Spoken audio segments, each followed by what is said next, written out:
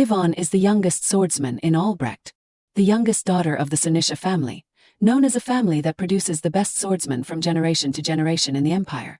But this matter only embellishes her childhood. At this moment, she is traveling in a carriage. Along with her bored thoughts, she has to go to the palace to meet Ernest. Ernest is the second prince of the Albrecht Empire. He is Yvonne's close friend, and their families have promised a future for them. She does not know exactly what that future means, but she has to visit the palace occasionally at the request of her elders. Then Yvonne secretly remembers that when she came to the palace, her sisters said this with certainty. Listen carefully, Yvonne. When you get to the palace, be careful not to run into Prince Theodore. She has also heard rumors about the first Prince Theodore. It is said that in the first prince's palace, bodies are cleaned up every day. There is not a day without the smell of blood and screams. He uses living people as entertainment and even takes the blood of mascots to bathe. Even though she does not want to think about those terrifying things, Yvonne is always most concerned about that matter. Black hair, a color that brings bad luck, and the first prince is the one who possesses that red hair. In the Albrecht Empire, black represents unhappiness. It is said that in the past, magical beasts escaped and threatened people's lives, so people used black to represent that dark age.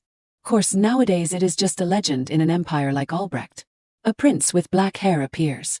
Then Yvonne keeps reassuring herself.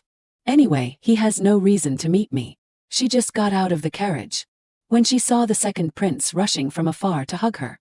I miss you so much, Yvonne. She quickly reminded him, I can't breathe.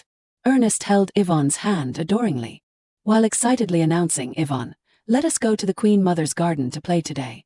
She ran after him shouting, wait, I have to greet Her Majesty the Queen first. But Ernest still held her hand tightly. It is okay. Her Majesty is busy receiving guests right now. Hearing the admiring words of the two maids, so cute, Yvonne felt extremely uncomfortable. Clearly he is the same age as me, but at times like this, he is like a younger brother. Under that harsh sunlight, Yvonne was panting and feeling extremely uncomfortable, feeling like she was melting.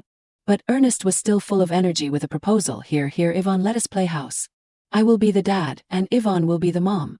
She did not cooperate much with this idea because she thought, it is too hot to play house on a sunny day, and suggested another game. Let us play hide and seek. How about that? Ernest quickly wanted to confirm hide and seek. Then he saw her nodding eagerly. Yeah, I want to play hide and seek. After a moment of silent thought, Ernest happily agreed. Okay, let us play hide and seek then. After the game started, Yvonne quickly climbed up a high branch. Ernest had not noticed yet and excitedly started counting right below. Seeing his searching appearance, Yvonne, where are you? She felt very relieved.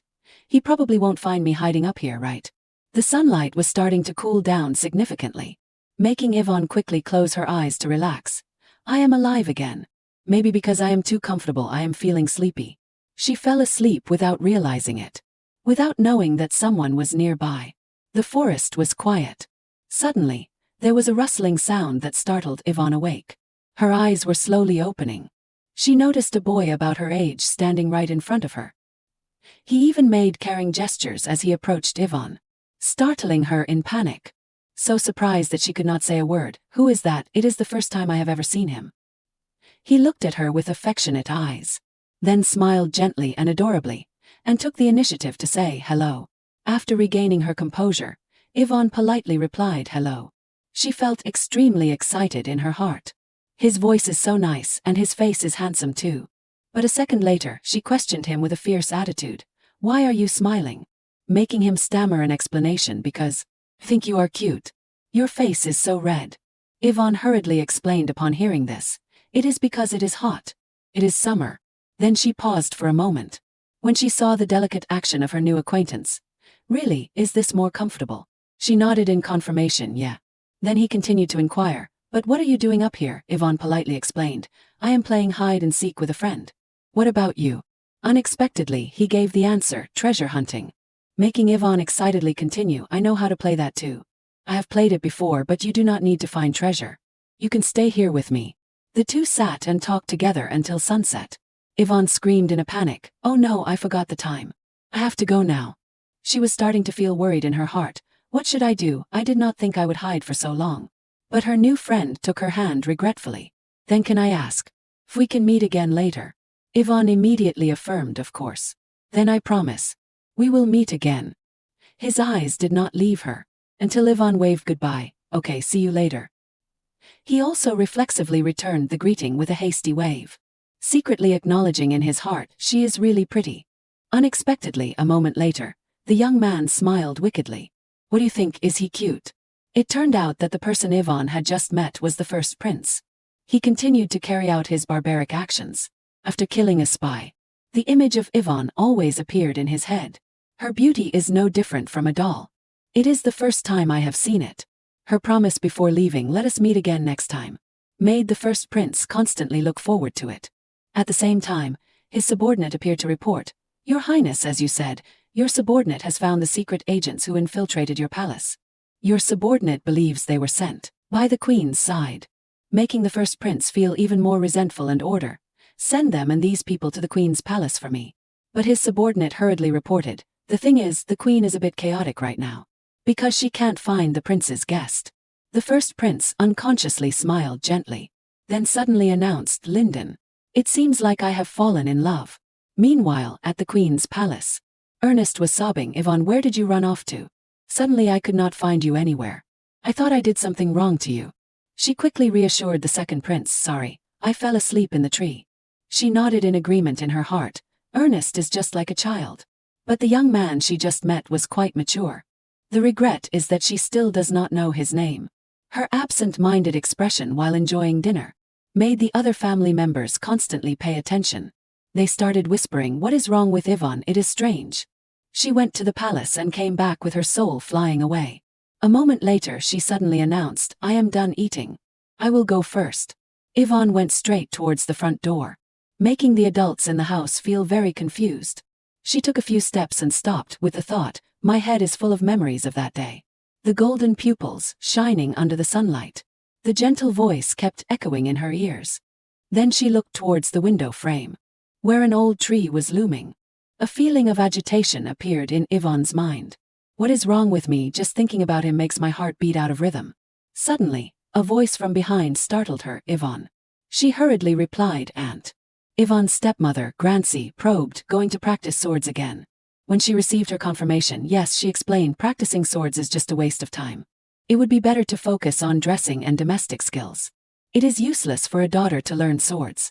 It is better to go find the second prince. Ivan asked, what do you mean by useless? Cernicia has always been proud of being a family of swordsmanship, the sharp blade of the Albrecht Empire. As a descendant of the Cernicia family, everyone has the right to swordplay, regardless of gender. As a member of the Cernicia family, no one can stop me from progressing on the path of swordsmanship. Grancy sighed helplessly. Then she turned her back and complained, it is impossible to talk to the Cernicia family. But looking at your decisive answer, I guess nothing serious happened, right? That sentence made Ivan stunned for a moment. Then she looked at Grancy and could not help but think, oh, she is worried about me, so she deliberately followed me. Although she is not bad-tempered, she is always nagging. She did not know that she was still struggling with the thought saying that, but as a lady, if you want to become a princess. Then Grancy emphasized again, in short. In my opinion, something happened while you were visiting the palace, right? Could it be something related to the second prince? That sentence startled Ivan even more. What? No, nothing happened. Just that I was resting and stuff. She smiled meaningfully upon hearing that. Then she deliberately teased, so nothing happened, making Ivan speechless because she did not know how to answer. The next day, Ivan went to the palace as usual. She tried to hold her hands tightly to restrain her anger. I have been tricked. Ivan remembered Grancy's words. How about you stay in the palace to relax? You can also be close to the second prince. She could not help but feel resentful. As expected, she is not happy about me learning swordsmanship. But what did she say that made the servants so excited? I am so worried. And thinking about it, how can I meet him again? Then she took the initiative to speak, right, Ernest? Have you ever seen a boy about this tall, with golden pupils and chestnut brown hair? He also started to concentrate and ponder, let me think. But then Ernest remained silent, causing Ivan to reassure herself. That is right. How can he remember if a servant works in the palace? At the same time, the servant came to announce, Prince, it is time for your class. Ernest was disappointed upon hearing the announcement. What, I have to go to school already? Ivan saw his hesitation and tried to urge him, go to school. I will take a walk around here. But Ernest seemed very worried. What if you disappear like last time? It is not safe to walk alone at all. She confidently affirmed at this time. How can it be dangerous inside the palace? To be more at ease, Ernest hurriedly made a suggestion. Then promise me. Never go near the first prince's palace. Yvonne immediately nodded in agreement. I know. But she forgot that this place is the palace. Actually, the prince is also in this place. Under the hot weather of summer. With Ernest's instructions, the 3 servants of his were always closely following Yvonne, making her feel very difficult. It is just a walk, is it necessary to do this? It is so uncomfortable, I want to go back to the mansion quickly. I do not think I can meet him again. At the same time, a scream suddenly rang out, miss. She rushed straight towards the sound. Then shouted in panic, hey, wake up. The young man opened his eyes and looked at her hopefully. Then quickly took Yvonne's hand, making her feel very surprised. Then he quickly hugged Yvonne. Hello, we meet again. She was stunned for a long time. Then she kept struggling because she felt extremely embarrassed. What is wrong with me? My heart is fluttering. Then she took the initiative to respond with an apologetic attitude. Sorry, does it hurt a lot? He replied to her with a gentle smile. It is okay, I am just feeling sick. Are you still well? Yvonne started to regain her confidence with an eager saying, what is with the greetings at this time? It is not important. She looked around and secretly realized, his complexion is too bad. Paying close attention, I can see that he is shivering all over. Is it because he is not well that he fainted? While he was trying to explain, I am okay. Yvonne took the hand of the guy she just met for the second time, along with a surprised suggestion. Come to the Queen's palace with me. In her heart, she kept hoping if I ask Ernest to call a doctor, he can be cured. Unexpectedly, he refused. I do not want to. I do not like going to the Queen's palace. Yvonne realized that he was trembling. Then he surprisingly suggested, let us go to the first prince's palace, making Yvonne's face turn pale upon hearing that. Then she quickly remembered the reminders of her loved ones. Understand, Yvonne, when you go to the palace, remember to be careful not to run into Prince Theodore. Plus Ernest's worried words, promise me. Never go near the first prince's palace. But seeing the pleading eyes of her new friend, can't I? Yvonne hurriedly nodded in agreement. Yes. If going there makes you comfortable, then let us go. At the same time, his eyes suddenly changed color. When he heard the call of the servants, Miss Yvonne, they recognized the person standing next to her, and their faces turned pale. A mumbling voice was unclear, Miss this one.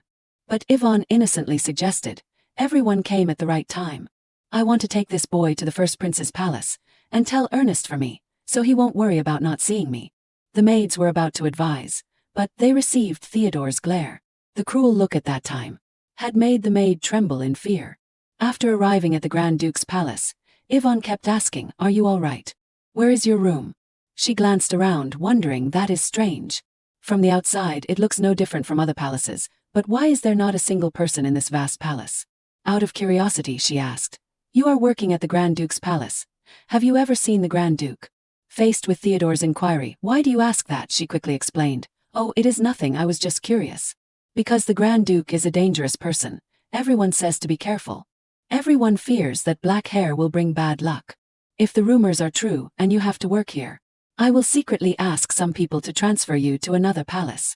You fainted, was it because the Grand Duke ordered you to? Theodore tried to get the truth. No, your highness is not as bad as you think. That action made Inova widen her eyes in surprise. Really? Then that is a relief. Indeed, the rumors are just rumors. Maybe the Grand Duke is not as bad as I thought. Right, can you tell me your name? We still do not know each other's names. Theodore was still hesitant to answer. I quickly saw Ernest's appearance. He panicked and called out, Yvonne. She innocently approached and asked, Ernest, why are you here? Ernest's attitude was still very tense.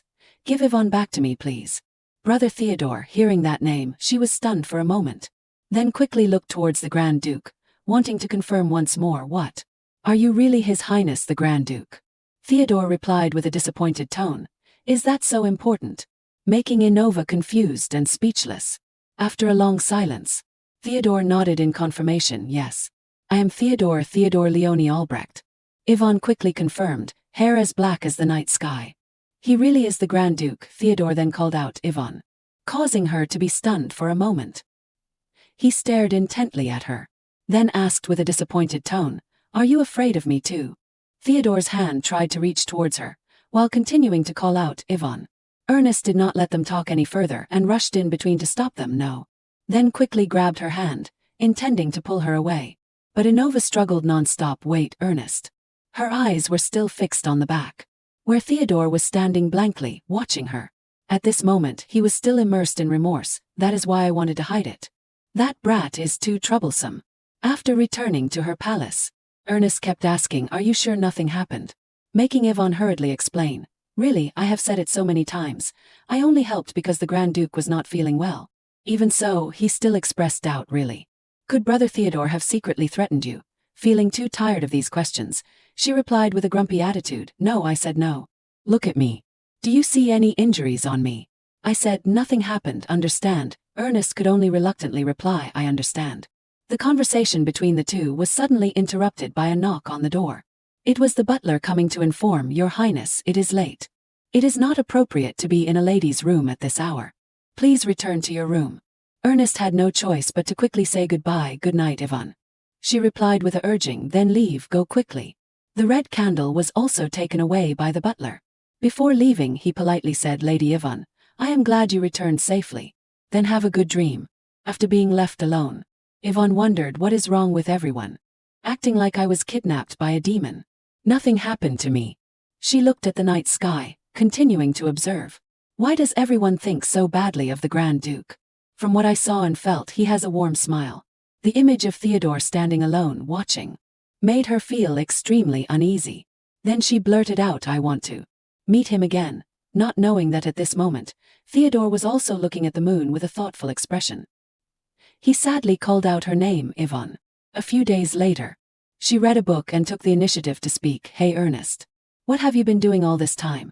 He wore a strange expression and deliberately acted mysterious. I am on a mission that I can't reveal. This made her even more curious and asked, a new game mission. That question made Ernest feel uncomfortable and grumpy, what game? Then patiently explained, you do not know when or where my brother will appear, so I am protecting you. Unexpectedly, that offer was directly rejected by her, no need. Isn't now the time for studying, is it okay for you to play like this? Ernest quickly announced, it is okay, we can rest today. Outwardly, Yvonne agreed, okay, but in her heart she thought, you lazy bum. I do not know, you are on your own. Seeing her anxious appearance, Ernest hurriedly asked, but what have you been looking for? He immediately received an answer from her. Do you know about the book about the history of the royal palace? About 10 years ago. He looked around for a while and was able to give an answer. The closest one is in this corner. Making Yvonne unable to avoid feeling happy, found it. But he continued to wonder, why are you suddenly trusting this book? Not knowing that in her heart, she really wanted to know. Is it written in here, as the Grand Duke? There must be a reason why he is forbidden from being around the royal palace. Then she gave a perfunctory answer, I am just curious. Hearing these words, Ernest smiled contentedly. Because in his heart, the thought appeared, no need to say anything more. Surely at that time, Yvonne fell in love with me. She suddenly wants to learn about the history of the royal palace. She must be preparing for the position of crown princess. Then Ernest grabbed her hand with reassurance. Yvonne, do not worry. I will become a good emperor, no, a good husband to you. That bold declaration made her widen her eyes in surprise, and deliberately emphasized, husband. Whose husband? What the hell are you talking about? You said you and I are getting married, I have not heard about this. While Ernest was looking surprised, why are you? Yvonne. Then she interrupted him, why what? You only marry someone you love, right? Then she deliberately left, ignoring Ernest's pleas that, Yvonne. Yvonne, wait. After trying to chase after her, he looked around, feeling confused, where did she go? Not knowing that she was hiding outside a large tree. Hearing Theodore's voice, it is me, Yvonne. I'm sorry. I could not resist, so I came here to see you. Ernest was still trying to find her in the library. With a very worried and panicked attitude. He kept shouting, Yvonne, come out, I give up. Where did you go again? At the same time, a mysterious voice appeared in the room, Your Highness. Making Ernest immediately turn around. Seeing his teacher smiling, so you are here. I have been looking for you, Your Highness. Come on, we have a lot to learn today. Since you are learning late, you have to focus. Ernest was dragged away with a desperate cry. Yvonne, help me at this moment. Theodore breathed a sigh of relief, they are gone, right? Then quickly received an answer from her, I think so. The turn almost made their lips touch, causing them to quickly separate out of embarrassment. Sorry, no, I should be the one apologizing. Then Yvonne softly added, I am sorry. Do you feel uncomfortable being around me now? Theodore also expressed his regret. I am sorry, I did not intentionally hide it from you. You know, wherever you go, you hear about the unlucky black hair. If my identity is revealed, everyone will leave me. I could not say it because I was afraid you would leave me too. After a long silence, Her body suddenly had strange reactions, causing Theodore to anxiously ask Yvonne. Then she hurriedly reminded, I am sorry, but let us not use honorifics with each other. Making him nod in confirmation as soon as he heard it, okay. Yvonne's next words made him even more surprised. I do not believe in such rumors. The Grand Duke that I see is nothing like the rumors. Even so, but, to be honest, I am a little uncomfortable. Because I am talking bad about the person standing in front of me. I'm sorry. So can we make up? After a moment of silence due to being touched, Theodore boldly spoke up, okay. Because for him, from the moment he was born until now, he had never felt this happy. Yvonne, the first time I met you, my world changed. After returning to Ernest's palace, her mood had also improved a lot. And put on a new outfit with the words, how does it look?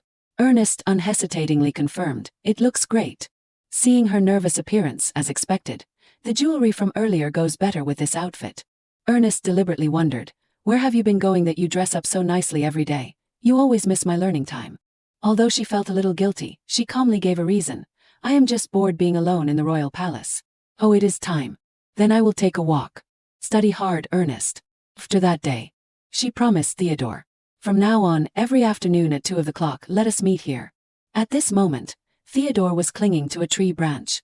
After confirming it was safe, he reached out and called, come here, Yvonne. She looked at him intently, expressing surprise. Why are you here earlier than me today? I thought I would be here first. Theodore quickly gave an answer, no, I just arrived. You look very beautiful today too. Among the people I have met, you are the most beautiful. During the times in the royal palace, Yvonne felt very bored. But every day at the time to meet and talk with Theodore, she felt very happy and felt that time passed faster than usual. After a while of talking, she curiously asked, thinking about it, how did you change your hair color? Then suddenly received an answer from the other side, I used magic. My father did not like it, so I asked Ferdinand to use magic. This information made Yvonne feel surprised in her heart. There are many things I want to ask, but when I see that calm and lonely expression, I can't ask. Then she boldly gave her opinion, but I like it. It is like the night sky. Unexpectedly, Theodore deliberately repeated, but before you said it was bad luck, causing Yvonne to be confused for a long time. That is what I thought before I saw it. Now that I see it, I have a different thought.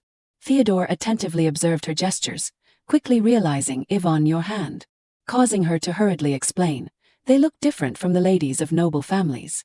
Because I practice swordsmanship a lot, my hands have a lot of calluses, they look very ugly, right? Seeing him silent and not answering, she held her breath and waited. Unexpectedly, Theodore placed a gentle kiss on that ugly hand. Isn't that proof of your efforts for your family? How can it be ugly? But then he secretly realized this scar is a sign of someone who possesses a powerful sword aura, but only knights from the Senisha family have this ability. Theodore's thoughts were interrupted by Yvonne's question. Is it okay with you? Do you want to listen? She was silent for a moment, then began to tell about her past. Yvonne tells the story of her life in the past. Not so long ago, there was a noble man who missed his late wife. Every day, he wallowed in alcohol, gnawing at the memories of his wife. So he mistook a peasant woman for his wife and spent a night with her. That moment of mistake gave birth to a life. And that child was me. When I was little, my family was very poor. Every day, Yvonne's mother wiped her face with tears. Are you okay, Mom? Drink slowly. My sick mother, my only family, cried almost every day. I felt very sad when my mother was sick, but I did not know what else to do. Then one day, gangsters came to collect money. When are you going to pay the money? I am sorry, when I get better I will. They shouted. If you can't pay, hand over your daughter. Yvonne was very scared. Mom. The female lead grabbed the fork on the table, charged towards the leader. You can't hurt my mother. The fork flew like lightning, cutting a line on his face and sticking deep into the wall. His face was drained of blood, mumbling, Is this sword aura? The younger gangsters tucked their tails and ran away from there. The mother was also very surprised by her daughter's strength. Yvonne also looked at her hands in shock. Mom. The mother seized the opportunity, bringing her daughter to the Senisha palace, meeting the emperor and explaining, she is really Oswald's child. I witnessed her using sword aura with my own eyes. Oswald did not accept the truth and shouted, What the hell are you talking about? At that time Mr. Gunther was also present, so he confirmed. He walked towards his granddaughter, observing carefully, then confirmed, that is right. She is a member of the Senisha family. The mother did not care about that. Now she only cared about the reward. So, where's the money, mister? Gunther had prepared it in the next room. With that money, she would soon be comfortable for a while. So Yvonne's mother left without saying goodbye, hugging the money, leaving Yvonne behind alone. Mister. Gunther gently comforted the female lead. From now on, we are your new family. Yvonne Cernisha. Later this would be my child's name. I am your grandfather, just call me Grandpa Gunther, okay? That is how I went from being Eve at the end of the alley to becoming Yvonne Cernisha. My life was like turning a new page. Suddenly I had a big family. As a member of the Cernisha family, I learned swordsmanship and etiquette. More importantly, I felt the warmth of family. However, every day that passed, my body received more and more wounds. On the days my father thought about his deceased wife, he always wanted to deny my existence. And you know what, they say that scars caused by sword energy can only be healed with holy water. Seeing Theodore not react, Yvonne's expression became a little stiff. Is the story too gloomy? But do not worry, thankfully Grandpa Gunther immediately realized what was happening. He scolded his stupid son. Not only do you not care for the vulnerable, but you also use violence against your own child. You are a disgrace to Cernisha. Get out of my sight. First go and chase your father away, that is what he said. Yvonne told her story as if to comfort Theodore, so. You do not need to be sad for me anymore. Yvonne reached out towards Theodore, then hugged him tightly like an idiot. She smiled and pretended that her situation was nothing, while acting as if her story caused him more pain. The black-haired prince with the not-so-good rumors, but behind it all was just a child abandoned in the palace. After his birth mother, Queen Hermelinda, passed away. Is it because we are similar? Theodore also hugged Yvonne tightly. Thinking about Theodore, finding myself became even more painful. So the female lead did not want her friend to be sad forever. Theodore, would you like to come play in Cernisha? Although everyone there is a bit noisy, Grandpa Gunther, Grandma Grancy, and my siblings are all kind people. I want to introduce you to everyone. Theodore happily agreed to this invitation, all right. You must invite me, Yvonne. While the two children were talking, there was someone watching on a higher branch. He disappeared in a flash. Yvonne, after talking with Theodore, was hurriedly running back. I am late again today. Being with Theodore makes me lose track of time. At this moment, the girl noticed someone in front. It was Her Majesty the Queen. She was standing in front of the door waiting for the female lead. Yvonne was embarrassed. I should have greeted you first, Margarita smiled kindly. She is Ernest's mother and the current queen. Yvonne wondered, why are you here? She put on a worried look. Oh dear, I heard Ernest say that Miss comes home late every day. I am very worried about you coming home so late, please pay attention. Yvonne gave a forced smile. Yes, I am sorry, but the girl was very annoyed at that blonde kid, that tattletale. At this time Margarita added, Miss should remember her position. Yvonne was confused, not understanding what she was referring to. Excuse me. But Margarita had already turned her back. All right then, I am leaving. See you later, Miss Yvonne Cernisha. After that reprimand, Margarita walked along the corridor. She was still obsessed with the throne. Even though she is a Cernisha, she is just an illegitimate child. You can deceive anyone but you can't fool me. If Cernisha stands on the side of that annoying grand prince. At that moment, Margarita opened the door to the room and saw corpses scattered on the ground. Theodore had just finished taking down another one. His face still calm. You are finally showing up. Margarita began to tremble with fear. Grand Prince, what is happening? He stepped on the corpse, saying loudly this. I just saw an annoying little rat. It turned out that Theodore had also seen the guy secretly following him. His eyes at that moment looked like he wanted to kill him on the spot. Margarita still acted clueless. What are you talking about, Your Highness? Stop it. Theodore could not stand her fake face. Stop acting like that. No matter how many assassins you send, it is useless. Even an adult like Margarita was afraid of Theodore. What are you planning to do? Theodore casually sat down on a chair, replying to her, simple, this is a declaration of war. I have found what I want. Outside the corridor, Yvonne was chasing Ernest, who was running for his life. Can't you keep a secret, you tattletale? Ernest could only run in vain. I really did not. Margarita was worried about her son's safety, so she did not dare to resist Theodore. He still sat there, but his face was more cruel, informing her the throne is mine. Ernest was alone when he was attacked by assassins. The walls were full of scratch marks from sword slashes. Ernest could only cry. The assassin from earlier was lying on the ground. Next to him was a broken tree. It turned out that Yvonne had saved Ernest's life. The girl was scared but still protected her friend. Why are these people appearing in the palace? When everything was over, the guards finally ran over. Prince, are you all right? Ernest quickly ran into the arms of the butler. He asked Yvonne, Miss Yvonne, Are you hurt anywhere? Fortunately, the female lead was also fine. The butler, seeing that there was no danger, wanted to take Yvonne to another place. Come on, miss, let us go this way, I will take you to a safe place. Yvonne suddenly felt hesitant. The girl was worried about her black-haired friend. Is he still safe? I want to go see him. Yvonne remembered Margarita's reminder. Miss should remember her position. But then Theodore's bright face appeared in her mind. Okay, you must send me an invitation, Yvonne. So, the female lead made a decision. She said to the butler, sorry. I have something I need to check. The butler and Ernest wanted to stop her, but the female lead ran quickly. Ernest, in the butler's arms, was very worried about his close friend's safety. Yvonne ran while anxiously fearing, Theodore, you must be safe, please. Yvonne was so disoriented that she closed her eyes tightly. At this moment, behind the girl, another assassin appeared. He had raised his weapon, preparing to strike. Yvonne also sensed the danger, turning back. But the assassin did not have time to strike. Behind him, a figure appeared. Theodore had appeared just in time to save the girl. Seeing her friend, Yvonne finally felt relieved. Theodore coldly looked at the assassin. Yvonne hurriedly ran to Theodore's side, asking, Are you okay? Are you hurt anywhere? There are many strange people appearing in the palace right now. But then the female lead suddenly noticed. Theodore's hands were covered in blood. The blood was even on her hands. Theodore then replied, I am fine, it is not my blood. Looking at the blood on his hands, Yvonne recalled the rumors. At the Grand Prince's palace, bodies are cleaned up every day. There is never a day without the smell of blood and screams.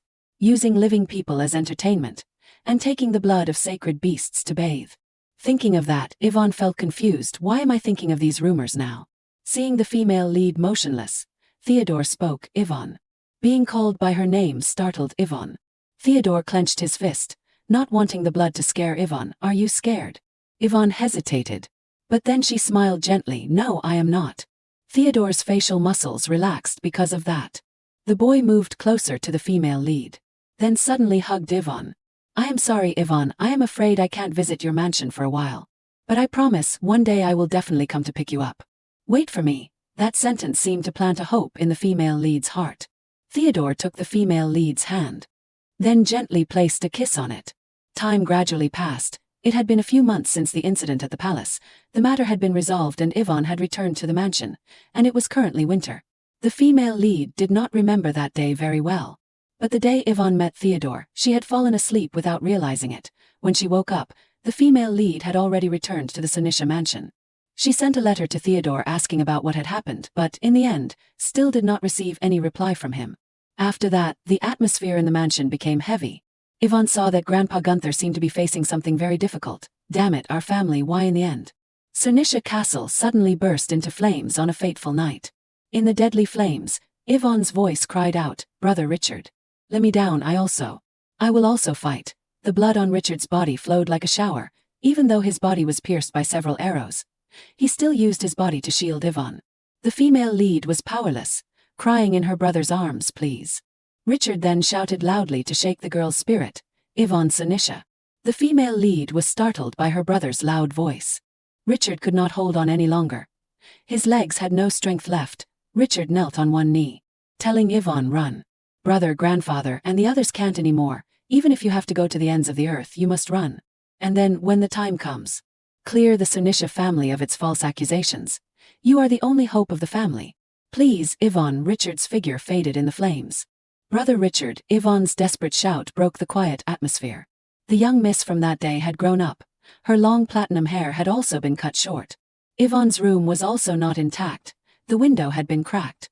Yvonne sat up to calm herself. The dream from earlier haunted Yvonne every day to the point that she had to curse under her breath. Damn it. 10 years ago, the person who saved me from the sea of fire that engulfed Sinisha was none other than the second prince, Ernest. On the night of the fire, Ernest was standing outside the door waiting for the female lead, but the ruthlessness of the fire caused Yvonne to push Ernest away. The guard spoke up to calm the female lead. Please calm down, Miss Yvonne. Ernest knew Yvonne had suffered a great shock. Yvonne hung her head, crying silently, Brother Richard. He is dead, grandfather and the sisters too. Everyone. Ernest did not know how to comfort her, only hugged his friend and kept apologizing. I promised my mother to only save you. From now on, I will protect you. That is how Yvonne was handed over to the Ernest's mother's family, the Ferdinands. The first person to meet Yvonne was Rudolph, Ernest's mother's brother. He spoke to Yvonne in a not-so-friendly tone. You are the girl that Mari mentioned. the youngest swordsman of Albrecht and the only survivor of the Senisha family. Abandon the name Senisha. From now on, you are a commoner orphan who caught my eye and became a knight apprentice. You should remember who your life belongs to. When Rudolf grabbed Yvonne's hand and pulled her, he felt something, the holy power of Liabranti. He did not believe it. No, it can't be. Since the death of the previous head of the Liabranti family, no one has been able to use holy power anymore. I will cast a dark curse on you. Anyone who recognizes you, calls your real name, that person will meet a tragic death. From that day on, Yvonne's days of living in hell began, and she has lived until now with a fake name, Eve Rowlin. Katerina's piercing scream echoed in the hallway. She wanted to cause trouble with Yvonne again. Her style is so arrogant and she speaks so rudely. Are you pretending to be deaf? Yvonne was timid. No, I really did not hear. Katerina pointed at the female lead's face. Now you are making up excuses. Katerina Ferdinand is the daughter of a subsidiary family of the great Ferdinand family, adopted by the Ferdinand family to arrange a marriage with the future emperor. Going back to the time when Ferdinand just accepted Yvonne as a swordmaster apprentice, Katerina asked Rudolf, Patriarch, you said you would give me a gift to celebrate my becoming a Ferdinand. Right. That is right. Is there something you like? Yes, I want that child. Katerina pointed towards Yvonne standing in the crowd. The woman who made my life even more miserable. Back to reality, Katerina slapped the female lead straight in the face. I do not like you at all. That kind of behavior that shows off that you are a noble, and the eyes that despise me as an inferior from a subsidiary family. But you are just a slave with the title of knight apprentice. Well, I should have dealt with you immediately to feel better. But as the future queen, I should also show compassion, so that someone knows her place, from beginning to end. Yvonne did not say anything, only silently endured. At this time, a loud voice called out, Katerina Ferdinand. Benjamin walked over from afar, his face full of anger. What are you doing, miss? Benjamin is the current head of Ferdinand, Rudolf's son.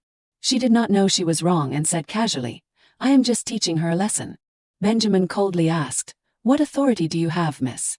Katerina confidently folded her arms and replied, Patriarch Rudolf gave Eve to me as a gift. What I do with her has nothing to do with you, right? If you pay the promised price, I won't touch Eve. The ambiguous conversation between the two made Yvonne confused. Benjamin then also lowered his voice, announcing, according to the visit schedule, Emperor Theodore will arrive early today. How long has it been since Yvonne heard that name? The female lead muttered the name in silence. Katerina was happier when she heard this. Everything is clear now. I will also try my best so that you can pay the price for today. If there is nothing else, I will go first. After Katerina left, Benjamin looked at Yvonne with heartache. Eve, the wound on your face. Let me see. Benjamin reached out. But Yvonne's expression caught his attention. Her cheeks were inexplicably flushed. Yvonne was lost in her own thoughts. One day I will definitely come to pick you up. Theodore, he is coming.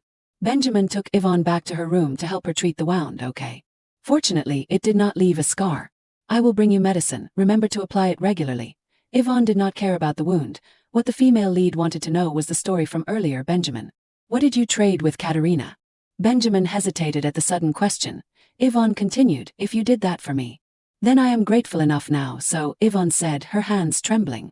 Benjamin excitedly held her shoulders. Eve. Yvonne looked very pitiful, making Benjamin unable to restrain himself from hugging the female lead. Just rest assured and do not worry about anything. Just be patient, I will save you from Katerina. Yvonne did not say anything when she heard that. Benjamin looked at the person in his arms with heartache. That time, tell me your real name, Eve. Benjamin met Yvonne 10 years ago, on a cold winter day. While strolling, Benjamin noticed something. He searched for the source of the bloody smell, then found someone sitting huddled in a corner. Benjamin wondered if the blood smell came from this child. Yvonne's cloak slipped off, revealing her white hair, the child with snow-white hair like the first snow, in contrast to the strong bloody scent. A fateful meeting. Benjamin walked towards the girl and started a conversation. This place is not for kids like you. Go home quickly. Hearing home, Yvonne's tears began to flow non-stop. The female lead burst into tears. Grandfather, brother.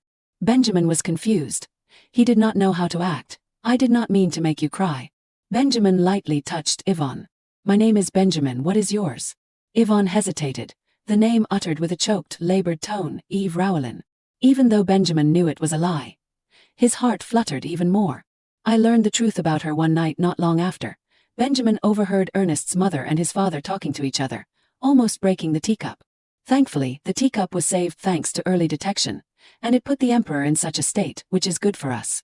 Furthermore, we need to get the illegitimate child of Senisha. If we use that child as a sacrifice. Benjamin eavesdropped outside, wondering, is not Senisha the family that was burned down not long ago? Losing their home and family, an orphan with nowhere to turn. For the first time I acted for someone. Preparing food for her, applying medicine to her wounds, singing lullabies to prevent nightmares and holding her hand, it must be love. I found and punished the apprentice knights who had tormented Eve. Killed Queen Margarita, who saw her as a sacrifice. And finally murdered my father. I succeeded to the Ferdinand family. Although Theodore becoming emperor was not in the plan, it does not matter. Everything is for my Eve. Benjamin loved Yvonne so much that he became a devil, resorting to any means to avenge the female lead. As Katerina was being led outside by a servant, Benjamin arrived. He roared everyone out. Katerina was not scared at all. What are you doing here? Benjamin said coldly, you hurt Eve. She smiled lightly while fixing her hair. No need to thank me. Thanks to me you have an excuse to heal Eve. The head of the Ferdinand family wants Eve, right? I will offer her to you if I become empress. Isn't that our promise? Benjamin was speechless at Katerina's words. On the other side, the female lead aimlessly walked to a special place. I am back here again. On days when my mind is troubled, I unconsciously find myself here. Yvonne remembered Theodore. Come here, Yvonne. As if hearing that echoing cry, the female lead also climbed up high. Sitting in the place where she used to sit with Theodore. The wind gently blew, fluttering Yvonne's hair. She suddenly felt a pang. Does Theodore still remember me? Even if he does, there is nothing I can do. If anyone finds out my identity and calls my real name, they will suffer an unjust death. As long as this curse exists, I can't reveal my name myself, nor can I reveal my identity. I do not want to see anyone die again. But even so, when I see you, greed arises in my heart. At this moment, another person appeared below. Looking at that black hair, it was easy to recognize Theodore. He unconsciously smiled when he saw the female lead. It is destiny. The branch Yvonne was sitting on broke. The female lead's entire body fell. But then Yvonne was caught in Theodore's arms. Yvonne looked up stunned. When she saw that person, will you call my real name? While Theodore was with the beauty, the guards were splitting up to look for him. Your Majesty, where are you? Lyndon was extremely worried about his master. Where did he go, Theodore, Your Majesty? In another corner, Yvonne was nestled in Theodore's arms. The female lead stared at him blankly, unblinking. Theodore. Theodore responded to Yvonne's gaze with his handsome face. The female lead's face turned from white to red like a tomato. She confirmed firmly, definitely, this is the Theodore I know. With that thought, Yvonne unconsciously reached out and touched his cheek. Theodore was mesmerized, preparing to say Yvonne's real name. Yvonne was startled. She remembered the deadly curse. No. The female lead covered his mouth with her hand. Yvonne's quick reaction caused a shock. She fell lying on top of Theodore, but that did not matter now. To activate Rudolph's spell, 2 conditions must be met. Yvonne's face was extremely tense at this moment. 1. The other person must recognize me as Yvonne Senisha. 2. The other person must shout my real name, Yvonne Senisha. Even if they recognize me, if they do not call my name, the spell won't activate. Taking advantage of this moment, strike and escape. Theodore was still before Yvonne's actions. Then suddenly he grabbed both of her hands. Turning over, he shifted and lay on top of the female lead. Truly a brave knight. I'm very impressed with you. What is your name? Yvonne was a little disappointed when she heard the question. Do not you remember me? Theodore released Yvonne's hands. She also sat up on her own, comforting herself in Theo's eyes. I am currently a man, how could he recognize me? Yvonne knelt on one knee on the ground, posing like a swordsman. Please forgive me. My name is Eve Rowellin. The female lead's expression was a little stiff. Luckily he did not recognize me. I have to continue. Theodore propped his chin, smiling lightly as he looked at the person in front of him. Eve ha. Yvonne continued, Your Majesty. I apologize for not recognizing Your Majesty and for my rude behavior. Theodore still calmly looked at the person in front of him. How did you know I am Emperor Theodore? How could Yvonne not recognize him? But she made up another reason. I saw the royal crest on your brooch and knew right away. And according to rumors, Emperor Theodore has incredibly beautiful jet black hair. Theodore was pleased by her praise. That is right. Well then, I have a favor to ask of Eve. I want to see the places you have been to. Can you take me? Yvonne was stunned by the offer. Why, the places I have been to? Theodore maintained that cheerful attitude, pressing her. If you take me, I will overlook the fact that you attacked the emperor. What he was talking about was when Ivan wanted to cover his mouth and pushed him to the ground. Ivan was speechless at this ridiculous reason. What is the answer? Theodore waited for the beauty's reply. Ivan had no other choice but to compromise. I understand, Your Majesty. Ivan took the emperor to visit. This is the training area. Strange, everyone should be training at this time. The empty field made the female lead confused. Why is not anyone here? The answer is they are all going to welcome the emperor. Ivan turned to Theodore and said, well then, shall I take you to their living quarters next? After turning her back, Ivan secretly glanced at Theodore again, but Theodore is getting more and more handsome. Seeing her looking at him, Theodore asked, what is wrong? Ivan immediately straightened up. No, I was just curious why you are doing this. Theodore bragged again. Patrolling is also an important task for the emperor, although not quite. He just wanted to know how the female lead lived. Ivan remained clueless. Emperors have to do this kind of work too. She was not so sure. Theodore has become a good emperor, and Ivan is just a knight trainee on the frontier. Being able to stand beside Theodore is already a miracle. We are here. Ivan opened the door and stepped inside. This is where Eve is staying. Theodore looked around. Cramped, damp, how pathetic. Is this how Ferdinand treats you? Ivan replied. For a knight trainee like me, this is already too preferential. Theodore was even more surprised to hear that, a knight trainee. That was also Benjamin's suggestion, and Ivan did not want to attract attention, so she did not accept the knight title. I can't believe it. Theodore seemed angry. He pulled her hand. Removing Ivan's white gloves, her hands were calloused inside. It seems that the knights of Ferdinand are blind to talent. Theodore kissed those fair hands, causing Ivan to panic. Your Majesty. He maintained his posture, looking at the female lead with affectionate eyes. Ivan was stunned by this action. Why suddenly? But she is pretending to be a man, but her heart is beating too fast. After that action, Theodore suddenly sighed. Thank goodness, nothing has changed.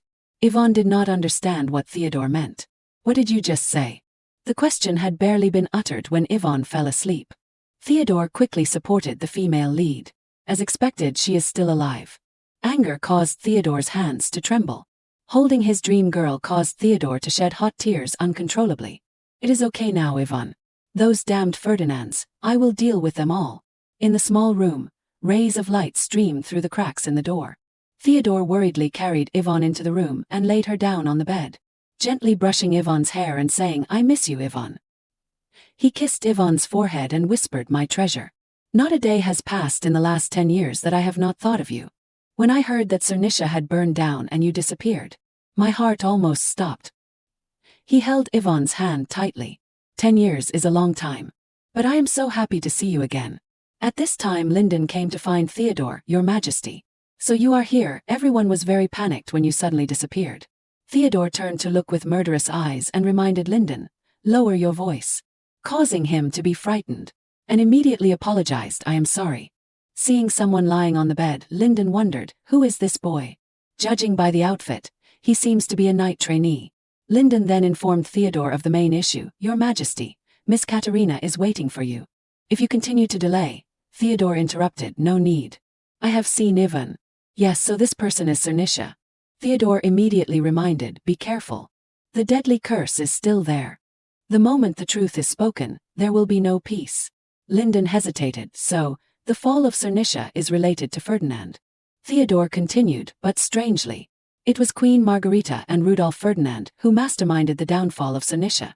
Theodore began to analyze then. Who exactly killed them? Moreover, the curse should have disappeared with Rudolf's death, but it still exists and hides Ivan.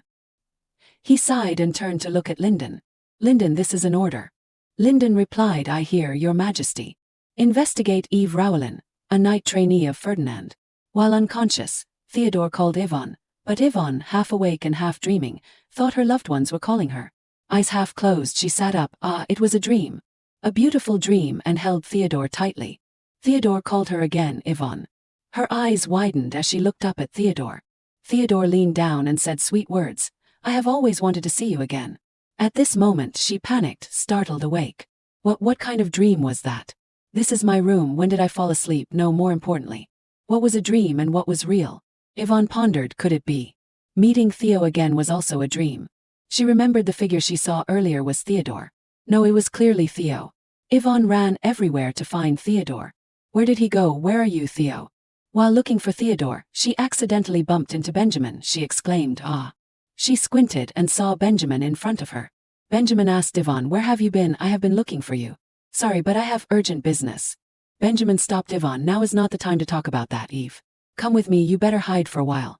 Yvonne did not understand what Benjamin was saying. "What are you suddenly talking about?" Benjamin pulled Yvonne's hand. "Listen to me, Eve." She pushed Benjamin's hand away. "Just for a moment, Benjamin, I will go check and come back right away." With that, Yvonne ran straight ahead. Suddenly she stopped, seeing in front of her everyone kneeling at Theodore's feet. Benjamin tried to chase after her to stop her, but it was too late. Yvonne stared at Theodore, the young tyrant of Albrecht, that I had heard rumors about for so long. And of course I still thought it was just nonsense like always, but... Theodore turned and smiled. "Ah, it is you, Eve." Hearing Theodore call her, she was confused. Theodore approached Yvonne just in time. "Rowelin, do you want to come with me? I want to recruit you into the Royal Knight Squad." Yvonne hesitated. "Yes, are you talking to me? I have a good eye for talent.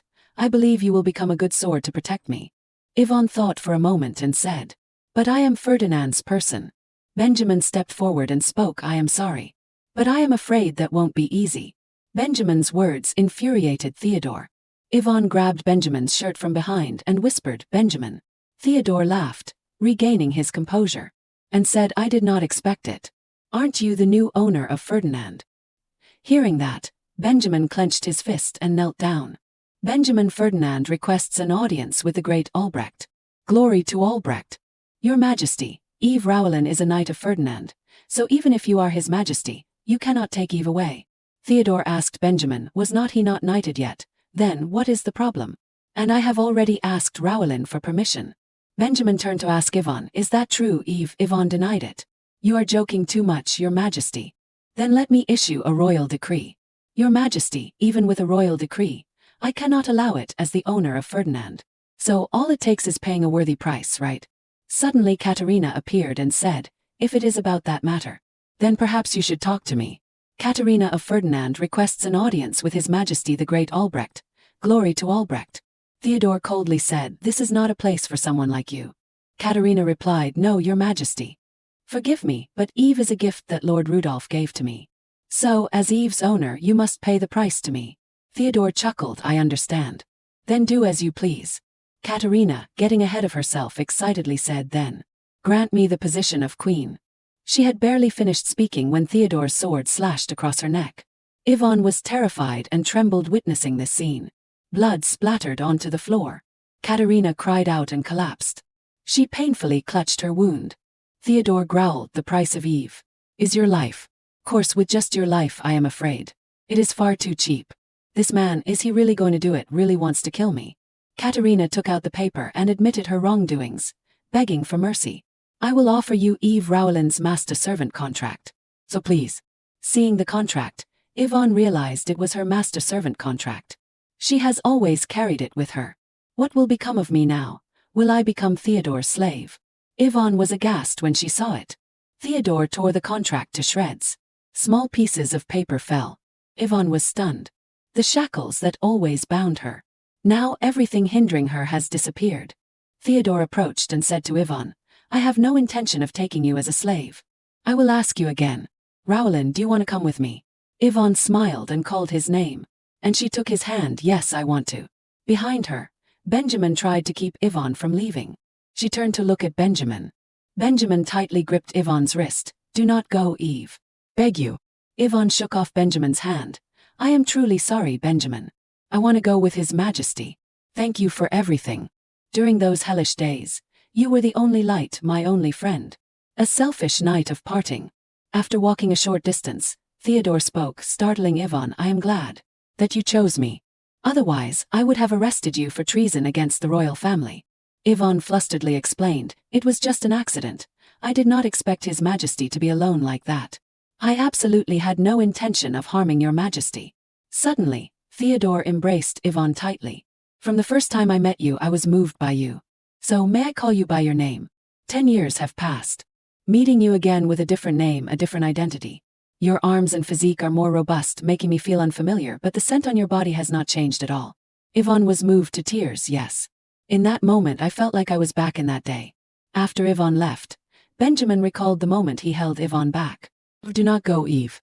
But only received the heartbreaking reply, I am truly sorry, Benjamin. I want to go with His Majesty. Thank you for everything. Regarding Katerina, a maid rushed to help her up. Oh my, Lady Katerina, please wake up, quickly call a doctor. A servant reported to Benjamin, Master, Lady Katerina. At this moment, Benjamin's face was filled with murderous intent, frightening him. Must tear Leo Brandt to pieces. Walking on the road, Theodore moved closer, gently put his arm around Yvonne, and said, Eve, are you feeling uncomfortable? No, Your Majesty, thank you for your concern. Theodore smiled, just relax, you do not need to be so tense. Yvonne thought to herself, how can I? He is the one who must be inconvenienced the most. I have not even been granted a title yet. Am I allowed to ride in the carriage with His Majesty like this? Not seeing Yvonne say anything, Theodore asked, or are you afraid of me? Yvonne hurriedly replied, yes. There is no other way, I think that is the only way to get you out of that place. Yvonne recalled the scene of Theodore slitting Katerina's throat. Does he think I am scared because of that? No, I am not scared. On the contrary, I feel relieved. Thinking of the frustrations and oppression I had to endure in that place. Theodore gently placed his hand on Yvonne's cheek. Slowly peeled off the bandage on Yvonne's cheek. The wound has healed now. Don't worry, from now on I will protect you. Yvonne shyly said, it is my duty to protect Your Majesty. Theodore looked at Yvonne with gentle eyes, is that so? Then, are not you going to comfort me? Yvonne hurriedly avoided his gaze, Your Majesty. She felt Theodore's hand trembling. She looked down at Theodore's trembling hand. Theodore rested his head on her shoulder. How ridiculous, an emperor is afraid of blood. So he was just pretending to be violent for my sake. Suddenly, something made Theodore stop trembling.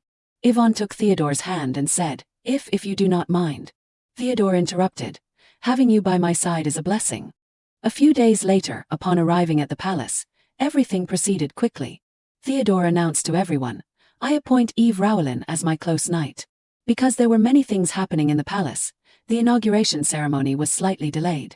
Yvonne officially became Theo's royal guard and joined his elite knight squad. It has been a long time since Yvonne held a sword. The atmosphere in the cavalry that Yvonne was worried about. Suddenly, 3 masked people appeared, making Yvonne a little scared. Are you Eve Rowlin? All 3 said in unison, welcome our savior. Not as bad as I thought. Yvonne also knew that some people were not very happy that a new recruit like her was chosen as a close guard. The terrifying 10 years before are gradually forgotten. Every day passes peacefully. Only one thing. Standing like that all the time, are not your legs tired, Eve? Yvonne replied, I am fine, Your Majesty. I am preoccupied with something. Theodore pulled Yvonne's hand, that won't do. Sit down and have some dessert. Theodore took a piece of cake and fed it to Yvonne. Yvonne politely refused, but I still have to protect Your Majesty. Yvonne smiled, it is okay. It is not like escorting means standing all the time. The guards who escorted me before were all comfortable. Right, seeing Theodore looking at him. The guard hurriedly replied, yes, Your Majesty. Yvonne thought in her head, oh, I guess I can sit while escorting. But it is strange. Why am I the only one being treated so well? Why is everyone so afraid of Theodore? Suddenly Theodore laughed loudly. The vision of the finance department is truly extraordinary. I want to personally reward you. You have worked hard all this time, now enjoy a long rest, right? Course the deacons too. This dessert, did you make it? The skill is rare to find. I will feed you myself, open your mouth. The chef thought he had done something wrong, so he did not dare to open his mouth and just apologized to Theodore. I am sorry, truly sorry. He is also always kind to the servants in the palace, even worried about the welfare of the knights. From now on, I do not need any other guards besides Eve. You can all go home when your shift is over. Don't worry about anything. I have a very excellent knight here already. Seeing Theodore's words and actions quite unusual, Yvonne wondered, is the position of the throne weighing heavily on his shoulders? Even though he has become emperor, Theo is still Theo. Yvonne was startled when Theodore touched her mouth. Eve, you have something on your mouth. Yvonne's face flushed red. Seeing this scene, all the guards ran to other places. I will be excused for a moment. Yvonne muttered, scared me to death. Theodore sighed, finally it is quiet, and rested his head on Yvonne's lap. She was flustered, Your Majesty. Theodore closed his eyes, I need to rest a bit. The amount of work makes me tired. Lately I have something on my mind, play with me, Eve. Yvonne's mind became a mess. What to do when the emperor is being clingy? It was already late afternoon. Yvonne hesitantly said, Your Majesty, isn't it time you should wake up? Theodore whined and still did not want to get up. Just a little longer. Yvonne looked over at the pile of documents. The work that needs to be done is still piled up. Yvonne thought, what would a guard normally do in this case? Let him sleep longer or wake him up. Theodore took Yvonne's hand and gently placed it on his forehead. Play a little longer, Eve. Has Theo always been clingy like this? To avoid having to wonder, Yvonne asked Theodore. Does your Majesty usually act like this with everyone? Theodore sat up. Am I bothering you? Yvonne stammered. No, that is not what I meant. Only Eve can stand me. Theodore gently stroked Yvonne's hair. Everyone is afraid of and shuns me, but sometimes I also want to be comforted. His hand is trembling again. Yvonne took Theodore's hand and placed it on her cheek. Don't worry, Your Majesty. I will always be by your side. Theodore silently looked at Yvonne for a long time. Theodore's face got closer to Yvonne. Slowly pushed Yvonne down. Yvonne did not understand what was happening and shouted, Your Majesty. Theodore's hand tightly gripped Yvonne's hand. Theodore's passionate eyes looked at Yvonne incessantly. What are you thinking now? I am not thinking anything. Theodore whispered in Yvonne's ear. What a pity. I just wish Eve here would always think of me. Oh, this is a big problem because my mind is full of your image. Theodore paused to look at Yvonne for a moment and continued. You are the most beautiful person among those I have ever met. Hearing the sweet words from Theodore, Yvonne's heart felt like it was about to explode. Yvonne hurriedly pushed Theodore away. What are you saying? The word beautiful is not suitable for me. I am a man. Theodore took Yvonne's hand and placed it on his chest. That does not matter. This is the first time I know that. Men can also be beautiful. Theodore gently raised Yvonne's chin, Eve, then brought his lips close to Yvonne's lips. Yvonne shook off his hand and stood up abruptly. Forgive me. I will be excused for a moment. Before Theodore could hold Yvonne back, Yvonne had already run away. Outside the door, Yvonne took a long breath. What should I do? My heart is beating so fast. Could it be Theo? Two guards passed by and saw that Yvonne's expression was a bit strange, so they asked. Sir Eve, are you all right? Did something happen inside? Your face is all red. No, nothing happened. The two guards continued. Could it be that you offended His Majesty? You can tell us the truth. That unpleasant guy, oh no. His Majesty's arrogant behavior is commonplace anyway. Yvonne reacted sharply. His Majesty is not like that. Do not talk nonsense. I'm going to relax my mind a bit and then come back. On that night, Yvonne walked in the garden. Returning to the palace after 10 years, it is still the same summer day as before. Just being by Theo's side brings back childhood memories. I thought that these mixed feelings were because of it. Even though I tried to deny it, this feeling of excitement is definitely because I have fallen in love with Theo. No, Yvonne, wake up. Now is not the time to think about this. I still have many things to do and find out the whereabouts of my family. And clear the injustice for the clan. But if I let my emotions take over like this, I won't be able to do anything. Suddenly, there was a strange noise in the garden. Yvonne hurriedly wiped away her tears and looked towards that side. She shouted, Who is there? When that person appeared, Yvonne's eyes widened. I am sorry, I did not mean to startle you. He found Yvonne familiar and asked Yvonne, You are? Yvonne was aghast. Ernest. At this moment, Ernest still did not recognize Yvonne. You are? Looking closely at Yvonne's face, Ernest's memories of the past came flooding back. From now on, I will protect you. You promised to come pick me up, promised to protect me, and I was so stupid to believe that promise. Just as Ernest called Yvonne's name, Yvonne drew her sword and put it to his neck. Yvonne reminded Ernest, Be careful. Call my name, you will die. Ernest felt guilty towards Yvonne. He shed tears, apologized. Very sorry, really sorry, Yvonne. I have not kept my promise. Sincerely sorry, Yvonne said to Ernest, whether it is before or now, you are still such a crybaby. Yvonne withdrew her sword. But the Yvonne you are looking for no longer exists. Yvonne hurriedly turned away. Eve Rowland. That is my current name. After that, Ernest burst into tears and kept apologizing to Yvonne, until Yvonne managed to calm Ernest down. She could hear his story. He had tried to meet Yvonne many times, but was blocked by Queen Margarita and Rudolph Ferdinand. They promised to let Ernest meet Yvonne on the condition that he get engaged to Katerina. Ernest poured out his heart to Yvonne. I have always been thinking of you. But suddenly my mother and Uncle Rudolph passed away at the same time. The engagement also fell apart. Everything turned into bankruptcy. Everything after that goes without saying. While Ernest lost his support, Theodore became the crown prince, and then the emperor. Even though Ernest had no desire for the throne, but just with his existence alone, every move was monitored. Ernest apologized to Yvonne again. I am sorry, Eve. Yvonne replied, It is all in the past. Luckily you still recognize me, my appearance has changed so much. Ernest immediately said, of course. How could I not recognize you? Yvonne was sad, yet Theodore did not recognize me at all. Suddenly, Theodore spoke up. Just a little absence made me worried to death. Too lazy, Eve. You are chatting with men outside during working hours. Your Majesty, it is. Yvonne did not have time to explain. Theodore took her hand and left. Follow me. Ernest stopped him. Brother, that is not how it is. But Theodore ignored him, and just dragged Yvonne away with him. Ernest chased after her but was too late. Inside the palace, Yvonne called out loudly, Your Majesty. Theodore's hand tightened around her wrist, making her uncomfortable and in a lot of pain. Theodore coldly asked, What were you and Ernest doing in such a dark place? Seems pretty intimate. Not being beaten nor having hot water splashed on me, so why does it hurt so much? I apologize for leaving while on duty. But what is the reason for your anger? Yvonne's sad expression was clear. You do not even remember me. Are you really asking because you do not know? If the person you love is with another man, of course you will be angry. Yvonne shed tears. Why? Looking at Yvonne's tears, Theodore became silent. Yvonne thought, Theodore can't recognize who she is, but he says he loves her, so she feels both sad and angry. Theodore approached Yvonne and gently said, Do not cry, Eve. I am sorry, I did not mean to make you cry. Theodore kissed her hair. She felt so gentle, a gentle and warm Theodore. Yvonne hugged Theodore and tightly grasped his clothes. So I really loved Theo. The eyes of the two lovers looked at each other affectionately. Eve, do you love me? At this moment, Yvonne did not know how to answer. She stammered, Tell me, Eve. Yvonne mustered her courage. I do. And clearly said the three words, I love you. Theodore's face slowly got closer to Yvonne. Then he kissed her lips. In the small room, the two are passionate. Then Yvonne blurted out, Wait a minute. Your Majesty, I am not actually a man. Don't worry, I know. I know you are a woman.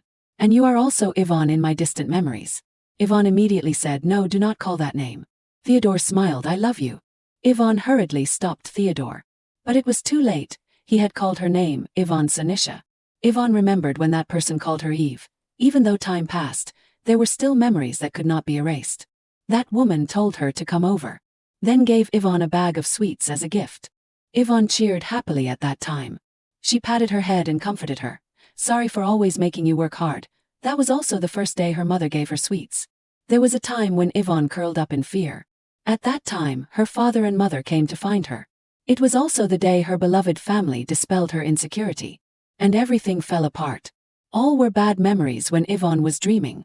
But she woke up when she heard someone calling her name. In front of her was Theodore's figure. He gently held Yvonne's hand and said, I told you from now on I will protect you. Ferdinand's soul has completely disappeared. Theodore reassured her. And asked, So now I can love you, right? Yvonne was also very happy, thinking she would never forget this day. The next morning, sunlight streamed in on Yvonne, who was sleeping peacefully. She opened her eyes and woke up. Yvonne sleepily sat up. She wondered where this was. The room was really beautiful. But this is not her room. Then she suddenly looked down at her clothes. Immediately, 10,000 screams echoed in Yvonne's heart. Theodore was standing at the door, concerned, asking if Yvonne was awake. He said, This is my room, are you still sleepy? Yvonne was completely confused. Why am I in His Majesty's room? Theodore again asked her with concern, Is your body okay? I was a bit too much yesterday. These words made Yvonne's face even redder than a tomato. She asked Theodore in surprise, What did you just say? Only to see him smile softly and tell her not to worry. Nothing happened. Suddenly Theodore called Yvonne. At this moment she remembered yesterday he called her real name. Why is Theo still okay?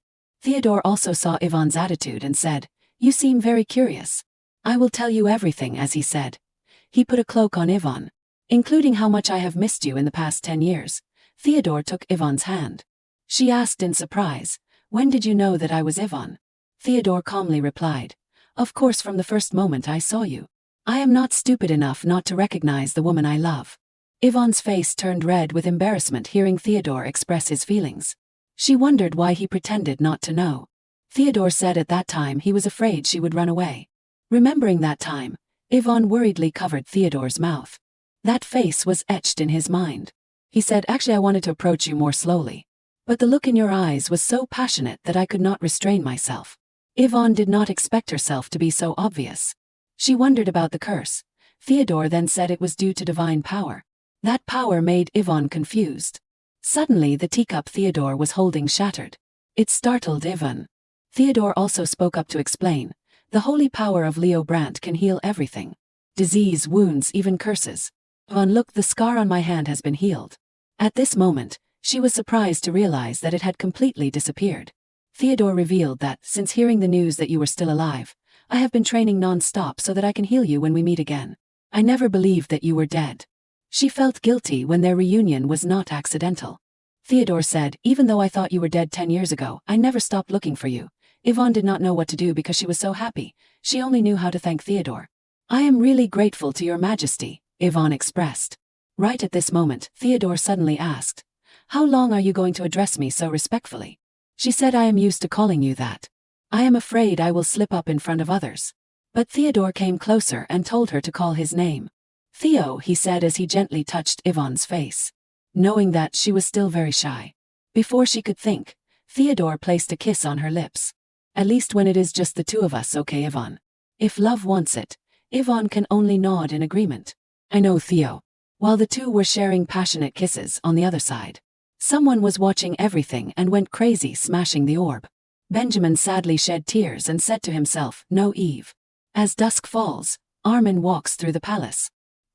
He is holding documents in his hand and feeling emotional, so peaceful. On the contrary, recently the palace has been bustling with rumors about a romantic relationship between His Majesty and a knight of the guard.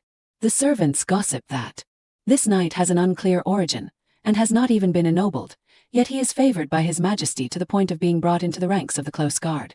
There are even rumors that they were caught together in the bedroom. Honestly, Armin does not care who His Majesty is dating. He just thinks, more importantly, now I do not have to worry about my head being chopped off at any moment.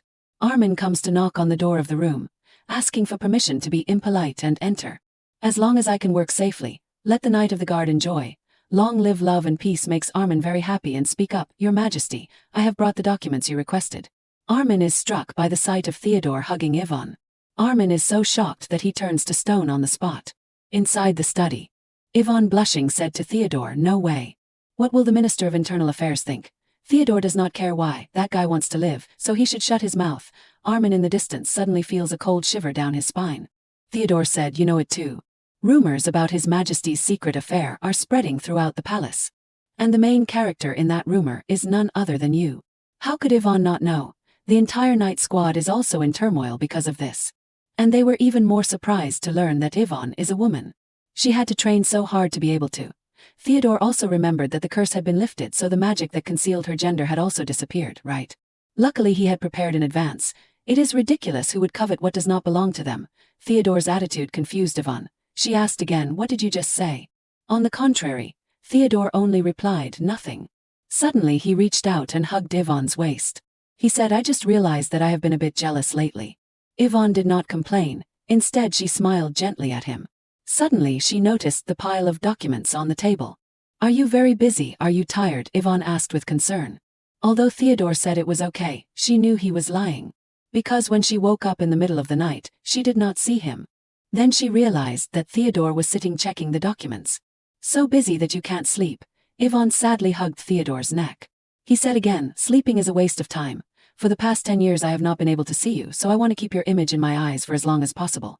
These words made Yvonne embarrassed. After finishing the sentence, Theodore approached and kissed her, only to see a silver thread when the two separated. Theodore looked at Yvonne affectionately. He suddenly spoke up and said, I have something I want to give you. It was a hairpin with a magnificent blue stone. Yvonne was a little curious. Then Theodore explained, this is the relic of my deceased mother, the hairpin my mother used when she got married. You also know, Eve, currently I am preparing for the reinstatement of Sanisha. May take a little time. Until then, will you agree to be my wife? Theodore affectionately kissed Yvonne's hand. More precisely, on her ring finger. Yvonne did not expect him to propose to her. She excitedly jumped into Theodore's arms. He also asked her, and can you try to grow your hair long again? But whether you grow it as long as before or not, you will always be beautiful in my eyes. At this moment Yvonne only felt happy to cry. So happy that she could not express it in words, and it also made her scared. Because misfortune always comes after happiness, like the straw that breaks the camel's back. Some time later, someone spoke up and called Eve. She immediately turned around. It was Ernest who had just arrived. From that day on, Ernest and Yvonne continued to meet. Suddenly he fumbled looking for Theodore. Yvonne reassured him, "Do not worry, he is busy with some work." Of course she had to secretly follow him to meet him. On the way, Ernest mentioned that there were rumors about the reinstatement of Sinisha. Yvonne also replied, "Now Theo, His Majesty is doing his best. Exonerating Sinisha is not as easy as imagined. Although it is clearly slander, there is no evidence, and the charge is treason, so the opposition is very strong." Theodore could only exhaustedly apologize to Yvonne. However, who could bear to blame him? Because she deliberately did not show worry in front of him, she could only silently wait by his side. That said, Yvonne's expression was tinged with sadness, which Ernest noticed. He pursed his lips. Then suddenly spoke to Yvonne. "There is something I definitely have to tell you. Because I was not sure, I hesitated about whether to say it or not. But I think you should know. There might still be another survivor from Sinisha." The news Ernest just delivered truly surprised Yvonne. She was curious who that survivor was, Grandpa Gunther or Uncle Richard. Whoever it was, she wanted to go find them right now. Yvonne immediately sank into her own thoughts. Just then, Theodore appeared, calling her back to reality. He anxiously asked, "What is wrong? Your face is pale." Unexpectedly, she had unconsciously walked over to Theodore without realizing it. She hurriedly replied that she was fine, because the issue of restoring Sinisha was already troublesome enough. She could not let him have any more burdens. But Theodore was not so easily fooled. He gave the two knights behind her a dangerous glance. The two immediately made excuses to leave. Having said that, they scurried away like they would seen a ghost. Theodore then spoke, "My eyes mean nothing to you anymore. Tell me, what is wrong? Do not make me worry." Seeing Theodore's determination made Yvonne hesitate. She haltingly told the truth. "There are survivors in Sinisha." After saying that, she pursed her lips, waiting for Theodore's reaction. On the contrary, he seemed relieved of a burden, and stroked Yvonne's head soothingly. "Do not worry, I will find them." Yvonne then excitedly called out, "Your Majesty." Theodore quickly corrected her. "You promised you would call me by my name when we are alone." "Thank you, Theo," Yvonne smiled in response. This caused him to freeze. Suddenly, he lowered his head. Then he embraced Yvonne completely, making her wonder. Theodore said that, "The Ferdinand curse has been lifted, and the way other men look at you has changed." However, Yvonne did not feel anything, but in Theodore's eyes it was completely different, so he reminded her to be more careful. "More careful, I was just thinking a little earlier. It did not affect the mission at all." Theodore was speechless when Yvonne misunderstood him.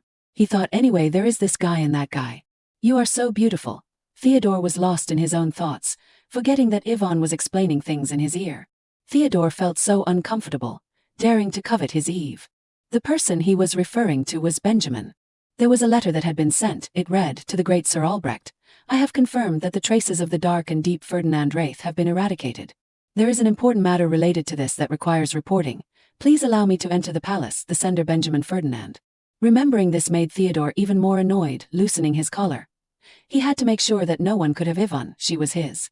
Therefore, he violently bit Yvonne's shoulder, as if to mark his ownership on her neck. It made Yvonne cry out in pain. When he let go, there was a red mark and teeth marks.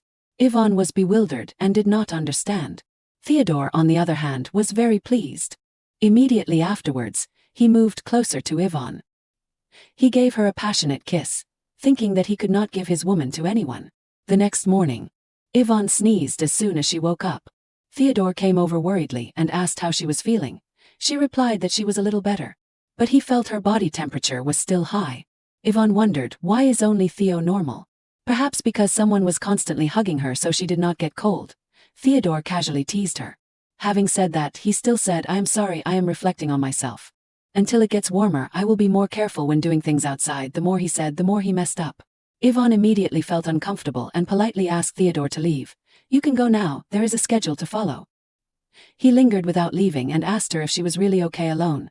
Yvonne reassured him that she was fine and not to worry. "He must be tired from staying up all night taking care of me," Yvonne thought to herself. Theodore instructed, "Remember to take your medicine if you get a higher fever later. I will tell the guards to stand outside the door.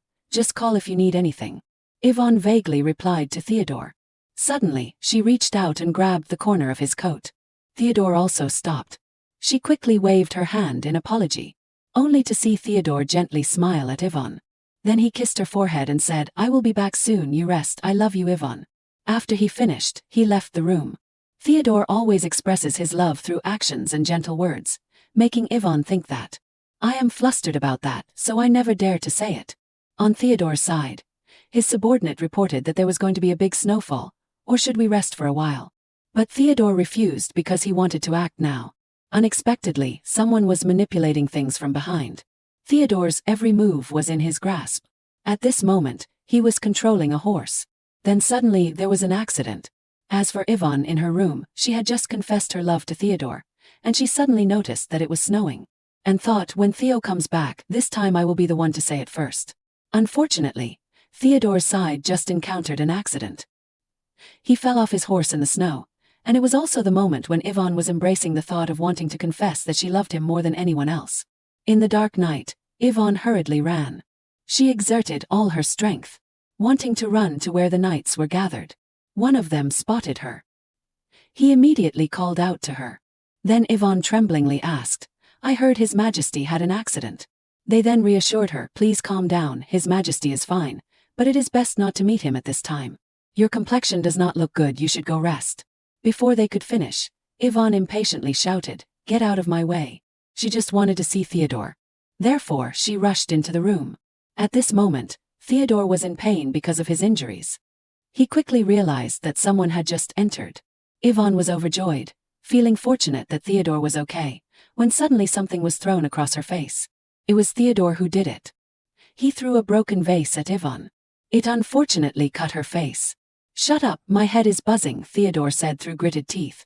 Don't scream so loudly and get out of my sight, he angrily shouted. What is with that look? Have not you ever seen anyone get hurt before? What is going on? Yvonne could not understand, but Theodore told them to kick that little thing out. Armin had no choice but to advise Yvonne to leave first. But Yvonne could not believe that was Theodore. Impossible, she believed Theodore was not someone who would say such rude words. On the contrary, in reality, he was yelling at her to get out. Inside, the doctor asked, how do you feel, Your Majesty? Theodore said, my head hurts too much, bring me some painkillers. Then he irritably asked, why are you cowering? The doctor immediately begged for forgiveness in fear. It has just been a long time since I heard you yell, so I was a little startled. What nonsense are you talking about? Theodore wondered. Suddenly, he realized something strange. Why is it snowing in the middle of summer? It turned out that Theodore had lost his memory. Armin said that, precisely from the summer you visited Sir Ferdinand, the time is roughly half a year. Yvonne could not believe it. Why the memory after meeting her? Armin did not know what to say seeing the situation like this. At that time, when Theodore knew he had fallen off his horse, he was shocked and held his head, muttering, no, it can't be like this. Clearly, someone fell from above and lunged at me. That is right, among the dazzling rays of sunlight. It seems I saw the face that I have longed for so long. Yvonne heard everything from Armin. Please do not be too sad. Armin could only comfort Yvonne that His Majesty has just returned to his original personality. She wondered, confused. Original personality. Suddenly Armin said, Eve, I have a request. Please do not leave His Majesty. You are the only one who can endure being a guard for so long until now. I have never seen His Majesty so gentle since he met you. Actually, I do not know why, but His Majesty ordered the search for a new guard. So please be careful. If His Majesty intends to expel you, then he will definitely use the most cruel methods to torture you. And Yvonne was suspicious. Theo, have you really forgotten me? The gentle face that once called her name, saying I love you, Yvonne. She dropped her hand and made a decision. I can't let things be like this. The next morning, Yvonne was in front of Theodore's room. He took a deep breath, then quickly calmed down. As soon as she entered, she spoke, Greetings, Your Majesty. I, Eve Rowland, have completed my recovery leave and am ready to return to service. Theodore's hand holding the pen suddenly stopped. He coldly said, I told you to change the guard yesterday. Armin covered up that it was a bit difficult to find a guard in a short time. Then find one quickly, Theodore ordered. Yvonne also knew that he really did not recognize her. But it is okay. If you have forgotten, I will remind you, the woman you love is me. And I will let you know. Yvonne finally came before Theodore. How much do you love me? On the contrary, Theodore's attitude was not friendly at all. Armin was a little worried and called out, Your Majesty. Suddenly Theodore stood upright in front of Yvonne. She remembered what Armin said yesterday. Yvonne was very worried. And Theodore's hand was raised, making Yvonne close her eyes tightly in fear. Unexpectedly, he put his hand on her hair and said, It is ridiculous. You dare to loiter around my place. Immediately afterwards, Theodore grabbed Yvonne's collar, bluntly throwing her out of the room and warning her. Leave here immediately and never come back. If you do it again, you won't be okay with me. Leaving Yvonne alone outside. Of course this hurt her. But she still thought, even if the words are rude, he is still the gentle Theo that I know. It is okay, I can still endure it. 2 days later, Yvonne asked in surprise, has a new guard been appointed? How is that possible? Yvonne was very disappointed, and Armin next to her was also worried about her. But Yvonne started to tremble. So what will happen to me now? Armin told her not to worry too much, and to consider it a bonus day off for her. These words made Yvonne confused. On another side, the brown-haired guard was terrified when the sword was stabbed between his legs. This person hurriedly apologized while Theodore was gnashing his teeth in anger. Armin sighed inwardly. A day, not even half a day. Theodore helplessly said, quickly drag that rolling piece of trash out of here. Armin hesitantly asked, is it necessary for you to appoint a new guard for yourself? What did you say? Theodore glared at Armin with a terrifying look. He quickly corrected himself. What I mean is, we can't find anyone better than Eve, young, hardworking and responsible. More importantly, is not she someone you personally brought back, Your Majesty? Theodore wondered. I brought that woman back. Yes, half a year ago when you visited Ferdinand you brought her back. Theodore asked with some suspicion, where is Lyndon now? Armin reported that, a few weeks ago, Your Majesty secretly assigned him a task and sent him away. The content of the task is top secret, so I do not know much about it. Theodore only remembered that Ferdinand was the last place where Yvonne's footprints were recorded. Under the guise of a marriage proposal from them, I definitely went with Lyndon to find Yvonne there, but after that I do not remember anything. Thinking this, Theodore said, I will write a letter. Add a message to Ferdinand, requesting him to come to the palace as soon as possible. A week has passed since Theodore lost his memory. After recovering his physical condition, Yvonne safely returned to being a night guard. In fact, during that time, countless new night guards were appointed, but they all ran away in less than half a day because they could not bear it. Yvonne also understood the reason why they were like that. Just hearing a light breath was enough to frown and scold. All were harsh insults, offending and demeaning one's personality at every turn, and treating Yvonne as an invisible person. But she still endured it. Even though it was just an image from the past, it also proved how much he loved her. Yvonne pondered, is there really no way out? If there is any clue to revive our memories? Yvonne suddenly remembered that day. A thought flashed in her mind. That is right, there might still be hope. Yvonne suddenly spoke up. Your Majesty, I have something to say to you in private. Could you spare me some time, even if I can't recover his memory after half a year? I just want him to remember that I am Yvonne. Not as she expected, Theodore avoided the question and asked where the dog was barking. She was flustered and wanted to hold on to Theodore, even though he wanted to leave quickly. Yvonne said this was important. Theodore found this woman strange. Even though he deliberately treated her badly, she persevered. It would be easy to just flick this small hand away, but why, Eve Rowland, why can't I do it with this woman? Then he asked the other guards to leave temporarily. Theodore told Yvonne that if she continued to speak nonsense, she would have to give up her position as a night attendant. Rowland. Yvonne heard this. She thought she had managed to keep it. But will he believe me? What if I said that the person you have been looking for is me? Will you become the gentle Theo of the past? However, Yvonne was too scared and gradually let go. Theodore suddenly grabbed her wrist. Speak, I command you. Do you know Yvonne Cernicia? She opened her mouth. She immediately admitted, I am Yvonne. Theodore was still immersed in thought. Is it really Yvonne? I understand why I felt strange when I looked at this woman. Of course, I initially mistook her for Yvonne. 'Cause the two of you are so alike. But I can't feel the power that I planted in that person. It is just a mistake. He suddenly knelt on the floor, causing Yvonne to panic and shout, Theo. Theo, what is wrong? His mind was still urging him. This woman is an imposter. Don't be fooled by appearances. He could not remember when. Deadly images appeared before his eyes, causing Theodore to constantly feel a threat to his life. He did not know when the power of Lenronte gradually became stronger within him. Grandmother will definitely be furious when she finds out, but even so, nothing will change. Theodore's mother was originally the child of a concubine who was brought into the palace to become queen as a political tool. His mother and her son, of course. No one was by his side. A monotonous life. And only able to kill. The maids competed to mock Theodore. Is not black hair too scary? Causing him to unhesitatingly kill them, unforgiving, even if they kowtowed and begged for mercy. Please spare my life. Such days were repeated. Until one day, he met Yvonne. Her beauty. For the first time in his life he felt greed. I want to have this girl, I want to cherish and treasure her for life. They had fun moments together. Ivan made his life meaningful. His mother stepped in and saw that horrific scene. She kept asking, "What is this?" Then she immediately received the answer. "I must seize the throne." But a major accident happened, causing Theodore to sink into deep regret. Too careless. How dare you touch Cernicia, damn it. Ivan, only Ivan. Because of his ambition she was hurt.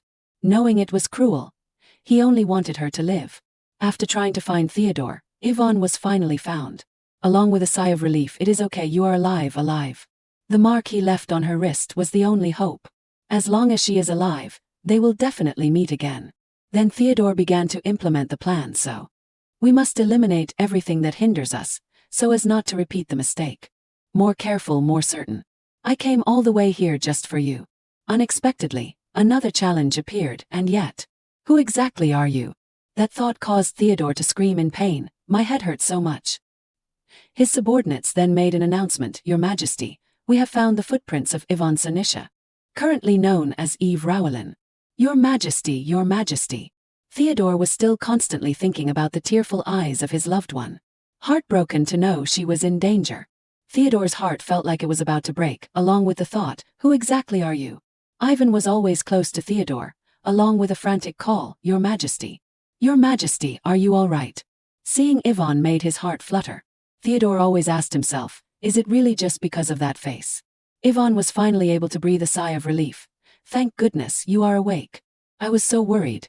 Theodore raised his hand to caress her hair, while constantly wondering, why that look? A face exactly like Ivan's. Do not make me waver. Even so, reason could not overcome his heart, causing him to quickly plant a deep kiss on her lips. But if you really are Ivan. Unexpectedly at that moment, Theodore pushed her away, causing Ivan to panic and call out, Yo, Your Majesty. But Theodore also secretly noticed, where is the scar on her wrist? As expected, this woman is not Ivan. This filthy thing dares to impersonate Ivan. Then Theodore pushed her further away, along with a warning, do not touch me, I won't forgive you. You filthy thing, the crime of deceiving me will not be light, Eve Rowlin. Early the next morning, Theodore was enjoying a cup of tea in a very relaxed mood. Today's tea is really fragrant. Is it because I am enjoying it with a beautiful woman? She smiled when she heard these words. It is an honor for me to spend time with Your Majesty. And Ivan was observing from afar. Her eyes showed disappointment and sadness to the extreme. Yesterday's words hurt her when she remembered. Do not touch me. You filthy thing. In her mind she kept asking why. Why do not you recognize that I am Ivan? If you said you loved me, how wonderful it would be. That image appeared in her mind again. Theodore held his head and shouted, No you. Who exactly are you? Ivan stared blankly for a long time in fear. At the same time, his servant immediately appeared, Your Majesty. Your Majesty, please wake up. After Theodore fell asleep, his servant kept questioning Ivan, Did you accidentally touch Your Majesty's memory? To which she awkwardly replied, Touched his memory, I just. He then explained, I do not know the reason, but whenever Your Majesty tries to recall the lost memories, he complains of a headache. More seriously, he falls into convulsions. This made Ivan feel guilty.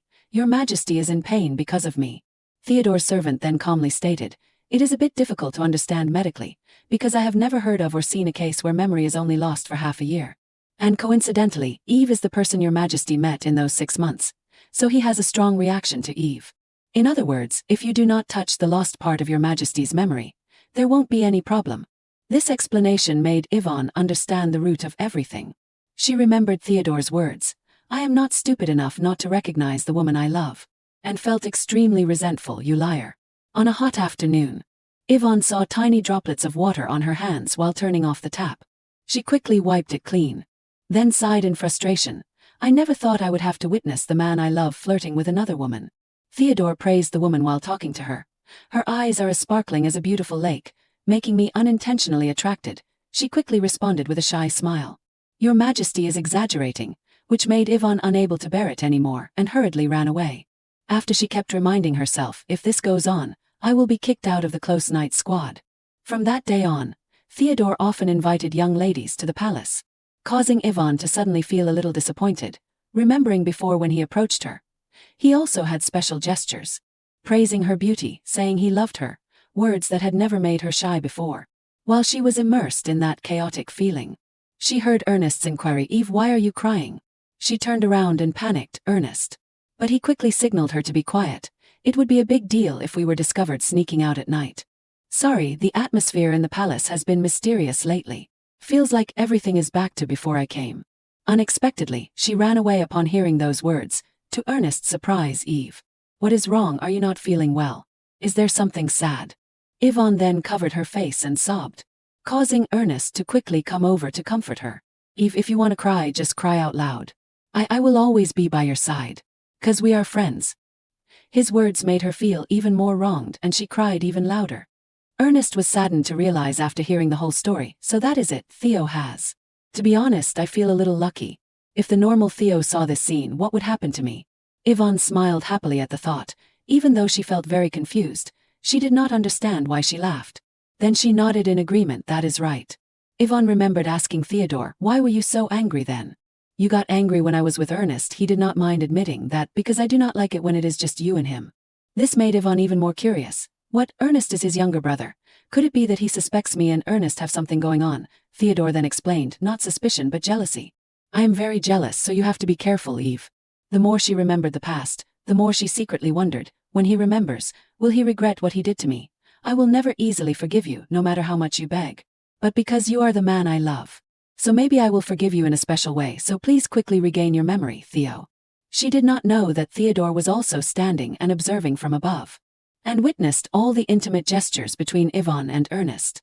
Jealousy made him punch the glass door hard, making the young lady behind him exclaim in panic, "Yo, your majesty, I beg to take my leave." Theodore still did not pay much attention to the greeting, but continued to stare out the window. His eyes were always focused on Inova, along with a sentence full of anger, "Damn it." Since losing his memory, Theodore realized he was always being watched by a woman he did not know. She has a face exactly like Yvonne, but with the name Eve. Damn it, why that look? That woman is not Yvonne. Right, impossible. Theodore threw all the documents on the table in anger, making everyone, including Yvonne, startled. She quickly came to pick up those documents, causing Theodore to see that appearance and constantly wonder. "I can't decisively chase her away. Wake up, this flutter is not for an imposter. That is right, the reason I am like this. It is all because of her, daring to love me without knowing clearly. Unforgivable. I will definitely expose her face." A silent atmosphere suddenly enveloped the entire room. Theodore's different gestures surprised Yvonne. He was ignoring me a few days ago. Today, he is suddenly looking at me with eyes that want to devour someone alive. I thought I understood Theodore well, but now I realize I do not know anything about him. At the same time, the announcement rang out again, "Your Majesty, the guests have arrived. Should I take them to the living room?" This information made Yvonne even more curious. Guests, could it be another woman? Theodore quickly looked at her expression, then quickly turned and left, along with the urging, "Let us go." This made Yvonne ask a big question, why is it like this? Alright, I have to go too. As soon as she stepped into the living room, she saw a man bowing. "Benjamin Ferdinand asks to see Your Majesty Albrecht." He also turned to look at Yvonne and gave a polite smile, making her also curious about the boy in front of her. Following behind, the woman in the flowing dress also proactively spoke. "Long time no see, Your Majesty. Katerina Ferdinand requests an audience with His Majesty Albrecht." Her sudden appearance made Yvonne even more secretly surprised. Even Katerina came. Why come to the palace? Seeing Theodore silent and unresponsive, she took the initiative to speak. "Your Majesty, I have a request to make. There is something important I need to discuss privately with Your Majesty. Please have the others dismissed." Katerina's request was immediately strongly opposed by Yvonne. "No, as a night guard, I cannot leave Your Majesty alone." Theodore then placed his hand on her shoulder, along with the order, "Just go outside." Katerina was overjoyed at this moment. "Thank you, Your Majesty." After the doors of the drawing room were closed, the knights outside all felt anxious. What should we do now? Leave a few in the hallway, and assign the rest to guard duty. So who will stay? Yvonne, who was standing guard outside, also felt extremely worried. What on earth does she want to say? Then Benjamin suddenly appeared behind her. "Eve, are you listening?" She turned around to look and widened her eyes. "Ah, Benjamin. Sorry, I am a little distracted. It has been a while since we have seen each other, has not it? The distance is a little too close, is not it?" He also happily replied to her, "It is okay." Suddenly becoming a guard, are you having a hard time? Your hair is much longer now. This made Yvonne feel very embarrassed. Does it look funny? She immediately received a frank comment from Benjamin. Not very suitable. Yvonne could not hide her disappointment and replied, thank you. In her heart, the thought appeared, is it because it has been a long time since we met? So it is a little awkward. Benjamin has become more distant. Then he continued the conversation with an announcement. Okay, Eve, I have something to tell you. His eyes suddenly became confused when he saw Yvonne still looking towards the drawing room, looking very worried, causing Benjamin to end the conversation here with the words, but not yet. A few beautiful refreshments were quickly brought up. Katerina quickly took the initiative to ask, I heard that you were in an accident, are you okay? But she was immediately urged by Theodore, skip the empty greetings, and get straight to the point, causing her to reply awkwardly, I understand. Recently, I heard rumors that your majesty is summoning young ladies, that you are looking for a woman to become empress. This information surprised him a little. I was just teasing her, but there are already rumors. Then Theodore did not hesitate to ask directly, is that so? Could it be that you do not desire that empress position? Katerina then gave an explanation. How could I not? Although I am ambitious, I have recently realized that I need to know what is appropriate. So this time, I want to negotiate another matter with your majesty. I want to have Ferdinand, and I want you to help me consolidate my position. While Theodore was responding with an indifferent attitude. Sounds grandiose. Katerina hurriedly mentioned the main thing. Yvonne Sanisha, right? If you help me, I will find the girl who disappeared 10 years ago for you. There was still no movement inside the drawing room, causing Yvonne to lose patience while waiting. She even took the initiative to ask, hey Benjamin, do you know what Katerina is going to say? He quickly guessed, let us see, I was the only one who applied to enter the palace. I do not understand why she suddenly insisted on coming along. This information surprised Yvonne. Katerina volunteered to enter the palace. After that incident, I thought she was scared and trying to escape. No, if it is the Katerina I know.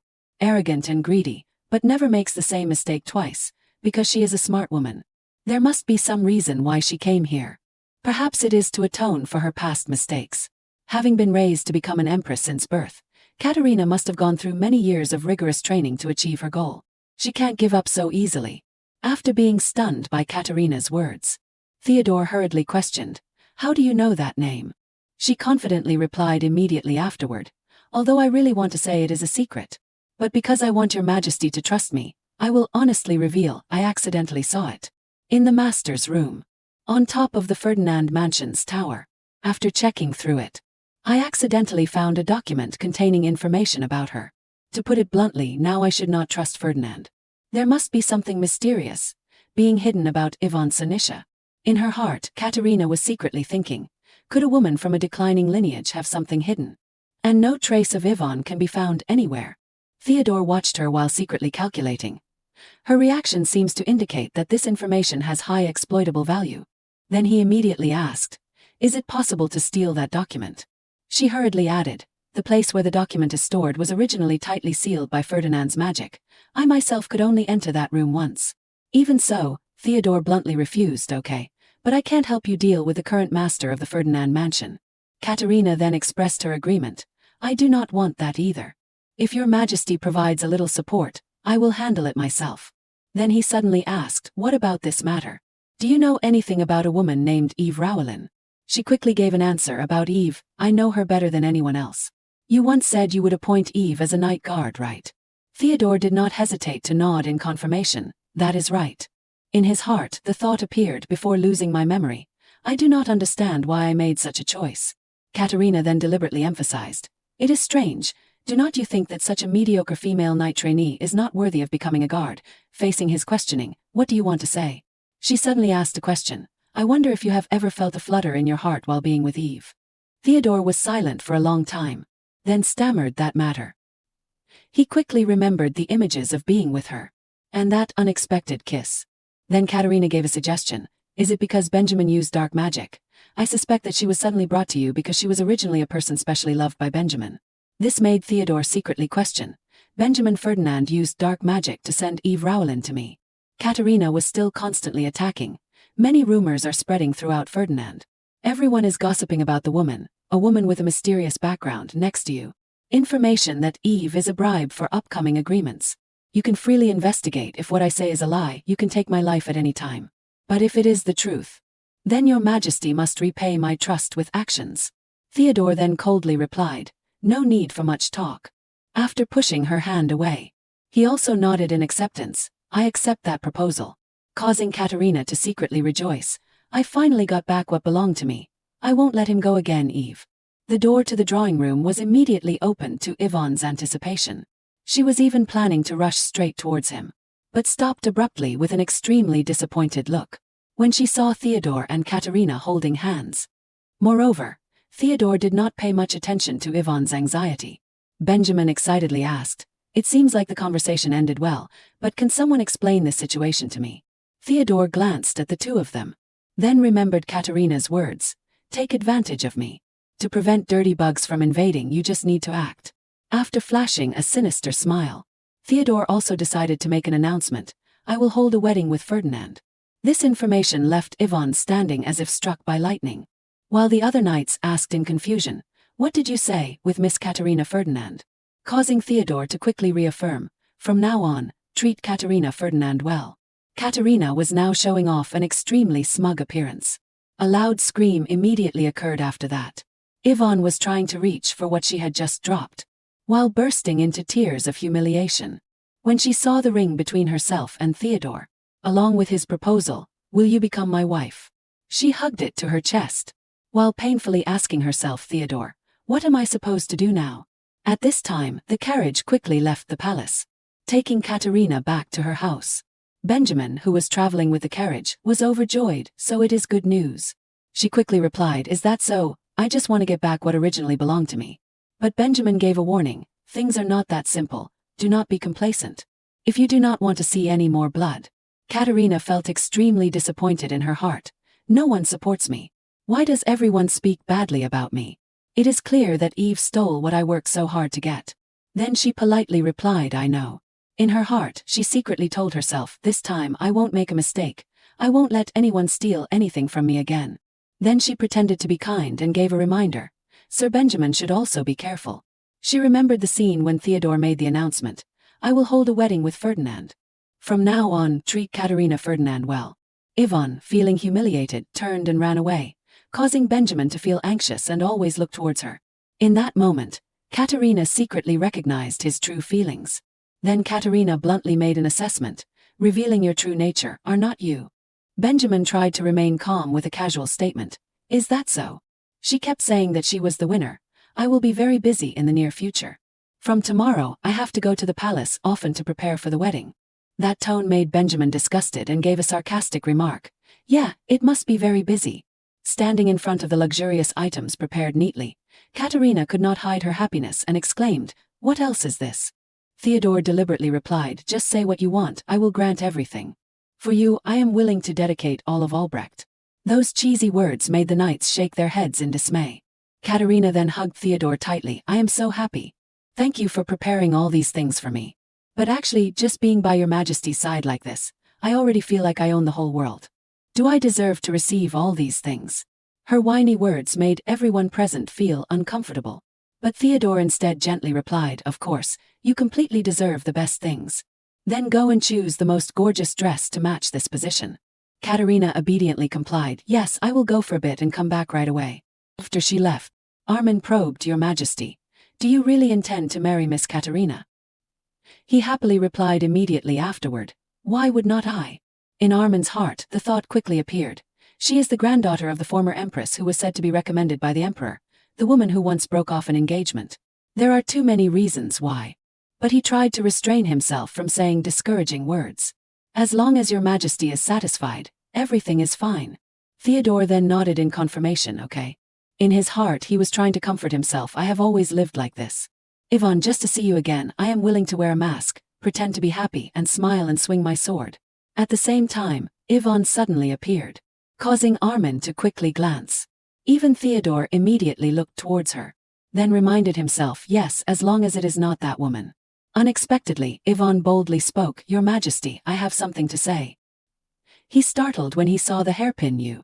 Where did you get this? Old memories reappeared in her mind when she always remembered Theodore's probing words. You are not wearing it at that time, she also explained. My hairstyle is short, so it does not suit me. Even so, Theodore still tried to persuade, it is still beautiful, why is that? Yvonne immediately gave an answer because it is really precious, so I only want to wear it on special occasions. Then she boldly questioned him. Don't you remember? This is a gift that your majesty personally gave to me. Theodore's headache suddenly recurred, causing him to helplessly sigh again. My heart is about to beat wildly and my head is about to explode. Is this all caused by dark magic? But Yvonne continued to make a suggestion. Even if I say something now, you won't listen. In this letter, I have written the memories of the past 6 months that your majesty has lost. If you want to know who I am, please read it, no matter how uncomfortable it is. Confused thoughts kept appearing in Theodore's head. Who exactly is she? Why has she stirred my mind? I really want to know. Then he deliberately reached for the letter, but heard Katerina's urgent call, Theodore. She also quickly noticed Yvonne's presence. This caused Katerina to hurriedly approach the two of them. Oh, Eve is here too. Are you all gathered to talk? I hope I am not disturbing you. What a beautiful hairpin. Theo, I want that hairpin too, get it for me. Unexpectedly, he made a suggestion. Eve, give the hairpin back to Katerina. She had another chance to put on airs and urge, hey, are you listening? Give it to me quickly. But received Yvonne's cold refusal. I won't give it. Who do you think you are? Causing Katerina to quickly whine by calling Theodore's name, Your Majesty. He suddenly grabbed Yvonne's sword, then ruthlessly slashed at Yvonne's hair, causing the hairpin to lose its grip and fall down before Yvonne's stunned expression. Then Theodore delivered another blow. Now you do not need it anymore because you do not have any hair left. No more wavering. After receiving the slap from Theodore, Eve was absolutely silent. As soon as the sword was stuck into the floor, he abandoned Eve, absolutely not looking back and vowing that he would not return to the past, the weak thing that had not protected Yvonne. As such, Eve was still shivering, hugging her pained face, while the treacherous woman Katerina was happily squealing each word because she had Theodore. Theodore raised an eyebrow toward Eve for the last time. He thought to himself that, the path that he had to go, there was only one. If anyone dared to obstruct, no matter who it was, he would not forgive them. The other dukes ran to Eve's side to comfort her. But now she was like a lost soul. That morning in Eve's memory, in her garden, both she and Theodore were together enjoying the cool air under the tree. Eve unexpectedly caressed Theodore's head and said that she had to go inside. Inadvertently, the guy had begged Eve to stay by his side a little longer. Both of them intertwined their hands. But these past few days you have been making all sorts of excuses to run away. The work is piling up. Even if I am not here, Eve can still hear Armin's voice complaining about the amount of work. Yet, Theodore put on a pitiful and endearing face in an attempt to seduce Eve. She was pierced straight through the heart by the arrow of love because of his beauty. So Eve had to accept his request. She shyly replied, just for today. Okay, because you look tired, I will let you rest a little more. Eve was still worried about how she would explain it to Armin later. But what Theodore noticed was the sweat on her neck. Perhaps the air was too stuffy even though they were in a cool space. Theodore wished that winter could come sooner. Why do you want that? Is it because it is too hot? Eve asked him. Eve, you hate summer, do not you? It is true that it is very hot. It is hard to breathe even when standing still, let alone exercising. But I really like summer. As soon as she finished speaking, Eve put her lips on Theodore's in a loving manner. The suddenness made him unable to control his emotions. Eve said that the main reason was because she could meet Theodore in the summer. The more it went on, the more he was immersed in Eve's aura. Do you think so? That is so touching. Okay, if I absolutely have to say whether I like it or not, then I hate winter. Winter is cold, and it is the season that takes away the most precious things from me. Theodore reached out and gently touched Eve's cheek. I will make everything better. So that autumn, winter, and even spring will be wonderful. I will always be by your side. The sweet memories of the past began to ignite. All of it was sunk by Eve in the incinerator. She bitterly watched those moments turn to ashes without changing her expression. The man was born as if only for me, appearing like a dream in the sweltering summer. Now, no one can teach me about passionate love like a flame anymore. At this moment, Theodore and that damn Katerina are enjoying the newly budding snowflakes. Theodore looked up at the sky as if he wanted to pour out all his feelings. Then he closed his eyes and accepted giving up. In front of Eve, the two were affectionate again like young lovebirds. Perhaps this is one of the worst reasons why Eve hates winter so much. Scene change, the lovebirds have returned to their mansion. As soon as they entered the room, the servants were kicked out by Theodore, leaving only him and Katerina. As usual, Katerina clung to Theodore, not leaving him for even half a step. But as soon as the door closed, he forcefully pushed her away from him. Then he left with a completely different mood. She sneered, as soon as you are out of sight, you become cold, do not you, my fiancé? Wasn't that the agreement from the beginning? Don't tell me you expect feelings from me, Theodore retorted harshly. The coldness in his words made Katerina want to bury her head in the sand. Theodore took off his royal robe. However, she noticed something that fell out of Theodore's clothes. This hairpin, you are really not going to give it to me. People will find it strange. You even ordered your close aides to draw their swords for your fiancé. If they see that I am not wearing it, what will they think? A murderous aura quickly flashed towards Katerina. Theodore, with an angry face, pressed her against the wall. His voice became extremely resentful. Are you crazy? Until you achieve the position you want, all this help is only under the guise of a fake engagement. If you dare to consider yourself my real fiancé, then watch out for your head. The wall was smashed by Theodore, but she stubbornly mentioned the name Eve in front of him, and boldly said that even while kissing his fiancé, he still can't stop caring about Eve. Do you think I do not know? Theodore paused for a few seconds in shock. The murderous aura was withdrawn by him.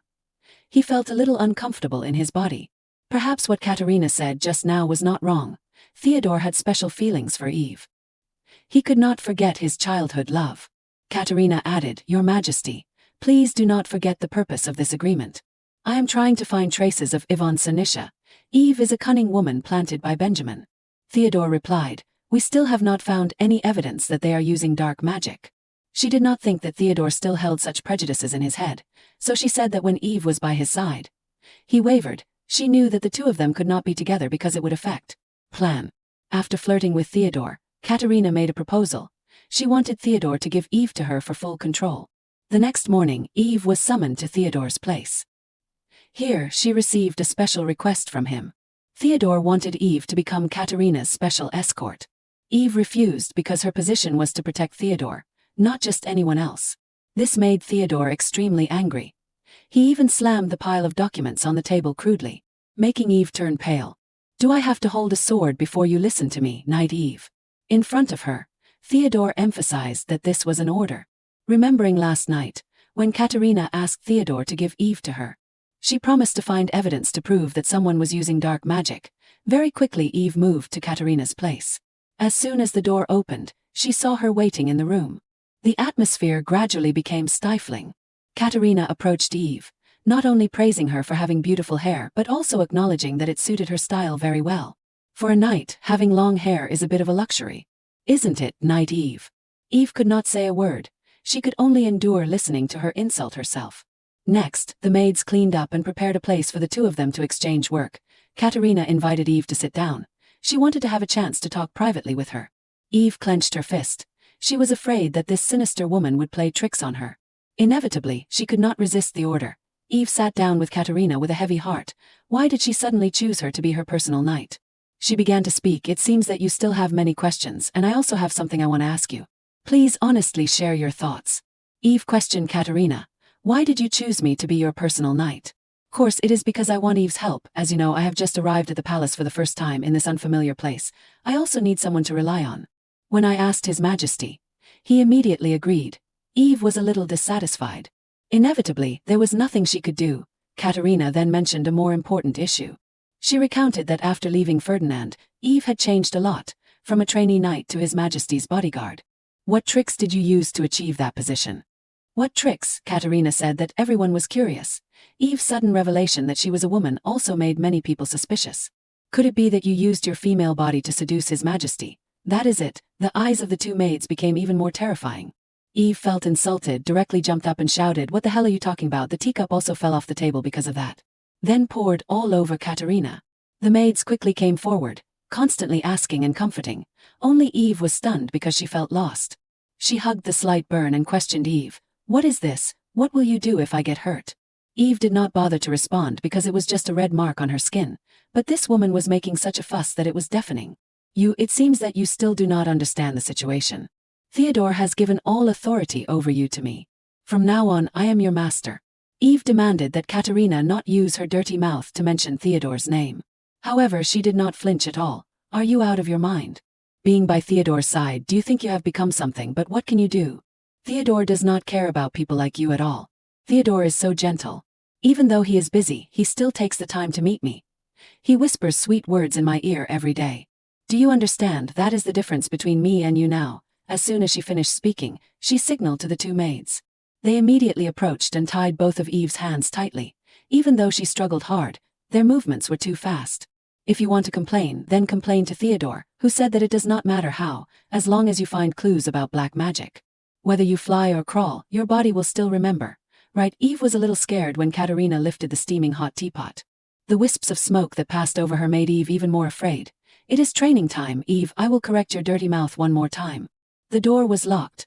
Inside echoed the tragic sounds of despair. Somewhere in the palace, two guards on patrol were joking with each other about the tense situation in the palace. They did not notice that Ernest was right behind them to monitor the situation. According to the two guards, they said, recently he was like a different person, suddenly he is back to being a tyrant. I do not know who to follow. I heard that his fiancée is not easy to deal with. Either, you mean the young lady from Ferdinand. Every time I pass by her room, I hear screaming. What are they doing in the room? What will become of this empire? Ernest was disillusioned because he did not know what had happened. But one thing he knew was that Katerina and Theodore were engaged. What exactly is happening in the palace? After hesitating, Ernest decided that he could not let this go. Therefore, before the two guards checked this place, he hid on the roof tiles waiting for them. Then he slipped through the back successfully. Ernest's top priority was to prevent Katerina from becoming empress. Therefore, the first step in his plan was to find Eve to find out the details of the matter. Just then, Ernest saw Eve's familiar back flash past. It turned out that she was also in the process of doing her duty. Ernest hurried over. Luckily, I was just about to look for you. But when he pulled Eve's hand, Ernest was stunned because he saw something. Eve's face was covered with wounds. Her swollen cheeks were only bandaged temporarily. Ernest immediately questioned, What happened? Who did this? Your whole body is full of injuries. Eve struggled to answer. It is useless, no matter what I say, even if I let him know that I am Ivan. Theodore won't come back. As she spoke, Eve could not control her emotions and cracked each word. Ernest immediately became angry. He shouted Eve's name. Then he asked her to leave the palace together. I can't let you stay here any longer. At least try to escape. To become like this, why do you just endure it? Eve wondered where she could go. On his dark bed, Theodore was experiencing a terrible nightmare. In his dream, he saw Ivan's figure engulfed in flames. She kept calling Theodore's name because the flames burned and scorched her skin. Save me, Theodore, save me. The young man immediately plunged into the sea of fire. Unfortunately, Ivan was submerged and disappeared by that red thing. No matter what happens, I will save you.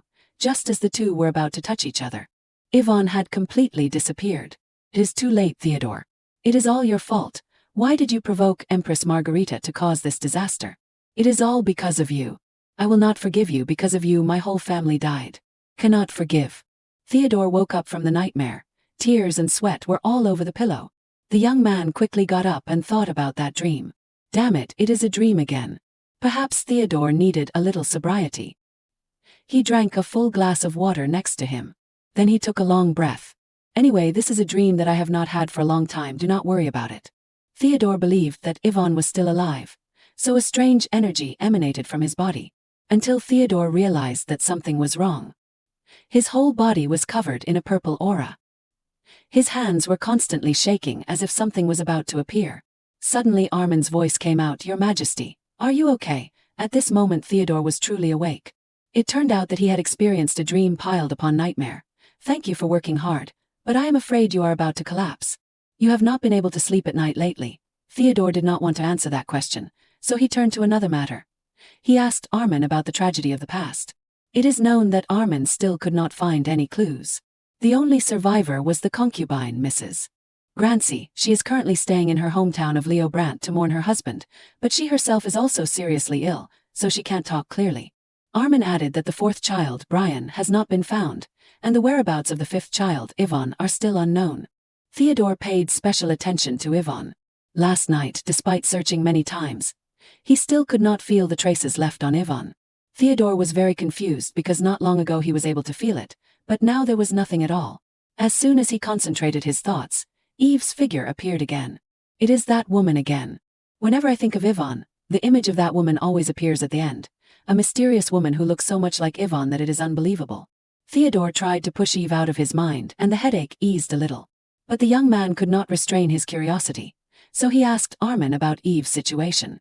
Unfortunately, Armin has not heard any news from Eve since she became Katerina's escort. Hearing this, Theodore also felt a bit strange, because before, she had stubbornly demanded control of Eve and promised to find evidence of dark magic, but it had been a long time and there had been No movement from her. To find out the answer, Theodore decided to go to Katerina himself to ask for clarification. Armin asked him if he wanted to send a letter. Theodore refused because he wanted to surprise his fake fiancée from time to time. Katerina's room was always busy with maids, some cleaning, some wiping. She leisurely sat there sipping tea. Finally, I am satisfied. This gemstone, this beautiful dress, and the Empress throne all belong to me accurately. Eve was a happy woman before. I just need to let her know that she will never be able to rise again. Daring to covet other people's things will pay a heavy price. At this time, the maid next to Katerina spoke. Miss, is there really no problem after all? She used to be His Majesty's bodyguard if she is discovered then. She reassured the maid that there was no need to worry about that. She knew that Eve would not dare to say anything to anyone because she herself already knew. That night, in the Ferdinand family's room, Katerina found documents related to magic. She seemed panicked because she did not know why this thing was in the Ferdinand mansion. Moreover, Katerina also saw Eve and Theodore's signatures on that document. Although she had not deciphered everything, it was clear that the content inside was evidence that Eve and Benjamin had cooperated to use black magic on Theodore. Thinking of this, Katerina chuckled, daring to use black magic to seduce the emperor.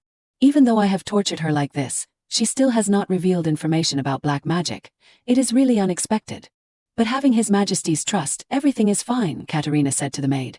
It does not matter if Theodore knows about this. He won't care about what happens to Eve. Suddenly, someone shouted loudly outside her room. What is going on? In front of Katerina, Theodore and Armin appeared, causing her to be stunned. Theodore sternly asked Katerina to explain to him everything that was happening here. That afternoon, Theodore came to Eve's room abruptly. She was still drowsy because of the wounds all over her body. Theodore moved closer to the bed. He did not intend to say anything. He just quietly observed. Suddenly Ernest appeared. He told Theodore not to wake Eve because she had only fallen asleep for a while. What are you doing here, Ernest? The question from the emperor did not bother Ernest, on the contrary. He glared directly at Theodore as a challenge. Ernest gave a fairly convincing reason, that he saw that Eve seemed to be in danger, so he brought her to this place. However, what Theodore noticed was Ernest's way of calling her. He wondered when he started calling the emperor's bodyguard so disrespectfully by her name. Ernest was not afraid of anyone, he replied. So you are the emperor, but you do not know what is happening to your bodyguard. Her whole body has no intact place, from small bruises to countless burns. Do you know what she has endured? How would I know if you do not tell me? Theodore shouted. He thought Eve's innocent endurance was a choice, which made Ernest sick of listening. Did he really think that? If the future queen uses the emperor's name to punish her, who can help her? Wasn't he the one who made her endure blindly? Theodore froze, his eyes showing clear shock. Then they drooped heavily. Ernest added, I am sorry for saying irrelevant things. But please, do not do anything else you will regret, he said, and left the room. This is my last request. The hallway became increasingly empty. Only Ernest's lonely footsteps remained. He only wanted Eve to escape this dark dungeon with him. Ernest had said the same to Eve before, but she refused for the absurd reason that Theodore had waited 10 years for her, so she would try a little harder. Ernest was always worried about what Eve was going through. In a moment of silence, he shed tears. He sobbed because Eve's endurance was beyond the limit of a royal guard. Eve was so foolish. It was getting dark. Theodore was still watching over Eve's bed, perhaps blaming himself for his wrong decision. How did things become like this? Theodore gently held her hands, covered in wounds. His eyes were full of thoughts. Before coming here, Theodore had to listen to Katerina's fabrications. She falsely accused Eve of attacking her first. She kept saying Eve intentionally splashed hot tea on her body, mocking and slandering her as if seeking Theodore's trust. He was half believing, half doubting that Eve was the one who acted first. Then he denied it. No way, she has courage and daring, but not to the point of doing something stupid. Katerina gritted her teeth. Are you saying you trust a lowly guard more than your own fiancé? You should have told me earlier when you were treated unfairly. Ignoring the rules of the palace right in the palace is reprehensible. Katerina no longer kept up appearances, immediately shedding the victim role and accusing Theodore of being the one who allowed her to do everything to find evidence. What she burst out. Palace rules, is your majesty talking about rules?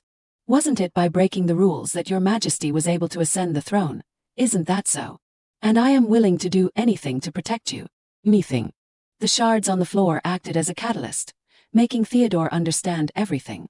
So the bandages on Eve were from that. He muttered, I told you to get out of here.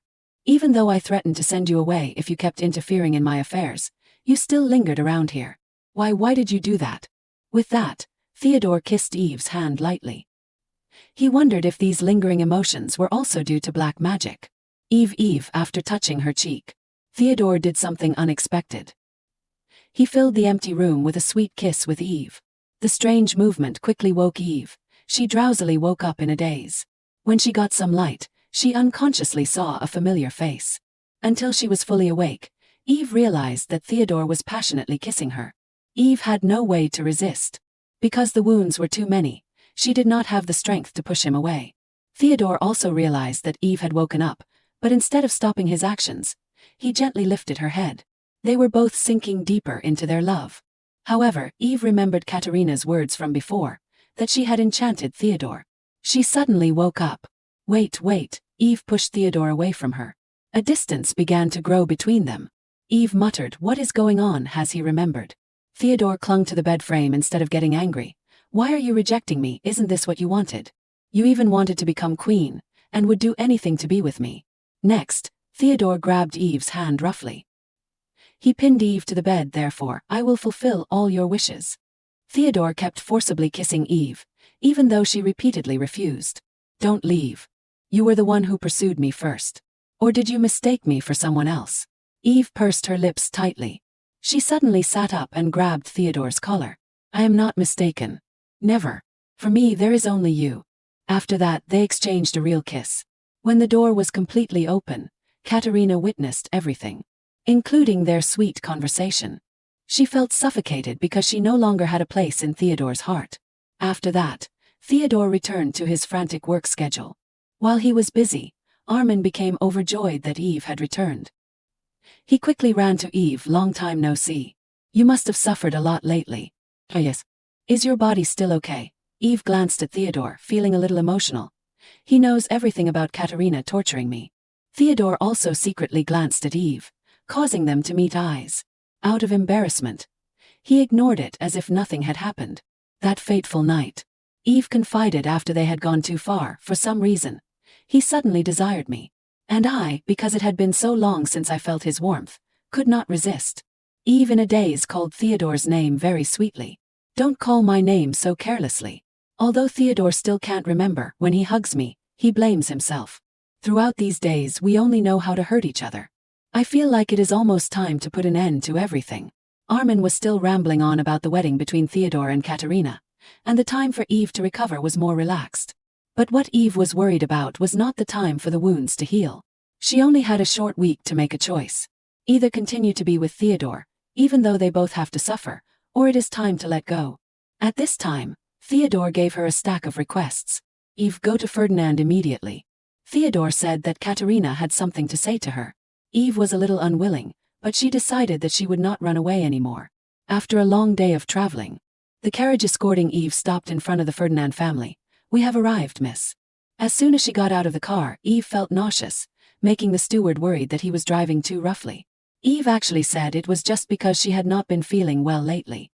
It was snowing heavily outside. Eve stood in front of the huge gate with a familiar feeling. "I have to come here again." After knocking on the door, the Ferdinand steward welcomed Eve. "I am here to see Miss Katerina. Please wait a moment." The steward went back inside, leaving Eve alone in the harsh weather. She felt so empty. Even after 30 minutes, Eve was still not allowed to enter. She bitterly resented Katerina because she was the one who called her, but treated her like a vagrant. Still the same feeling as before. That fateful night Eve saw the hem of Katerina's skirt in the crack of the door. Suddenly she could no longer feel the snow falling. Someone was using an umbrella to shield Eve. It turned out to be Benjamin. He said, "Your lips are pale, your face is freezing. I'm fine. If you need anything, feel free to use the Ferdinand house. Whatever your choice is, I will always support you." With that, Benjamin gave her a strange liquid. This made Eve feel warm. Was this Ferdinand's magic? Benjamin observed and saw Eve's hands bleeding again. "You have endured enough. This time choose for yourself." Just as they were talking, the steward returned and invited Eve in. "Please come in, Miss Eve. Miss Katerina is waiting for you." It was time to say goodbye to Benjamin. Eve promised to come back here and thank him. "Don't thank me, Eve. For you I can do anything." "Yes, anything." Deep in his words, a black magic was accumulating. Back to Eve. Katerina was very excited as soon as she saw her. You have arrived, Eve. Or should I call you Ivan Sanisha? How do you know that name? It is not surprising, I only found out recently. Who would have thought that the son of a traitor would dare to pretend to be a government official? Have you achieved what you wanted? I heard he is going to restore Sanisha. Eve was very confused by Katerina's ambiguous words. What are you talking about? She smirked. How shameless, the restoration has caused a stir in the palace. Come on, no matter what your past is, I do not care what relationship you have with Theodore. So let us talk nicely and get out of here. Or do you really want to lose both your honor and your self-respect? I believe you know how irresponsible your actions are. Katerina immediately emphasized. Theodore's fiancé is me. And I will be the one to help Theodore achieve what he wants. Eve pursed her lips. I know. Contrary to Katerina's dignity, Eve could not reveal her true identity, nor could she publicly say that she loved Theodore. Eve gently lifted her sword. Despite Katerina constantly mocking that Eve's appearance only brought trouble to Theodore, she was startled when she heard Eve draw her sword. What are you doing? Eve's eyes hardened. Now was the time for her to choose. This time, choose for yourself. Yvonne drew out her sword, startling Katerina. She stammered. Are you crazy? Put that sword away right now. The female lead stared at her, moving closer and closer. Katerina was normally outspoken, but facing Yvonne's sword, her tongue tied up. If you do not, I will tell Theodore. Hearing the man's name uttered from that filthy mouth made Yvonne even more determined. The female lead took a running start. Along with Katerina's piercing scream, the sword pierced just past her hair. She did not dare to make a sound, trembling in fear. Yvonne, emboldened, pressed her advantage. What is with the panic? Don't you know who I am? You have got ears, so you must have heard, right? This Ivan Sanisha has been practicing swordsmanship since she was 3. Katerina was pale as a sheet, but she still had to challenge her to feel better. What do you think you are doing? If you harm me, you won't get away with it either. Hearing her say that, Yvonne gripped the sword hilt tightly. Is that so? Let us see, shall we? The female lead raised her sword and stabbed it down hard. After that incident, the palace gates opened. The driver was still waiting for Yvonne there. I have been waiting for you, my lady. It is cold, please get in the carriage quickly. He noticed that there were a few streaks of blood on the female lead's clothes. Yvonne walked past him and got directly into the carriage. Please take me to the palace as quickly as possible. Sitting in the carriage, Yvonne's mood was complex. She clasped her hands together and sighed. Finally did it. But I do not regret it. Katerina's severed hair was scattered on the ground. I have to avenge what I have suffered all this time. How could I kill someone? But injuring the emperor's fiancé is sure to cause a stir. Being rumored to be inhumane, I do not care. Then Yvonne laughed out loud at her own fate. She laughed, but for some reason tears flowed. If I am such an inhuman person, then I can't scold Theodore anymore. Theodore, you always put on an innocent face in front of me. A gentle Theodore. Now I know that those images were all fake. But if within that deceptive facade, there were moments when you truly loved me, how can I give you up, Theodore?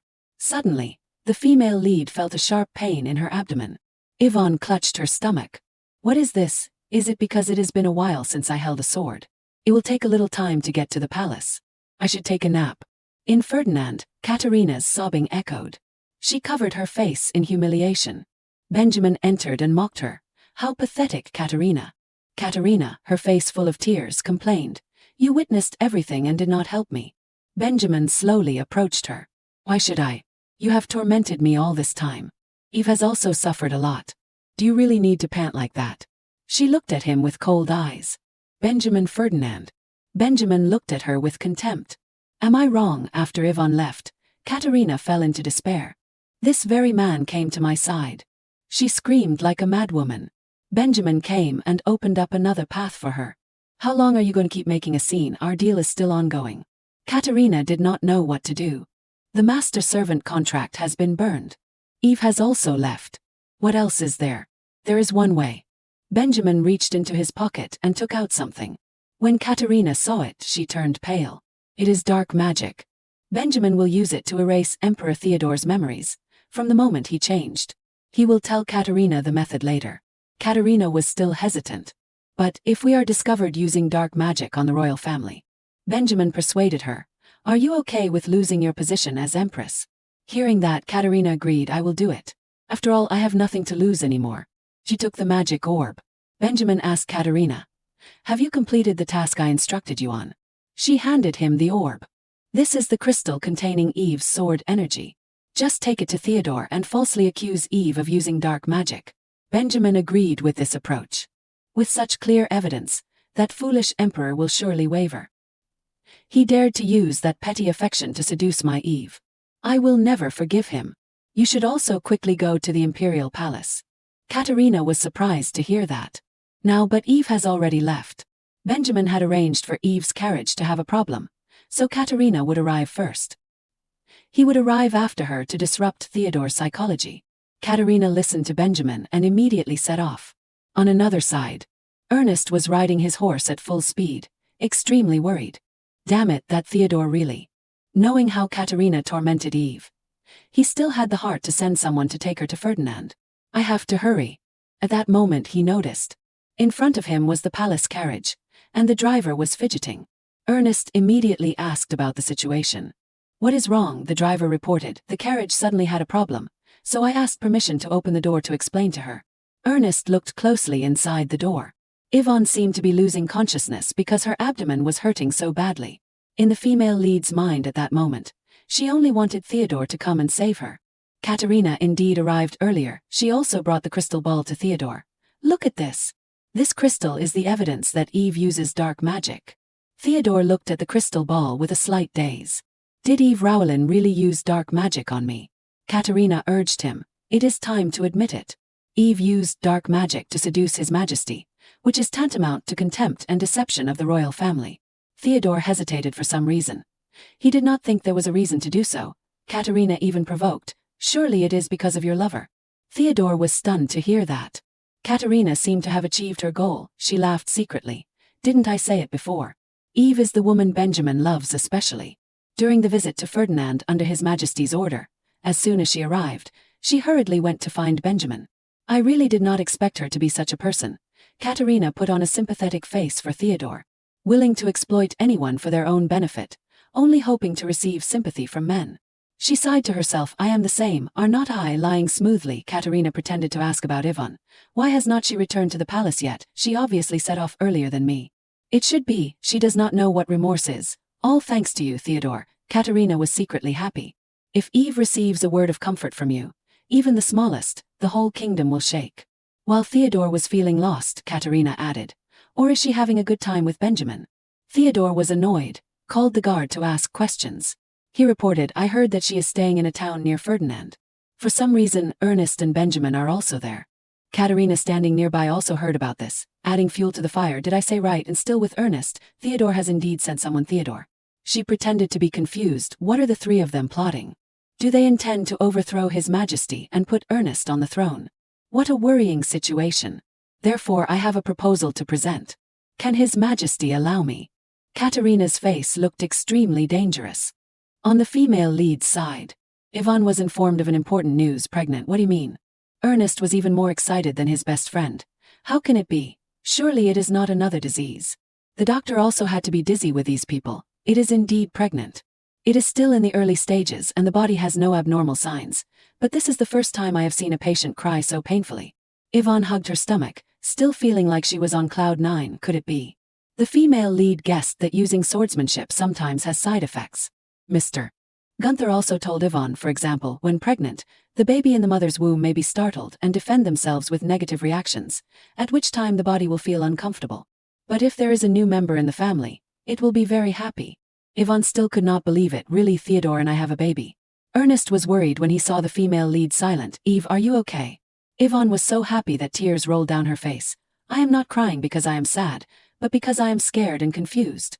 I can't believe I am going to have a family. I am even overjoyed about it. At this time another person also came in. Benjamin, why are you here? Benjamin said in a natural tone. I heard that your carriage had an accident, so I rushed over. Sorry for hearing everything, maybe I chose the wrong time. Yvonne replied politely. It is okay, it is nothing. Benjamin congratulated Yvonne on having a baby with a smile that was not known to be sincere or fake. But the female lead was still happy about it. Thank you, Benjamin. But Eve, actually I came here to tell you something important, Benjamin said to the female lead. Listen carefully, do not be too surprised. At Theodore's castle, empty wine bottles were scattered on the ground. Theodore sat leaning against the window, gulping down one bottle after another. He was already tipsy. Theodore spoke to Ivan in a tone without a trace of human affection. So you are willing to come back if you like to wander around as you please. Then just quit your job as a night guard, Eve Rowlin. Looking at the pile of bottles on the ground, Ivan sarcastically said, I did not expect you to like drinking. Theodore turned his face away, coldly replying, What does that have to do with you? You did not care in the first place. Stop that crazy act. Ivan was heartbroken when she heard those words, Your Majesty, is that all you want to say? Theodore could not understand the heart of the person in front of him, and the things Katerina said this afternoon made him even colder. Then what do you want me to say? Want me to complain about you? Then it is no different from me loving you and being hurt. Ivan suddenly burst into tears. The sadness in her heart could no longer be suppressed. Is the rumor that Katerina is pregnant with your child true? Theodore was suddenly silent. Then he affirmed, Yes, why do you have that expression? It is all just acting. You also pretend to love me. Do not you also have something to hide from me? I am the same. Don't be hurt. It is all pretending. This is just a temporary strategy to resolve the situation. Katerina presented a proposal this afternoon. She asked Theodore to pretend that she was pregnant.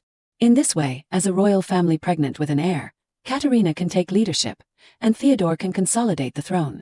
Theodore approached the female lead, talking to himself internally. She will exploit me, then she will abandon me. Ivan was still crying, she sobbed. Then, I resign from this night guard. Anyway, my presence here only makes everyone uncomfortable. Katerina is also the same and so are you. But at this time Theodore had a strange action. He reached out, holding the female lead and begging, No, do not go. He could not let go of her. Theodore hugged Ivan tightly and gently begged, Don't go. Please do not. Ivan could not understand this person, tightening and loosening. She always had to follow. Ivan asked him again, If I do not go, what will change? You can't suddenly remember everything. And you can't break off the engagement with Katerina because she is pregnant. How much longer do I have to endure in this place? Katerina, Theodore was silent. Aren't you coveting her position? Ivan was surprised by his thoughts. That is why you went to Benjamin Ferdinand, right? Theodore turned the female lead around, facing him. Ivan immediately interrupted, Wait, Your Majesty, you are drunk so you are not sober. Theodore still continued, If you really want me to be by your side, just kill her. If you love me, prove it by killing her. Ivan was shocked to see that inhuman face and voice. Tell me to kill someone else. Theodore replied, Yes, that is true love. He did not know what to do. To prove love to the one he loves. All Theodore could do was to show his determination to sacrifice everything for that person. He pressed his lips towards the female lead. Ivan could not accept. She refused. You are crazy. Your Majesty is crazy. But life has taught Theodore to live cruelly. It was thanks to Ivan that he brought light to him. Now the memories have also been forgotten. Theodore only said what he thought was right. Yes, maybe so. Then he gradually fell down. The two of them knelt down together. Ivan used her knees to support Theodore's head. Her hands trembled, wanting to touch the person she loved to death. But reason did not allow the female lead to do that. Theodore, Ivan decisively sat up straight. Maybe the female lead had given herself a last chance to act. That night, the female lead summoned the people she trusted the most. Benjamin, Ernest, I have something to ask. Please help me. The day of the wedding of the century has arrived. Early in the morning the drums rang loud. In the Ferdinand Palace, the servants ran wildly. Bring more flowers here. Decorate as splendidly as possible. Flags of all colors hung everywhere. Theodore sat in his palace. His face did not have much joy. Armin could clearly see that. Your Majesty, today is a happy day. Why does your face look so gloomy? Anyway, it is an engagement ceremony. You must show a happy image. Theodore did not need those advice. He turned away abruptly, always saying empty words. How about that matter? Armin was startled when asked. You mean Eve? All the resignations submitted have been cancelled by order of Your Majesty.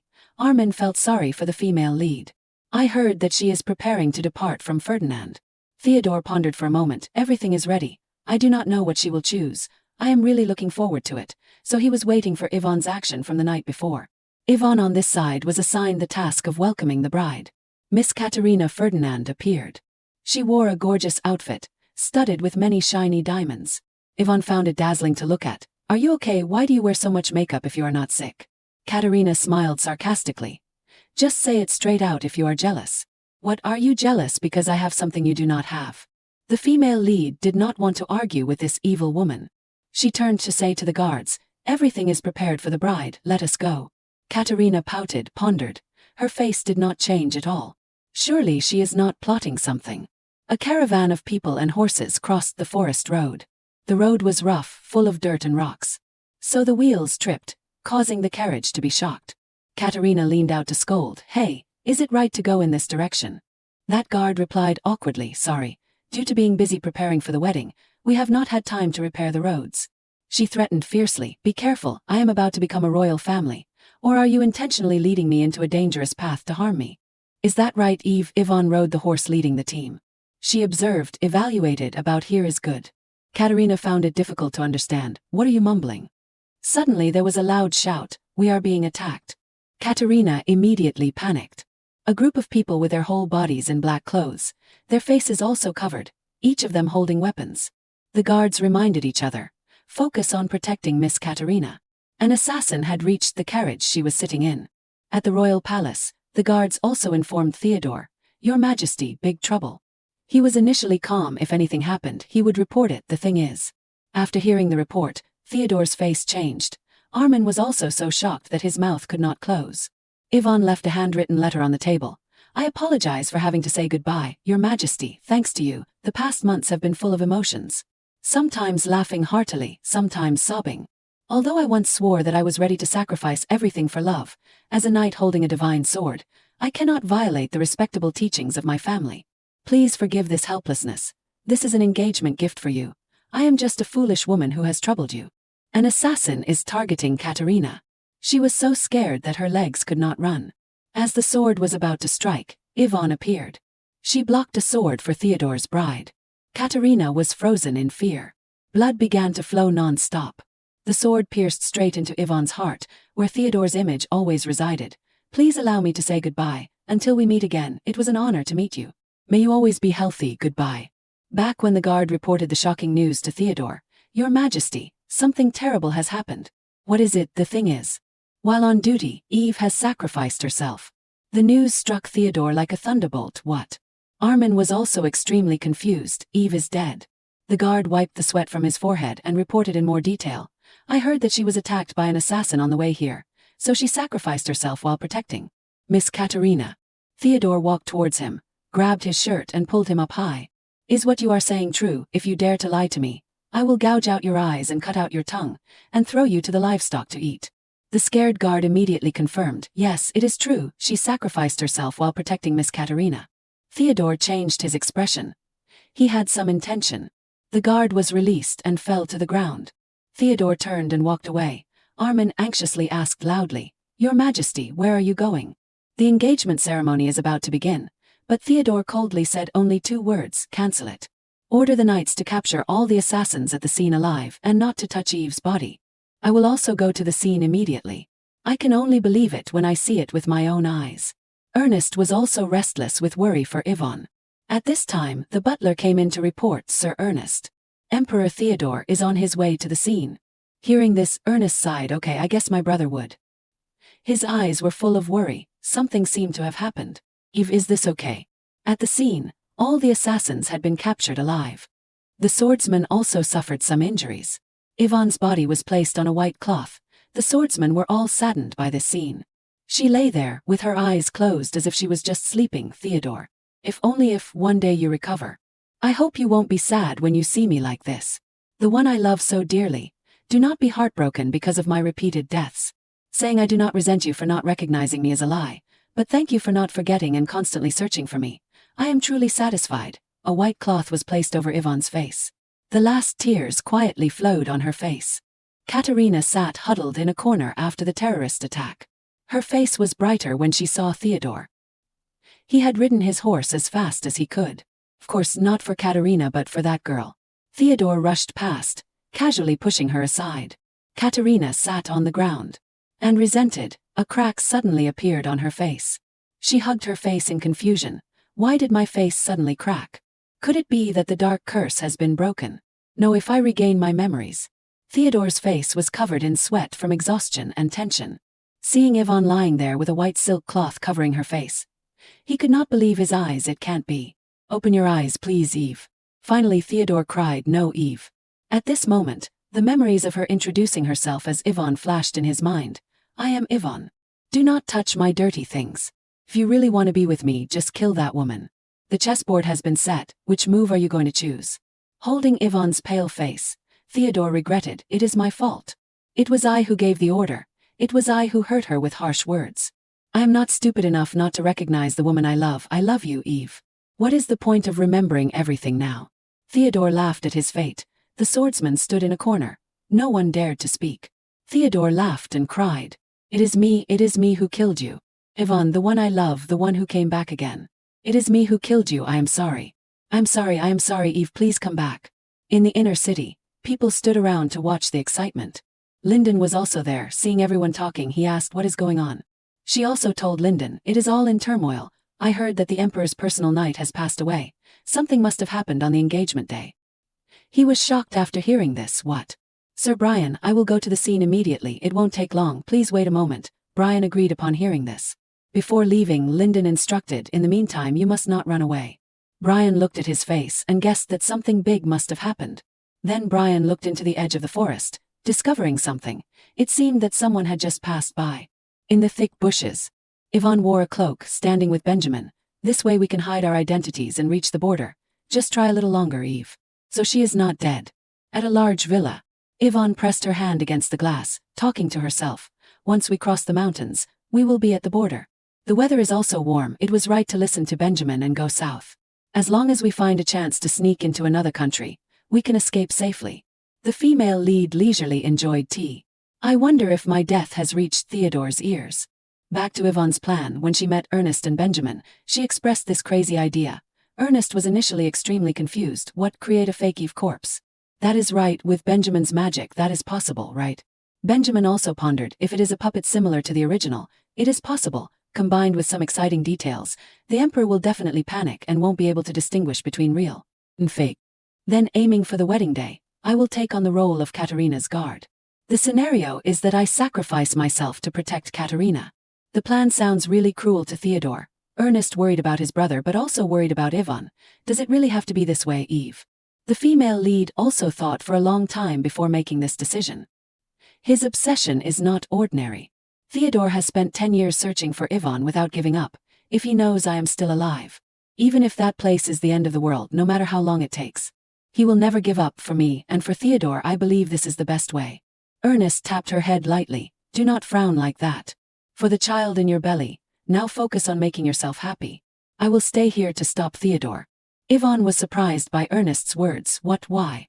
To be honest, I am not very confident, but I want to do anything I can to help my brother and the troubled empire. The promise to run away together. I am sorry for not being able to keep my word. Yvonne could not utter anything. She silently looked at Ernest. Ernest turned to Benjamin and said, so. Please take good care of Eve.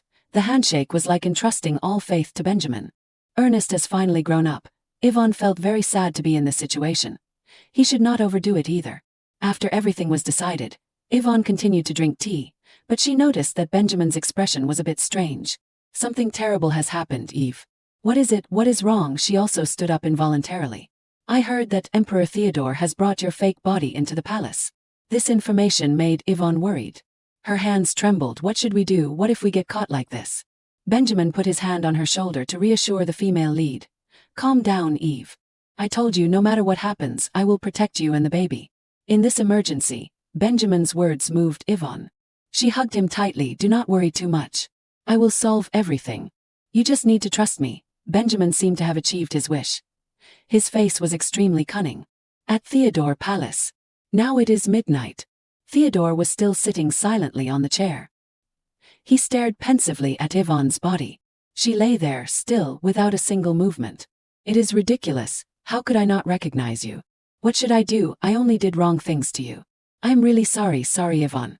When he was at his most painful, someone entered outside the door. Armin appeared, gently saying, Your Majesty, please forgive me. I found a letter in the study. It seems that this is the letter Eve left for you. Theodore took the letter, read it and laughed at himself. It is so lovely, is not it? You made me endure all the torture after losing my memory, and yet you only left a letter full of insults. If I forgot and bullied you, even hit you on the head, then you should have killed me and run away. You silly Yvonne, why are you lying there so cold? I am really a murderer. I am no different from the one who killed Eve. Look, Armin, after healing the wound, she looks like she is sleeping. Theodore painfully bent down closer to Yvonne. His hand wanted to touch the female lead's cold hand. I am willing to do anything to revive you. When in desperation people can do the most foolish things. Theodore too, he thought of dark magic. Can dark magic revive the dead? Theodore immediately ordered Armin, contact the kingdom of Kerbel immediately. Armin was surprised to hear this. Why so suddenly? Is not that the place with a national treasure famous? Tell them that I want it. Armin seemed to guess the intention of the Majesty. His face turned pale. What? Your Majesty, that is impossible. From the beginning, they won't easily hand over the national treasure. Theodore did not care about that. As long as he could revive Eve, he could do anything, even if it is war or destroying the world. Theodore's eyes became extremely cold. So wait a bit, my love. Armin ran quickly to Theodore. He anxiously said, wait a moment, Your Majesty. War? Are you kidding? How can you think of such a crazy thing if there is war because of Eve? How painful she will be. Theodore was heartbroken. He wondered, Eve is in pain. Yes, Your Majesty, Eve is a kind and gentle person. She will definitely be very sad when someone has to sacrifice. The prince turned his face, his voice lowered. Yes, Eve is such a person. Armin sighed in relief. He said, finally. Although Your Majesty cherishes Eve, how can you think that this method will work? He wondered, what exactly is the relationship between the two of you? Suddenly someone from the palace came. Armin was startled. He vaguely recognized that person is. He said he was the guardian knight Linden. Sorry for being late. I have just completed the task ordered by Your Majesty and returned. Theodore was surprised. What order of mine? Armin suddenly realized. Lord Linden was given a secret task by the Majesty. I do not know the details very well, but... Theodore could not remember what he had said to him. Linden bowed his head, whispered, so you really lost your memory? The Majesty asked again what that task was. Knight Linden hesitated. Speak quickly, do not dawdle. Linden honestly revealed this secret. His expression was sad, his heart aching. I have found the surviving Senisha people. Armin could not believe that had happened. Is one of the 3 rebellious families that were destroyed 10 years ago. Theodore thought in his head, it is ridiculous. I even forgot the order for Yvonne. Knight Linden promised I would fix the mistakes I made myself. The Majesty approached him. He said the plan has changed. Even if it means overthrowing the Empire, we must find a way to revive Yvonne at all costs. Armin and Linden were surprised. Your Majesty, you have regained your memory. Theodore resolutely said, I will go to Ferdinand. Perhaps Ferdinand's magic can save Yvonne. Sitting in the room, Katerina covered her face and sobbed. She screamed, no, it can't be like this. She was angry, smashing the mirror. Why did I become like this? Now she does not dare to look at her face in the mirror anymore. Her face is no longer as beautiful as before. She said, I am the one who will become the Empress of the Empire. Suddenly, Theodore slammed the door open. She was terrified. He stared at her, suggesting she follow him. Follow the one who bothered to come see me. He immediately grabbed the collar of her dress. If you dare call me by that name again, I will cut out your tongue, or do you not need this life anymore? Yvonne died because of you. Katerina was stunned, her face cold, wanting to say, so, you remember the dark magic really failed. She was utterly bewildered. What to do? Would she die here? Then Katerina frowned, earnestly pleading for Theodore to spare her. I do not want to die yet. Only one thought occupied her mind at that moment. I do not want to die. Then Katerina suddenly remembered the image of the ancient tree. She cried out, there is an ancient tree with special powers in the kingdom of Ferdinand. Maybe it can save Yvonne. Hearing this, Theodore gradually released her. Katerina was frightened, breathing a sigh of relief. Theodore was doubtful, asking, Ferdinand has something like that. Katerina teared up, choking with sobs, Your Majesty, please spare my life. Theodore sneered, threatening her in a low voice. Don't worry, I do not casually ruin something if it is useful. We have to exploit it to the fullest right now, take me there. Scene changed to Katerina's mansion. The servants stood in shock, mouths agape. Seeing the young lady's appearance, they could only exclaim in astonishment, Lady Katerina. Theodore grabbed Katerina's hair, dragging her inside, coldly asking, where do we need to go? Katerina trembled, pointing over there. Into the greenhouse, you will see. Theodore looked over there and saw a glass door emitting an eerie purple light. Theodore grabbed Katerina's hair, dragging her away. As they approached, Theodore was stunned, astonished. He stammered that. He guessed that. He hid this thing here. Sure enough, it was a tree containing extraordinary power. Theodore was overjoyed. With this power I can save Yvonne. But as he reached out his hand to touch it, a bolt of lightning suddenly shot out. Theodore immediately recognized it as a barrier. Katerina, enduring the pain, said, this is the forbidden ground of the Ferdinand kingdom. Without the permission of the head of the family, no one is allowed to approach. Theodore angrily cursed, damn it. Theodore used his strength, trying to break the barrier. He would not accept this. He had to try his best to break it no matter what. Katerina tried to persuade him, stop it. Doing that could kill you. But Theodore remained stubborn, with only one strong will. If I can save Yvonne, I would rather die. Katerina bluntly said, isn't it pathetic to not let go of a girl who is already gone? Hearing this, Theodore froze. Suddenly, Benjamin arrived. He asked Theodore, what are you doing here? Theodore angrily shouted, what are you doing here, you bastard Benjamin? Benjamin still calmly replied, that is a strange question. This is the Ferdinand estate. As the owner, what is wrong with me being here? Theodore worried, thinking I deliberately chose a time when he was away to come here. Then Theodore stated his intention directly. Since you are here to talk in person, that is good. I need this ancient tree to revive Eve. But Benjamin sneered, mocking poor Eve. Even after death, she can't escape. Hearing this, Theodore went crazy with anger, shouting, shut your mouth. Theodore exerted himself, determined to break the barrier. Down to my bones, I know what mistakes I made. Even if I lost my memory, the harm I caused Eve will never fade. The image of Eve is always present in Theodore's mind. He is very determined, so I must revive Eve, to say that I love her as many times as she cried, hold her as tightly as she has endured, and beg her to forgive me. Benjamin provocatively said, Eve came to me and said that she could not bear it anymore, wanting to ask for my help to leave you. Theodore did not believe it, don't lie. Eve could never want to leave me. Benjamin continued, she wanted to save the baby in her womb. At this moment, Theodore was stunned, not believing what Benjamin said was true. Theodore asked himself, the baby, what baby? He looked at his blood-soaked hands, regretfully saying, Eve and I have a child. Theodore did not want to hear any more. He seemed to lose his mind. A child, what does that mean? Eve is carrying my child. Benjamin stood quietly, watching him. Benjamin thought to himself, he is breaking down, is not he? Suffer more, Theodore Albrecht. You will suffer more than the pain I suffered the day you snatched Eve from my hands. Theodore collapsed, asking himself, what have I done? Benjamin said, Your Majesty killed everything. Eve and the baby in her womb. If it were not for you, they would not have had to die in such pain. Theodore covered his face, hating himself. He looked towards the ancient tree, still clinging to one belief. No, Eve is still alive. Tears began to fall and roll down Theodore's cheeks. He swore, I will bring her back to life. Benjamin mocked, you can't even protect anything. And you still do not want to give up. Then, Benjamin used a powerful flame, burning the ancient tree, and provoked Theodore. Then please go ahead. Theodore watched the ancient tree burn before his eyes, stunned, frozen. Benjamin said, take it if you do not mind being burned to ashes. Theodore rushed forward. But he was quickly stopped by the flames. Benjamin chuckled mockingly, how foolish. Surely, he was very happy to see Theodore suffer like that. The flames burned even more fiercely. Theodore lay gasping on the floor. Benjamin cursed Theodore, too weak. So irrational, huh? Katerina has already escaped. Well, she is worthless anyway. Benjamin called a small pigeon to him, telling it to spread the news to neighboring countries. Now is the right time to attack the Albrecht Empire. Emperor Theodore is finished. Benjamin walked out, leaving Theodore lying on the floor. Tears of regret rolled down his face. Scene change, Eve was still alive and in a room when there was a knock on the door. She was surprised when Benjamin arrived. She looked at his wounded appearance and confusedly asked, what happened? What is this blood? Benjamin said, Eve, now there is nothing that can stop us anymore. Eve was shocked to hear him say that. Benjamin approached Eve, his face full of joy, saying, let us go together. Where should we go?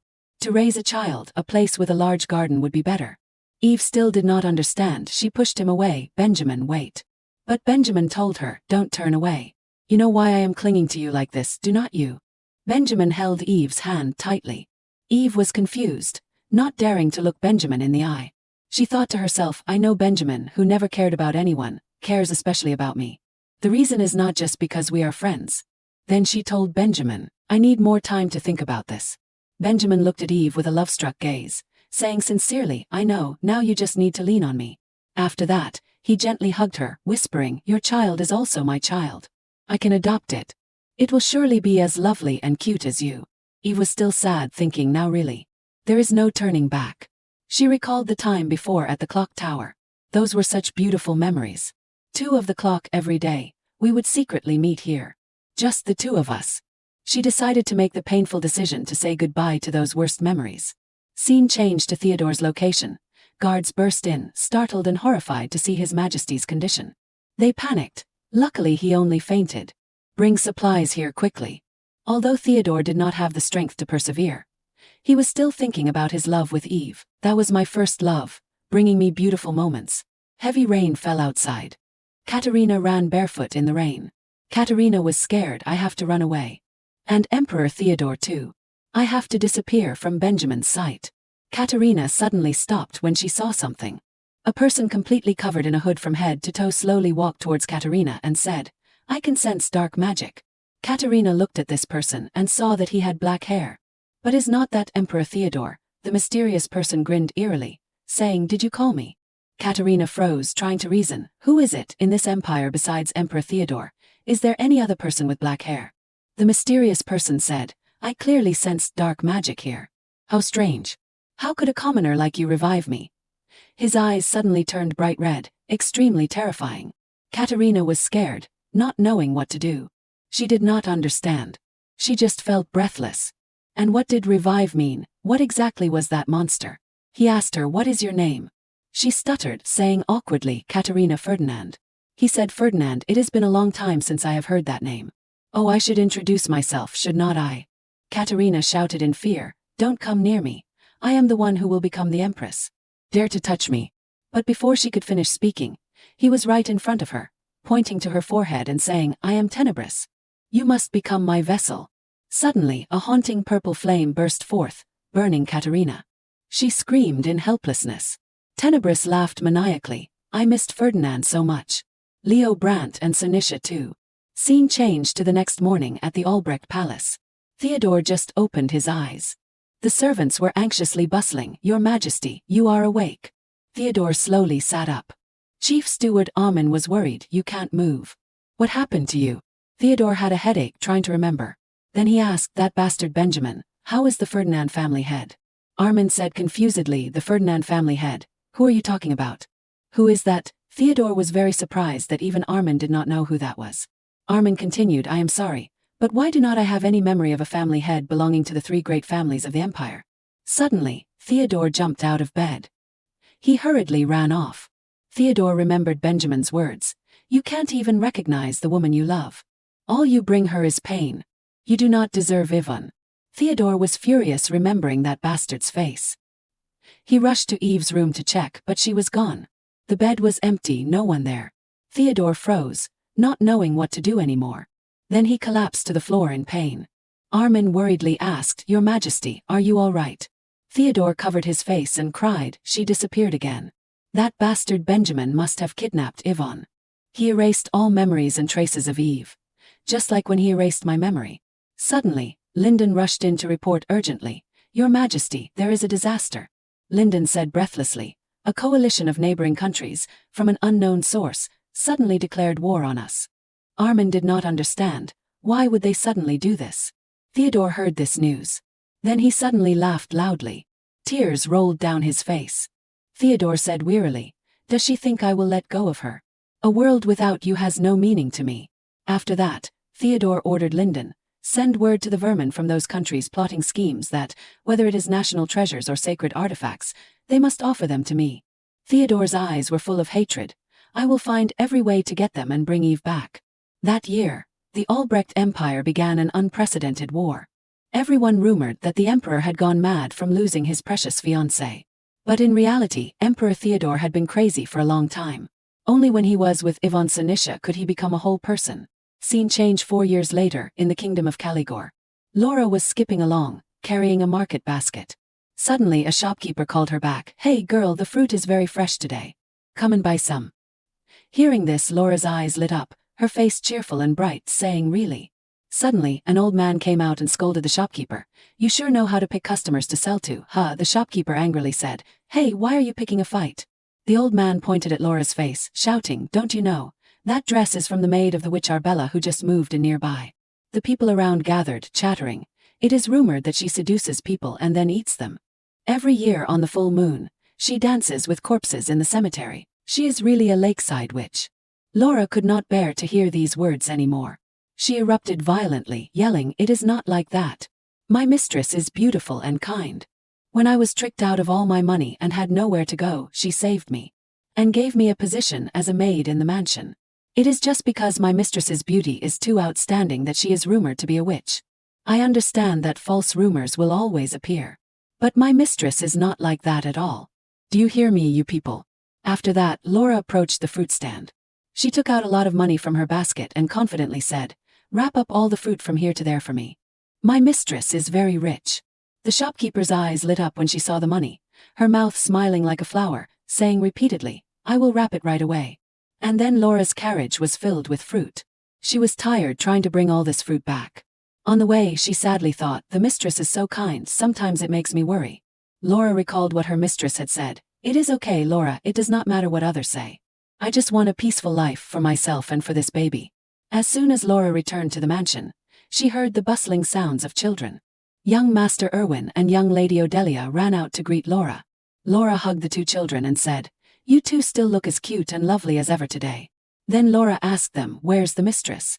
Young Master Irwin and young Lady Odelia both told Laura to speak quietly. The sky was blue and there was a gentle breeze, so the mistress was sleeping soundly.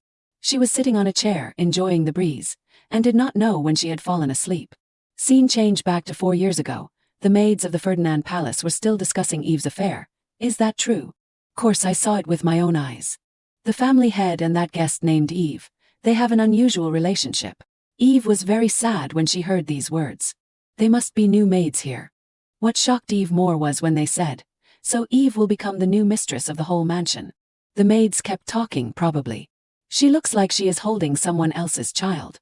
"What, I can't believe it." "If that is true, the family head's reputation will be seriously damaged." Eve clearly understood what they were saying, so during dinner with Benjamin, she proactively expressed her wish to go to the kingdom of Caligor. "I want to find a small village by the lake. I have always wanted to live in a peaceful place around a lake." Benjamin was very surprised, asking, "Why are you suddenly talking about this? How can you go anywhere alone with that body of yours?" Eve replied, "I have a lot of money. Don't worry, Benjamin. When I left the palace, I secretly took some jewelry." Eve felt a little guilty when she said this, because the jewelry was all given by Theodore when they were in love, but it should be okay because the child is worth it. Benjamin sadly asked Eve, "Why? Is it because you do not like this mansion? I will find other places, so please do not leave." Eve was sad and frustrated, not knowing what to say. She quietly said, "I am sorry, Benjamin. My dear friend, I do not want to be a burden to you anymore. You always care for and protect me more than anyone else, but can I reciprocate your love? I have experienced moments of passionate love, as well as moments of bitter heartbreak. I realized how much love can hurt a person, and I do not think I can love anyone again." Eve smiled and said, "This is my answer, I am very sorry to you," and a week later, Eve quietly left the Ferdinand estate. Scene changed back to the present. Eve was tired and frustrated. Laura saw this and immediately asked, "You were full of energy this morning. Mistress, you have worked hard." Eve smiled and said, "Playing with the children makes me too exhausted." Then Eve saw the carriage, curiously asking Laura, "What is all that fruit in the carriage?" Laura was startled, not knowing how to answer. Then she stammered that, "I heard it is the season for fruit, so I thought the mistress would like it." Eve guessed, there must be strange rumors in the village again. Eve sadly sighed. "They call me the Witch of Arbella." Eve thought to herself, the kingdom of Caligor is very small, in a remote rural area. A woman suddenly appeared in Arbella. She bought a secluded lakeside villa for a high price, and after moving in, she did not intend to go out. Of course, everyone will pay attention. For me, that is a great rumor that helps me avoid communicating with the villagers, but it is not like that for Laura. Laura cried, saying, "I am sorry, mistress." But Eve was not angry at all, saying gently, "It is okay, the fruit looks good. Instead, I will deduct the money from your salary, just kidding. But next time, shop moderately." Laura cried and complained, saying they kept bad-mouthing her mistress. In Eve's mind, Laura was always a kind and grateful girl. Actually, finding servants is very difficult. Luckily, Eve received a lot of help when she had the twins. From the first time they met, Laura spoke candidly, saying it seemed her mistress was pregnant and that her mother was a midwife. Though a bit tiring, Eve's life was peaceful. Suddenly someone shouted, "Eve, my angel." Eve, Laura, and the two children were startled and bewildered. It turned out to be Derek, the second son of Lord Arbella, who had arrived. As soon as he came, he smiled brightly and said enthusiastically, "You are as radiant as ever today." Eve looked at Derek, sighed, and felt annoyed. She wished these types of guys would not show up. Eve covered her face, trying to calm down, and said, "I told you not to come here anymore." Derek was shameless, saying, "Even when you are angry, Your voice is like the whisper of a fairy. Eve wondered why she only met strange men in her life. Derek also gave gifts to Eve's children, saying, I have gifts for you kids. It is the latest limited edition of Jerica the Squirrel Hero. Eve's children were initially a bit shy, standing close to their mother. But when they saw the toy gifts, their eyes lit up. They ran to Derek to take the gifts. Eve sighed and said, Derek, I told you not to bring any useless gifts here. Derek replied, what is useless about it? The kids love it. Eve had heard for a long time that single mothers often encounter strange men. She was annoyed and told Derek frankly that it would not be good if rumors spread about the Lord's son frequently visiting the house of a witch. But Derek said cheerfully, how could that be? Our Bella's territory does not have any immoral people like that. Thanks for worrying about me, but you also need a man to protect you. Do not the kids need a guardian? Eve retorted, I am enough. Why do I need another guardian? Derek said, as they grow older, they will feel the absence of a father even more. Hearing that, Eve became saddened. She said with a lump in her throat, that having a man to protect you would help a lot. For example, playing Jerica the Squirrel Hero with the children. Suddenly, Eve stomped on Derek's foot. Eve's children were also very understanding, yelling, Uncle Derek, do not bother my mom, you are awful. We do not need a dad, we have mom. Eve was surprised to hear her children say these words. Prince Erwin innocently asked, but what is a dad? Princess Odelia said, I do not know, but never mind. If you bother mom, Jerica the Squirrel Hero won't forgive you. Eve suddenly smiled. Derek and the two children were bewildered, not understanding what was happening. Eve said, that is right, Derek. Me too, I am happy just having the kids. You do not have a chance. Eve hugged her two children. Derek could only scratch his head in frustration and say, okay, I have nothing more to say. Then can I ask for another favor? Eve coldly said, anything except for wanting to be a father. Derek revealed his thoughts. There is something I want to ask of you, Arbella the Witch. Please save the future of the Caligore kingdom from a destructive war. Eve was very surprised to hear Derek's plea.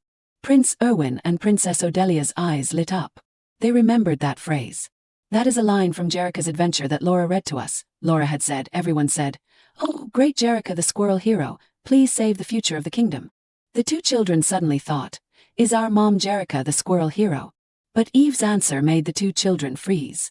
Eve flatly replied, no, I am not. Eve stood up and led her children away. Derek called out to her, wait, please hear me out. Eve ordered Laura, take the children inside first. Eve said to Derek, I do not know why that rumor spread, but I am not a witch. If you need help, why do not you try to find someone else? Derek shook his head and said, the Caligore kingdom, especially the Arbella area, is in a remote and little-known place. Because it is in a hidden corner, it often suffers heavy damage from magical creatures. 4 years ago, before Eve came here, although the villagers were afraid and alienated her, thinking she was a witch, Eve thought anxiously, did they find out that I secretly destroyed the monsters? Derek happily continued, you must have used some kind of magic to eliminate the magical creatures. Then he knelt down and made a ridiculous request. I beg you, please curse that hateful Emperor Albrecht. Eve was furious and went inside, slamming the door shut. She found it absurd. A witch cursing, as if I am really a witch. I absolutely can't get involved with Albrecht again. If he knew I and the children carrying his blood were still alive, what would happen? Then, Eve was startled to see her two children lying on the ground, throwing a tantrum. She rushed over, asking anxiously, how did this happen? The two children cried and demanded Jericho. Eve was at her wit's end. Then she hugged her two children and gently said, what should we do? We can't take crying kids to the movie theater. Hearing the words movie theater, the two children stopped crying immediately, their eyes shining brightly. Eve smiled and said, it has been a while since we went to town, right? Let us go see Jerica the Squirrel Hero's adventure, defeating the dragon. Cut to the lively and bustling town. Prince Erwin and Princess Odelia happily sang as they walked. They held toy wooden swords and said enthusiastically, the dragon attacks. Jerica the Squirrel Hero appears. Seeing her two children walking so fast, Eve said helplessly, Erwin, Odelia, you have to follow mommy. Laura chuckled and said, it has been a long time since the kids went out, so they are very excited. Eve was very stressed with them because they seemed to like making their own decisions lately, so it was a bit tiring. Before going out, Eve spent a lot of time reminding the two children to wear their cloaks. In the end, the two children gave in to cloaks of the same color as Jericho. Eve sighed to Laura, just preparing in the morning takes 2 hours. Laura asked her mistress curiously, do you plan to hire another servant? When the prince and princess grow up, the housework will be even more difficult. And it will be time to start their education. If there is another nanny or teacher, It will be much easier for you. Hearing that, Eve pondered, not knowing how to answer Laura. Laura happily told Eve, "Let me take the prince and princess shopping. You can rest for a while." Eve felt very relieved seeing Laura and the two children being so close. She said goodbye to them. She thought to herself, I am worried about being recognized, so I have to hide my identity with a cloak. Now it is too dangerous to hire more strangers into the house. Eve walked and thought, but education, is it already time for that? Erwin and Odelia have not shown their abilities yet. Because they are the children of me and Theodore. Either they will inherit Theodore's divine power, or my swordsmanship. Assuming that when the time comes to reveal their abilities, then what will I? Eve was suddenly startled by the argument between the customers and the shop owner. Why is it so expensive? The shop owner kept explaining, what can I do? I heard that on the way here, the carriage was attacked by magical creatures, so there is only a little left to sell. Hearing that, Eve was worried. Magical creatures appeared nearby. Their numbers have increased recently. Although I prepared in advance, I hope nothing happens. Cut to the movie ticket counter. Laura breathed a sigh of relief, finally bought them. But when she got out of the crowd, Laura asked breathlessly, Prince Erwin, Princess Odelia, have you been waiting long? Suddenly Laura was stunned, startled, and gaped because the two children were nowhere to be found. She shouted, Prince Air, Princess Leah, where did you go? Cut to the market stalls with interesting toy performances. There were also attractive food stalls. Prince Erwin and Princess Odelia were excited and delighted to see everything wonderful around them, making them exclaim, a world of Jericho. Odelia spotted a teddy bear shop. She stood looking at the teddy bears for a long time. Another child next to her asked her father, I want to buy this. That child's father gently said, let us see, my princess, do you want a Jericho mask? Then you have to keep it a secret from mom, okay? The girl smiled brightly and replied, Dad is the best. When we get home, let us play the hero game with this. That father was also very happy, smiled and told his daughter, of course. Odelia stood silently watching their father-daughter life. She felt a little sad when she thought of her father. Cut to the evening in the Kerbel kingdom. An old general kept kowtowing and begging his majesty, please spare my life. Theodore had now become a different person, very cold-blooded. He cursed at the other, you coward. You were so enthusiastic about invading the empire before, but now you are sitting here begging for your life. The old man trembled as he looked at Emperor Theodore and wondered. With his jet-black hair and demonic aura, is he really human? Then he cried and begged repeatedly, please spare my life. If you spare my life, I will offer the Tenebrous relic. He offered a precious crown. But Theodore coldly said, you think you can trick me? The old general was frightened and hurriedly explained, no, this is really the Tenebrous relic. Theodore did not want to hear anything more and ordered someone to cut out the tongue of this liar and throw him into the dungeon. Theodore then asked about Lincoln. Lincoln reported, I have identified the next target. He showed Theodore the map and began to introduce, it is the Caligore kingdom. The territory is too small, we should consider whether to annex it or not. If we conquer this kingdom, this entire area will belong to Albrecht. Theodore sighed wearily and asked, really? Then Lincoln said, should we rest here for a while, then advance? Theodore shook his head and ordered, continue to approach. The next target is the Caligore kingdom. Set off tomorrow morning. Actually, there was a girl eavesdropping outside at this time. She was shocked to hear this information and did not dare make a sound. The Caligore kingdom, a place with a warm climate all year round and beautiful scenery. Although its territory is small, it has stubbornly survived among the great powers. And I, Frederick, am the crown prince of that kingdom, but the Caligore kingdom has become Emperor Theodore's target and they will set off tomorrow morning. Frederick was panicked when he overheard that conversation. What did I just hear? He is going to invade the Caligore kingdom. Why does not he spare even a small and ordinary kingdom like that? If only I had listened to my father before. What would I be doing here suffering like this? I want to go home immediately, but his father scolded him for his fiancée, a commoner girl. No way. It will never happen unless I die. However, Frederick still believed that if he could achieve something, his father might reconsider, so he dared to go to the battlefield. Moreover, he also had the support and encouragement from Louise. Derek, be brave. Frederick thought, isn't this a chance to achieve something? Emperor Theodore has just conquered Kerbel and is being careless. He does not even realize I am hiding here, and is only focusing on that conversation. So if Frederick attacks suddenly and succeeds, he will become the conqueror of the continent, a great achievement. That way, not only my father but the whole world will admire me. For now, there is only one thing left to do, and that is to advance and attack. Frederick shouted bravely, receive this, Emperor Theodore. On the other hand, The villagers were buzzing about the giant footprints nearby. They do not look like the footprints of normal wild animals. Have the magical creatures come down here? At that moment, Eve suddenly interrupted. Excuse me, has anyone seen a child about 3 to 4 years old, wearing a Jericho cloak? She could not help but worry at this time. Where did he go? Then, Eve and Laura quickly split up to search. Because there were so many people, it was difficult to observe. At this rate, I won't be able to find them. Recalling when Eve left before, Benjamin had asked her, "You won't regret it, will you?" Eve replied confidently, "The decision has been made. Thank you for everything, Benjamin." He added, "Emperor Theodore has started the war. It is rumored that he has gone mad and started the war after losing his fiancée." Hearing this, Eve sneered, "So what? That is not important. It has nothing to do with me anymore." But Benjamin said, "No, that is not it. Katerina was pregnant with the emperor's child and disappeared, so it will be difficult to cancel the engagement or welcome a new empress."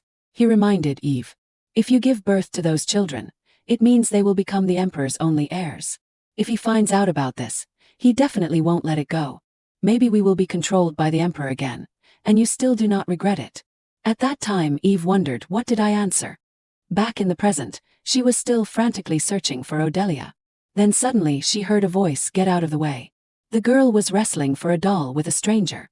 Hearing the call, "Leah," the girl was happy, "Mom." Eve quickly ran over and thanked the person for helping her look after her child. She could not help but ask anxiously if Odelia was okay. At this point, Eve felt a sense of relief. Fortunately, she was safe. But seeing the girl gloomy, Eve asked, "What is wrong, Leah? Why does not Leah have a dad? Leah wants a dad too." Hearing that, Eve was shocked. Suddenly, at that moment, Laura ran over. "Mistress, I found the young master." "Found the little mistress? I was worried to death." Then someone announced, "Soon the play, Jericho's Adventure, will begin. Please maintain order and move to your seats." Laura led the two children to line up together. Eve nodded, "Let us go," but when she remembered the question just now, "Why does not Leah have a dad? Leah wants a dad," Eve was still stunned. The next performance was so exciting that everyone applauded and praised it. Eve startled herself as Leah suddenly mentioned her father, and now she was focusing on the play, but they would definitely ask again someday. These two children. Eve wondered, how should I answer? That your father is a mad emperor, and because I was afraid that he would harm or threaten your lives, I ran away. No, I can't say that. Those words will hurt them. Eve kept thinking she could do everything herself. Until Laura asked, "Mistress, do you plan to hire another servant?" And someone else asked, "Don't the children need a guardian?" Even Benjamin asked, "You won't regret it, will you?" Reflecting on everything, Eve wondered, is it enough to take care of the children alone? Meanwhile, Odelia and Erwin were extremely excited about the play. Jericho is the main character, and Jericho is fighting an evil dragon over there. The play was going well when suddenly Odelia thought of something. Is everything black bad? And then suddenly something strange happened, making Laura worried. Is this part of the play? But Eve knew, no, this is monster, causing the people there to panic and scatter. Eve told Laura, "Take the children and run. I will fight it. Don't worry about me." Before leaving, Laura reminded, "Please be careful, mistress." At this time, Eve could not help but wonder, why are monsters appearing in this place? What are the palace guards doing? It has been a long time since I used a sword, so it is hard to control. The monster below was wreaking havoc everywhere. Eve swung her sword. Then the monster suddenly disappeared. Eve was shocked. Is it a monster with the ability to become invisible? If so, it must still be nearby. Where did it go? On the other hand, that monster. It unexpectedly chased after the direction Laura was running. The two children were surprised. Suddenly, the monster roared in anger. Laura panicked and suddenly tripped, causing all three of them to roll on the ground. The two children quickly got up, anxiously asking if Laura was okay. Erwin kept calling Laura's name, but she did not respond. Finally, Erwin decided to stand up and fight the monster. He even said, "It is okay. Jericho the Squirrel Knight is invincible." With one slash from Erwin, the monster roared in anger. Erwin suddenly panicked and called Mom. Just then Eve ran over Erwin. "Leah, lie down now." The two children immediately obeyed. The monster also heard the noise and glanced over, seeing Eve. With just one decisive blow from her, the monster was utterly destroyed. On the other hand, the theater also collapsed, causing everyone to panic. Back to the scene, Eve breathed a sigh of relief, then hugged her children. That was close. Suddenly, a voice rang out, "She destroyed the monster." They exclaimed, "Who is it?" "It is the silver-haired person." That is the witch Arbella. This time Eve sensed something ominous. This is bad, I have to run. But unlike what she imagined, everyone cheered happily. The witch has helped us destroy the monster. They kept cheering for the witch. Meanwhile, at Caligore Castle, His Majesty angrily shouted, "What does that mean?" "Frederick, my son, has become a prisoner of Albrecht," the servant replied. "Yes, he was captured while trying to attack the emperor." His Majesty then asked what Albrecht's demands were, and the servant hurriedly said, "They demand that we leave the palace as a vassal state." This was too absurd, causing His Majesty to become furious. Is there no one brave enough to assassinate the emperor and rescue Prince Caligore? As soon as he finished speaking, a hand was raised. Has anyone heard of the witch Arbella? Who knows? She might be able to stand against the emperor. Meanwhile, Theodore asked Lyndon about the prince, and he said, "He is locked in a room." "Your Majesty, may I ask why you are holding Prince Caligore as a prisoner, sparing an assassin like that? Your Majesty has never done this before." Theodore thought and then hesitated. But before he could finish speaking, there was a sudden noise. Theodore glared over and saw someone lying on the ground. "What is this piece of trash? Are you crazy enough to want to die?" He then begged for his life. "I am the prince of the kingdom of Caligore." Hearing that, Theodore coldly said, "Then behead him and hang his head on the palace walls," causing the prince to tremble in fear. He tried to plead with His Majesty, "Grant me one wish before I die. Please convey my last words to my fiancée. Louise, I am sorry for leaving you first. I want to see you one last time, my love." Theodore shook his head, thinking, what a loser. The sight of him crying and calling out his lover's name, perhaps I see myself in him in some ways. Then suddenly Theodore spoke, "I feel a little tired." Hearing that, Lyndon was not surprised after that. He suggested negotiating with Caligore for a while. More details will be presented in tomorrow's meeting. "Now I will take my leave, Your Majesty. Please go and rest." Returning to bed, Theodore could not stop thinking, 4 years, it has only been 4 years since Eve left. Every time I close my eyes I can still clearly see your image, Eve. Tears kept streaming down his face. "I miss you so much, Eve." And it seemed like Leah heard it, causing her to be shocked. Eve then asked Leah what was wrong. The little girl suddenly said that it seemed like someone was calling Mom, causing her to be surprised. In the meantime, Erwin kept shaking his head randomly, making her angry. "Okay, now it is Leah's turn to take a bath, come here." Eve looked at her and forced a smile. "After the bath, we will dye your hair the same color as Mom's." Hearing that, Leah sadly asked, "Mom, is black a bad color?" Eve felt confused at this moment. Leah continued, "Jericho said black is a bad color. Leah has to dye her hair every day, and every time Mom sees my hair she gets sad. Is it because Leah is a bad child that this is happening?" Hearing that, Eve's eyes widened in shock. She remembered the boy from the past. "Be careful, Yvonne, you look so beautiful today." After that, Eve patted Leah's head. "How could you be a bad child? You have the heart of an angel." She also did not expect that she would say exactly what she said to him. "Mom thinks your hair that sparkles like the night sky is beautiful. So beautiful and precious that Mom is worried someone will steal you away. So can Mom hide our Leah's beautiful hair?" The little girl happily agreed. Just then, Laura suddenly burst into the door. "Madam, something big has happened." Now the villagers out there are, causing all 3 of them to be surprised. When the monster reappeared, all the villagers came to ask for help again. After pulling the curtain shut, Laura spoke, "It seems the story from this morning has spread throughout the village." At this time, Eve suddenly remembered Gunther's words. "Remember this, Yvonne, we must protect the innocent people of Cernicia." "I understand, Grandpa Gunther," however, she still hesitated. Meanwhile, Erwin asked Leah, "You saw it earlier too, right?" "It is strange, it seems like Jericho used magic just now." A light came out of the sword. Eve understood this better than anyone. If an ordinary person develops sword aura, they will be sold into slavery or raised to become mercenaries for nobles, living a life without human rights protection. I knew the boy had talent, but I did not expect it to develop so quickly. But now there is no lineage left that can protect me and the children. What should I do? Meanwhile, at the Albrecht Palace conference room, the meeting finally came to an end today. Suddenly someone spoke up, "Wait, why is the issue of restoring Cernicia brought up every time?" And he suggested thinking about the people who are summoned to meetings every day just for this absurd issue. And Armin replied on behalf of the emperor, "If you are not satisfied, please directly petition His Majesty the Emperor, who raised the issue." What I mean is, should we let an issue that cannot be carried out continue like this? The remaining survivor of Cernicia, that Mr. Lyndon found, is Brian Cernicia, right? He does not even know how to use sword aura. He is not even worthy of being the head of the family. Why does His Majesty value him so much? Not only that, during the war, did not he deceive and run away with his fiancée? During the discussion, Benjamin was also present in this meeting. Due to disagreements, Armin and he argued fiercely. Just then, someone came in and shouted, "Mr. Representative, something big has happened. I just received news from His Majesty, who is not stopping the campaign but continuing to advance towards the kingdom of Caligor." Benjamin felt confused at this moment. Why Caligor? Can Eve really not choose me? Benjamin could not help but clench his fist in anger. I have always been waiting for you, Eve. Meanwhile, while Lia was sleeping soundly, she suddenly woke up when she heard the noise outside. When she opened her eyes, Lia did not know where this was. Where did everyone go? What is this door? Scene change at Caligor Palace. Theodore said sarcastically, "It is indeed a small kingdom, so the palace is small. Compared to fleeing in such a hurry, this place seems a bit messy. Black, could it be that it was attacked by dark monsters? Unbelievable. How could there be a sacred object of Tenebris in this place? It is the time mirror. It looks like something used in a curse ritual."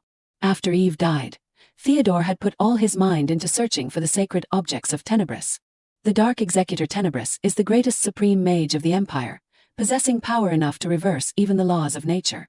He is also the one who turned black into an ugly point in the world after his death. His soul was torn into pieces and could not be liberated. And they have become sacred objects passed down through the kingdoms, the day the sacred objects gather in one place.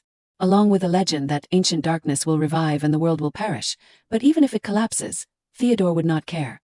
His world ended the day Eve left. Even if it is dark magic. If I can meet you again. Suddenly, streaks of light shone. Meanwhile, Eve went into the room to wake up the children. It is time to eat. She called both Erwin and Lia. Scene change. Lia slowly walked over and asked, "Who are you? Why do you keep calling my mom?" Seeing the little girl, Theodore was shocked. He mistook her for Yvonne. Meanwhile, in a dark place, Tenebris sat there contemplating, along with evil intentions. He indulged in sin, then smiled contentedly, found it. About 3 years ago at Albrecht Palace. Ernest could not understand why is Theodore collecting these dark magic items. While the people are unstable due to war, revealing that he is involved in strange rituals will have immeasurable consequences. As soon as he finished speaking, suddenly, from behind, the figure of Tenebris appeared. He said, "I did not expect the cup to break with just such a small force. In that war. But fortunately, right in front of me, there is a perfect cup." Ernest shouted, "Who are you? If you do not leave immediately, I will call the guards." Then he was suddenly attacked. Back to the present, Tenebris felt, "That is lucky. Fortunately, the most suitable cup has appeared. Someone has helped me collect items that carry my soul. Thanks to that, I can accumulate strength and my complete revival is not far away. Finally, after a long time, I can fulfill my promise. Tenebris, promise me. When you wake up after a long dream, you will definitely recognize me. Don't worry, Sernisha, I will come to you soon." Meanwhile, Theodore was shocked and mistook the little girl for Yvonne. He could not help but be happy. "You have finally come to see me. I still believed you were alive. But why have you become a child? Could it be that I went back in time? Or have you been reborn? Never mind, as long as I can meet you again." Suddenly, Theodore woke up. "So you are not Yvonne." After that, Lia slowly opened her eyes. Seeing Theodore fall, the little girl could not help but worry. "Are you okay?" Then suddenly Theodore chased her away. "You are afraid of me too. Because I have black hair that brings bad luck. I am a monster that even my lover has to be unhappy." "No, you are not a monster. That is what my mom said. Your hair is as beautiful as the night sky." It reminded Theodore of his memories with Eve. "I like it, because it is as beautiful as the night sky." Theodore was surprised. "Could it be that you?" Just then, Leah's body suddenly shone, causing Theodore to be shocked. The little girl hurriedly said, "Uncle, this is my favorite Jericho doll. I am lending it to you, so do not cry anymore." "Wait, your mother? Oh no, what is your name?" "My name is Odelia." After that, Leah also woke up. And she was found in the closet by Eve. Leah kept talking nonsense about a very handsome uncle, causing Eve to be speechless.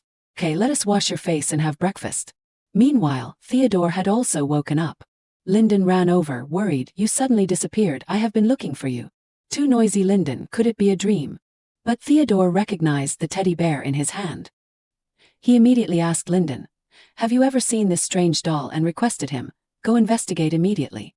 See what area it is popular in and related to a girl about 3 or 4 years old named Leah." Theodore still had a belief that his and Eve's child was still alive. Back to the present, the villagers could not help but cheer. Really defeated the monster in an instant. "Thank you so much, witch, and it has been a week since the chaos caused by the monster. Eve often goes down to the village to help eliminate monsters. She was worried that her existence would reach Theodore's ears, but as a member of the Sanisha family, she could not turn a blind eye. And since discovering the rare aura in Erwin, Eve thought it would be a good lesson to show her child directly how to use a sword. Meanwhile, the two children were playing happily together. However, Eve still had a worry. It would be difficult to stay in this village for long.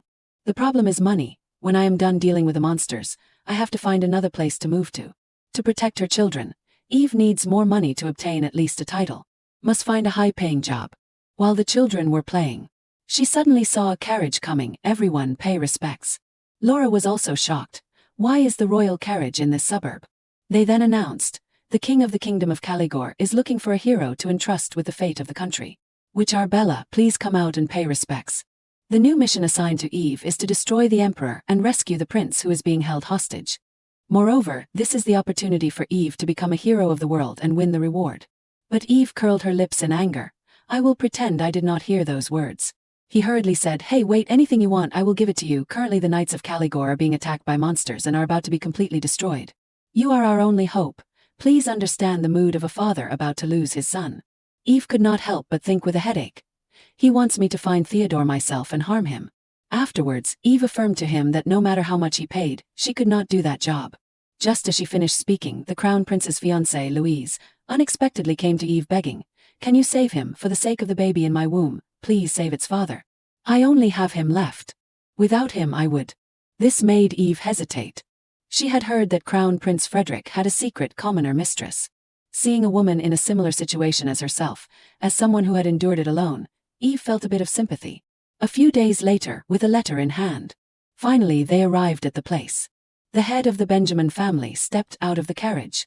He could not help but reminisce. It has been about 4 years, huh? I miss you, Eve. Anyway, suddenly sending for me so urgently like this, did something happen? Just then Eve appeared. Long time no see, Benjamin. Before he could happily call her name, he unexpectedly noticed the clothes Eve was wearing. She even apologized, saying she had something to ask of Benjamin right after arriving. After hearing everything, Benjamin panicked. What did you say? You are planning to go to the emperor to save the crown prince? Eve said in confusion, I can't refuse. Fear rose at the thought of her raising a child alone. And she could not bear to turn her back on a child who would grow up without a father. At least for that woman, that person was indispensable. Benjamin then asked, then why did you call me here? Eve answered without hesitation, I want you to look after the children while I am gone. After that, she called Erwin and Odelia inside. They are my treasures. I can't think of anyone besides you to trust. Seeing them, Benjamin could not help but be amazed. They look exactly like Eve when she was little. Eve also said, no matter what happens, I will definitely come back. Can I ask you to keep an eye on the children? Hearing that, Benjamin thought. Finally, he reluctantly agreed, okay, but you have to promise you will return safely. Thank you, Benjamin. Now children, remember to listen to Uncle Benjamin. After saying that, Eve happily left, leaving Benjamin standing there in confusion. He tried to call for her, but it was too late. Eve smiled to herself, sorry Benjamin, I will be back soon. Please try to wait until then. After some time, Eve finally arrived at Caligor Castle. The directions to here are over. Please save the life of our crown prince. But Eve hesitated slightly. Theodore is there. Remembering the past, he had pleaded with her, don't go. About 4 years ago that day was the last day. And Theodore thought that he was dead. Absolutely must not reveal that he is still alive, for the sake of his children. On the other hand, Theodore was surprised when he found out that the stuffed animal was Jericho the brave squirrel. That was the character's name, and it had been very popular with children since this spring. Theodore thought about it after hearing that, since this spring, then surely he had not gone back to the past. How cute, just like Eve when she was little. No, maybe the eyes are more like mine, the voice is as clear as jade. If only I could hear that voice call out Daddy. If that child really is my daughter, that means Eve is still alive. After that, he asked Lyndon about a girl named Leah. But with just the name Leah, it is hard to find her because Leah could be a nickname. Theodore also felt that it could indeed be like that. Although I do not know if I am allowed to imagine this. But if there is another chance, I want to use my whole life to love you and our family. He clenched his fist tightly and told Lyndon, no matter how much time it takes, no matter how much manpower it costs, use every possible means to find the child. If there is a woman next to her who looks like her mother, report it immediately. Lyndon immediately obeyed the order. Meanwhile, Eve had successfully broken inside, But strangely, she did not see a single guard. It is not a trap, is it?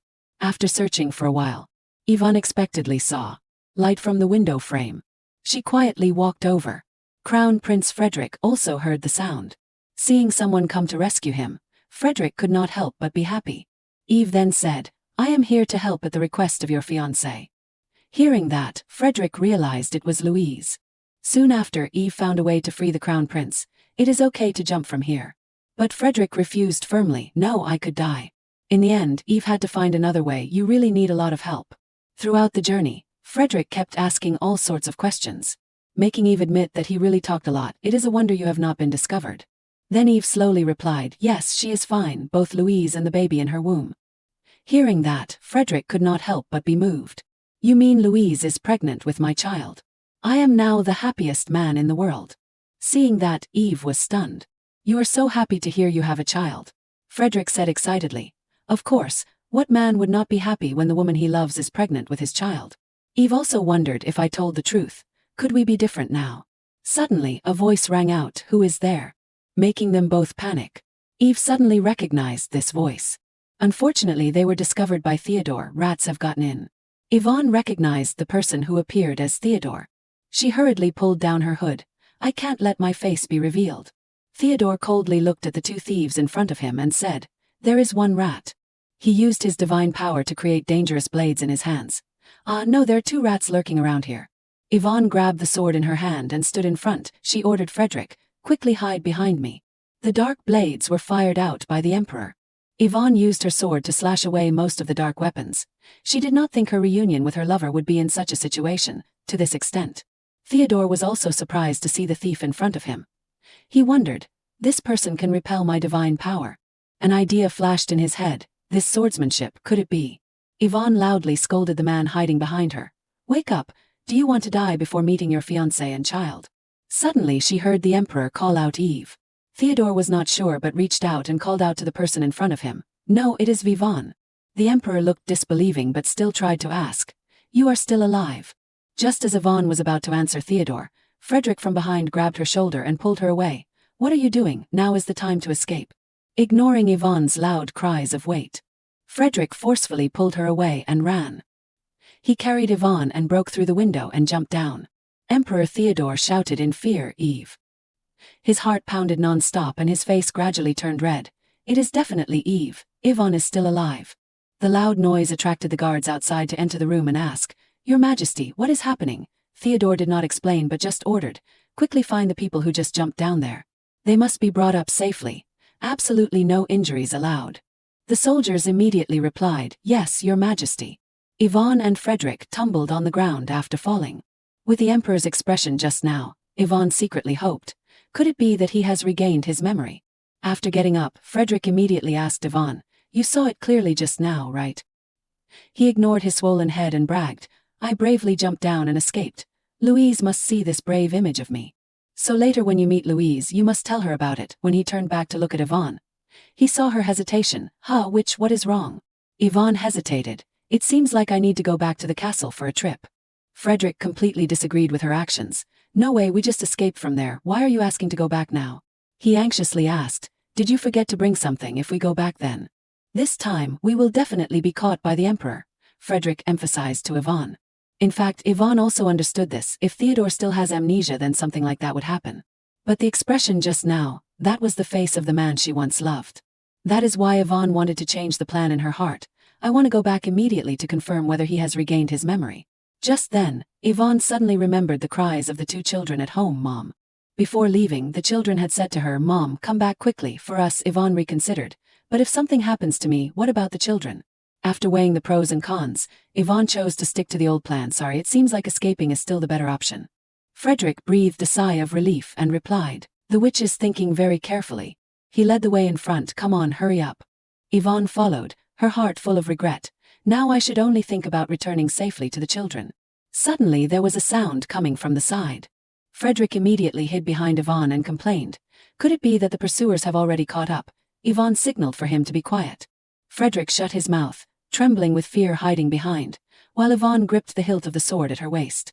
A figure appeared from behind the bush. Yvonne quickly attacked with her sword. Although a little slow, Yvonne realized that the person could block her sword. Taking a closer look, Yvonne saw that this person had silver hair under the moonlight. She was extremely surprised. Could it be? Yvonne guessed correctly. The person who appeared was Brian. Brian was also surprised to recognize that the person who attacked him was Yvonne. He could not contain his joy and rushed over. It really is Yvonne, you are still alive. Brian asked emotionally. This is not a dream, is it? Yvonne asked emotionally. How were you able to find me? Brian lovingly looked at his younger sister and said, I really miss you. My sister, he said, and gave her a warm hug. Yvonne could not hold back her tears. She burst into loud sobs. Frederick stared blankly at the emotional reunion of Yvonne's family. The witch is crying. Everyone did not notice a little girl appearing next to them. It was not until this person got closer that Frederick was shocked to realize the presence of this person and asked, Who are you? After hearing Brian recount everything, Yvonne asked in surprise, You said you were by Theodore's side all this time. Brian scratched his head embarrassedly and said, Theodore asked me to restore Sinisha, but for some reason he locked me in the castle for 4 years. I was so angry that I ran out. Yvonne's heart fluttered in her chest when she heard the story from her brother. So Theodore asked Brian to restore Sinisha. Theodore always kept his promise. That year, Theodore said to Yvonne, I am preparing to restore Sinisha. Brian said again, But I do not have any talent in swordsmanship, so I am not worthy to be the head of the family.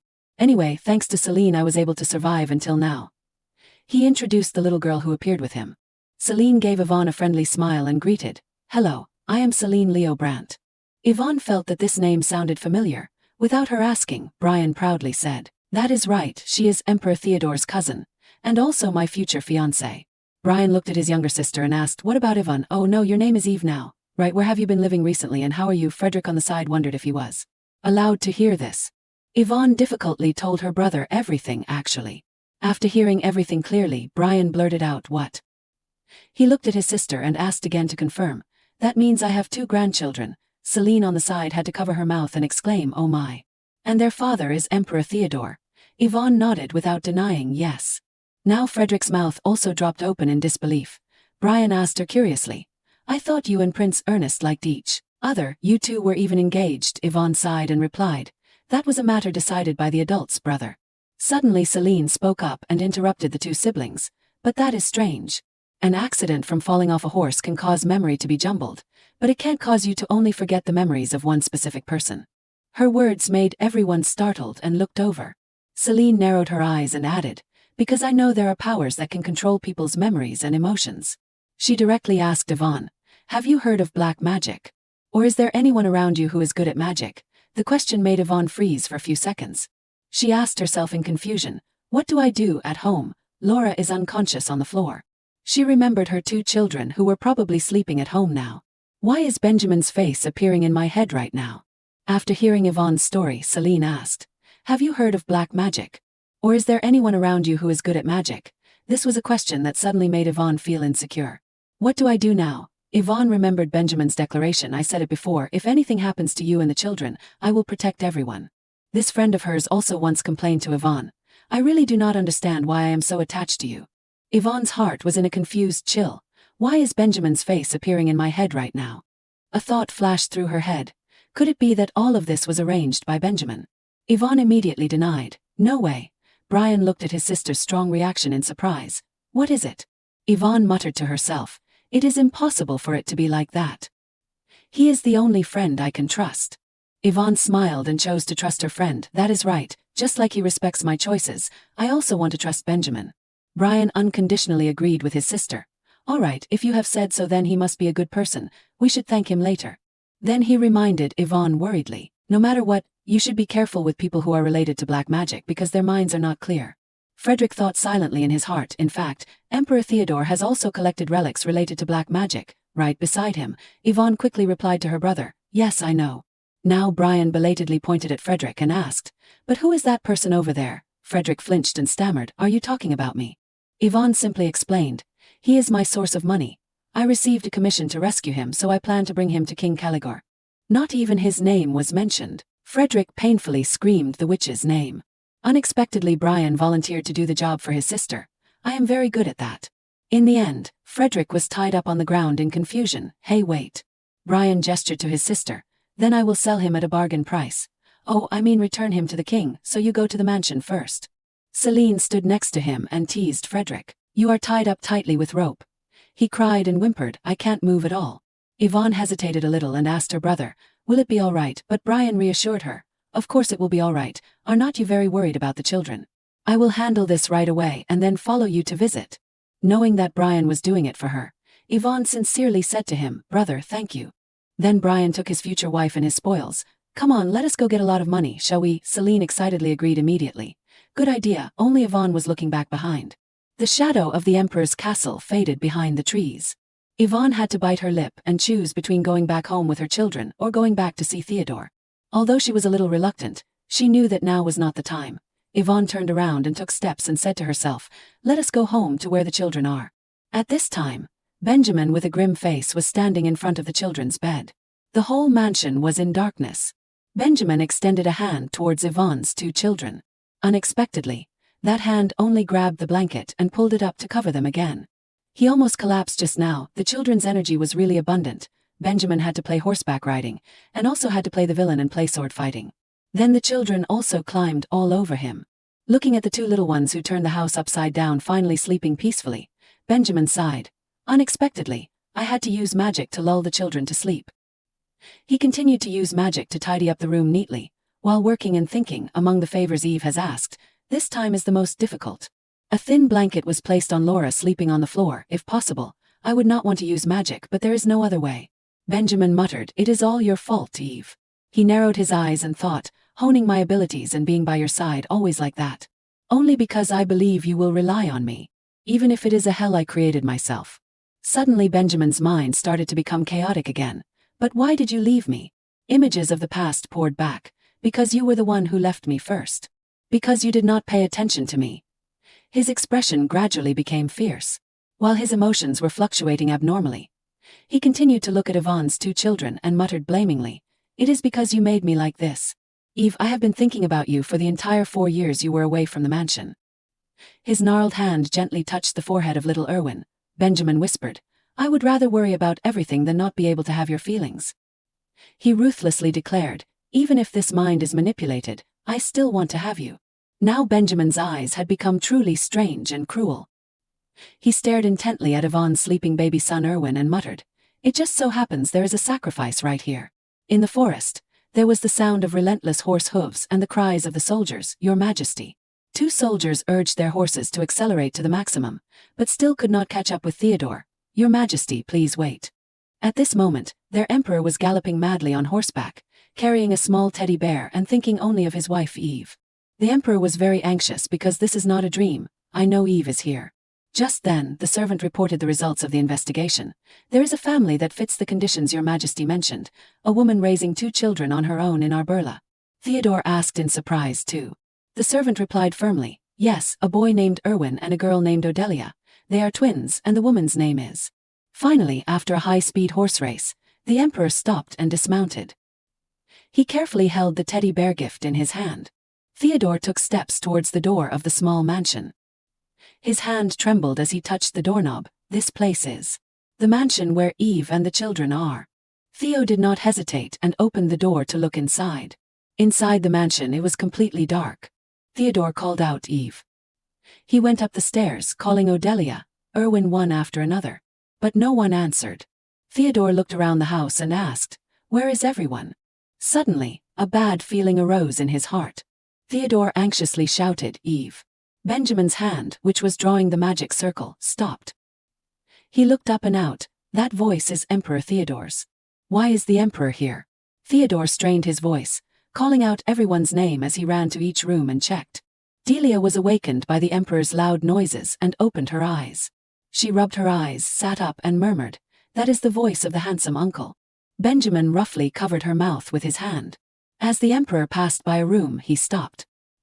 He noticed a girl lying face down asleep on the ground, so he turned her over to check. Theodore realized that it was not the person he was looking for. This is not Eve. Judging by the way she is dressed, is this the mansion's maid? The Emperor frowned, thinking, then the children might be nearby. After searching for a while, Theodore discovered the little girl tied up on the ground. Theodore, thinking something, rushed over to untie the girl and scolded, damn it, who dared to do this to you? Wait a moment, I will untie you right away. When the gag was removed, Delia cried and tried to gesture to him. "Uncle, be careful behind you." Unfortunately, it was too late. Theodore fell into a trap and was knocked down, bleeding. Delia witnessed everything. She cried and screamed, "Uncle, wake up." Benjamin slowly approached the young emperor who had collapsed on the floor. How does he know Delia's name? Benjamin's mind gradually became distorted. He murmured, "Could it be that she has been meeting the emperor all along? She said she would not meet the emperor anymore. Was it all a lie?" In the loud cries of a child, there were sounds of hurried footsteps. Eve rushed after the sound of mommy. She quickly arrived where they were. Yvonne, panting, asked the only adult standing in the room, "What exactly is going on?" Benjamin glanced at her with tears in his eyes. He said disappointedly, "Eve, I trusted you so much." A few minutes before, Yvonne said to Frederick, "Anyway, I think I have to go back to the capital again. I will go back then and want to confirm something. To confirm whether Theo has regained his memory or not, or why he is acting like that, saying hurtful things and wanting to curse me. Or am I going to cry and question him if he really loves me? But could it be?" Her legs suddenly swayed. Yvonne told herself, "Or he still does not love me. Is that what I want to ask?" Yvonne shook her head, dispelling the random thoughts in her head. "Don't think anymore. Even if that is the case, the difference this time is." When she arrived in front of the mansion, she noticed something strange. Yvonne looked at the uninvited guest in confusion. "What is the horse doing in front of my house? It is the first time I have seen it." After getting closer, Yvonne noticed, "Isn't this pattern from the royal family? Could it be that Theo has already chased after me?" Just then, a cry shattered the night. Yvonne immediately recognized it as Leah's. So Yvonne hurried into the house. During that time, she kept telling herself, "No, if anything happens to the children, I definitely won't be able to live." When she entered the room, the first thing Yvonne saw was Leah tied up and crying, calling for her mother. On the ground was Emperor Theodore with a bloodied head, unconscious. Yvonne told herself, "I won't let it go, no matter who it is." Then she looked at the only person holding a weapon in the room, who she least dared to think about. Yvonne tried to remain calm and asked, "What exactly is going on, Benjamin? What is this?" Benjamin's voice was like that of a madman. "Eve, I trusted you so much." He asked her back, "Why are we drifting further and further apart?" Yvonne was stunned by his question. She tried to find her voice and shouted, "What the hell are you talking about? Why is Leah tied up? Did you really attack Theo?" Ignoring his strange, tearful expression, Yvonne asked, "Where's Erwin? Where is he?" Yvonne looked at the friend she trusted, unable to understand, and asked, "Why did you do this?" Benjamin slowly moved and replied, "Why, isn't he the man who treated you cruelly?" He looked at Yvonne with a mocking expression and asked, "Since when did you two freely confide in each other? How the hell did you go and protect the man who abandoned you right after he lost his memory? So, taking away all the memories was not enough, huh?" Yvonne almost did not hear his last sentence. She asked back in shock, "What did you say?" Benjamin admitted it directly, "That is right, I did it." He confessed in a low voice, "I erased Emperor Theo's memory and poisoned your aunt and my father to death." He raised his bloodied hand, because they were despicable people who deserved to die. He had personally heard his aunt call, "What about Rudolph, the sacrifice needed for the resurrection ritual?" His father had replied, "Don't worry, Margaret, that is why I brought Yvonne Sanisha here." Benjamin had seen it with his own eyes, so there was no way to deny it. "My father and my aunt wanted to harm you and turn you into a sacrifice." After that, Yvonne herself had rejected him. "I am sorry, Benjamin. But I want to follow His Majesty. Even the Emperor seduced and stole you away. Benjamin was completely powerless and could not do anything. So I want to snatch you from his hands." Benjamin looked at Yvonne and said, "How dare he?" The negative emotions in Benjamin lost control and overflowed. Now he only knew to think about the uncast spell and erase all of Yvonne's memories to cover up the conspiracy, without any remorse. Yvonne's sword pointed directly at him. Yvonne warned in a cold voice, "Don't come near me." Tears fell as she tried to stay calm and said, "I am really disappointed, Benjamin. I thought you were my best friend." Benjamin intended to continue using words to manipulate Yvonne. Just then, a hand grabbed his ankle. Theo struggled to support himself on the ground and warned him, "You immediately get away from Eve for me." Even though he was injured in the head and not fully conscious, the Emperor still knew he had to protect his wife. "You bastard Benjamin Ferdinand." Yvonne was surprised to hear the Emperor protecting her. She blurted out his name, Theo. This only made Benjamin even more uncomfortable. He gritted his teeth and hissed the Emperor's name, Theodore Leone Albright. Then he violently kicked Theo's chin. At the same time, he used magic to tie Yvonne up. The sword in Yvonne's hand fell to the ground in a moment of carelessness. She struggled in vain. What are you doing? Let me go. Benjamin ignored Yvonne and said coldly to the person he had just assaulted, I should have killed you back then. Theo struggled to look up when he heard him say that. Benjamin snapped his fingers and conjured a large flame that engulfed the room. The fire quickly approached Leah, who was tied up and could only cry out, it is too hot. The cries startled Theodore and he turned around. First, the Emperor used his divine power to untie the little girl. Then he gently hugged Leah in his arms and comforted her. Come here to me. At this moment, Yvonne called out both of their names, causing Theo to turn around. Inside the fire, Benjamin controlled Yvonne and prepared to flee. Above all, the Emperor discovered the thing in Benjamin's hand. It was the black magic book. Benjamin looked at them and said, Eve is mine. You guys obediently die. Suddenly, Yvonne heard a noise downstairs. Emperor Theo also realized this sound. Could it be? A few minutes earlier, Brian urged Frederick, hurry up, what are you doing? Frederick replied helplessly, I am going, what else? Brian grumbled, at this rate, we will be old before we get the money. Frederick was indescribably miserable and could only curse in his heart, damn it. Suddenly, Celine pulled Brian back. What is wrong, Celine? She pointed in the opposite direction, brother, over there. Brian turned his head to look, what is it? Celine looked worriedly at the spots of fire in the night. It is burning. Isn't that the direction of Eve's house? But what Brian discovered was even more terrifying. Celine also pointed to the dark shadows flying in the sky. What the hell is that?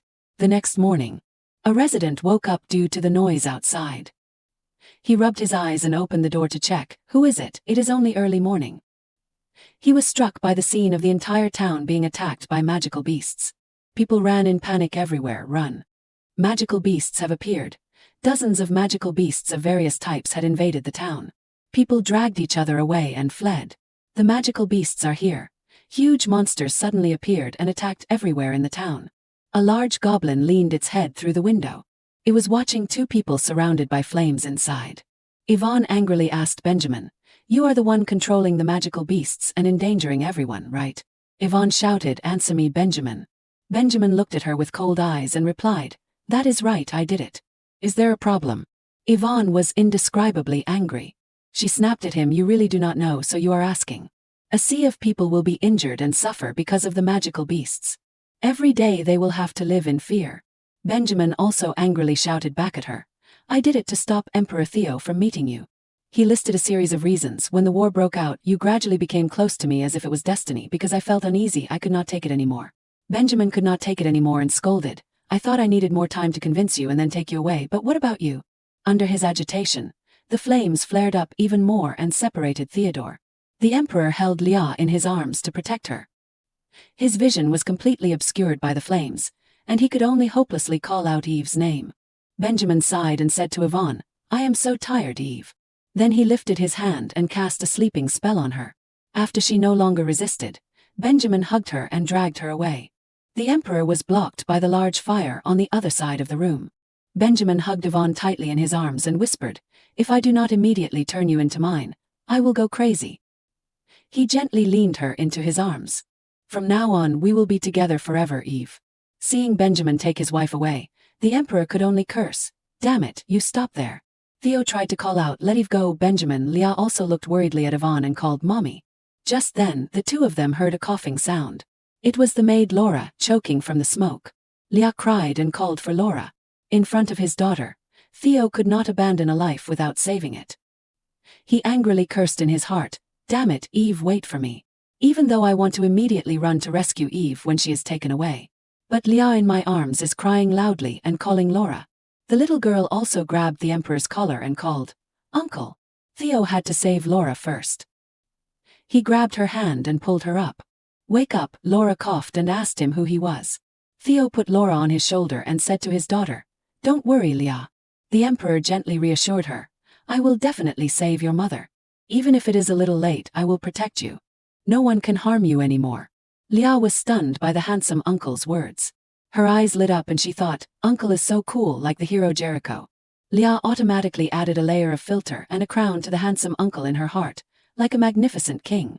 At this moment, Theodore was only worried about the monsters outside so he could escape safely. Leah trusted him completely and grabbed the hem of the Emperor's clothes. She leaned her head against Theodore's chest and thought, that is great. I wish he would become Leah's father. At this moment, Yvonne's body seemed to sink into darkness. The only thought in her head was how were her two children doing. Yvonne was sinking deeper and deeper into vagueness.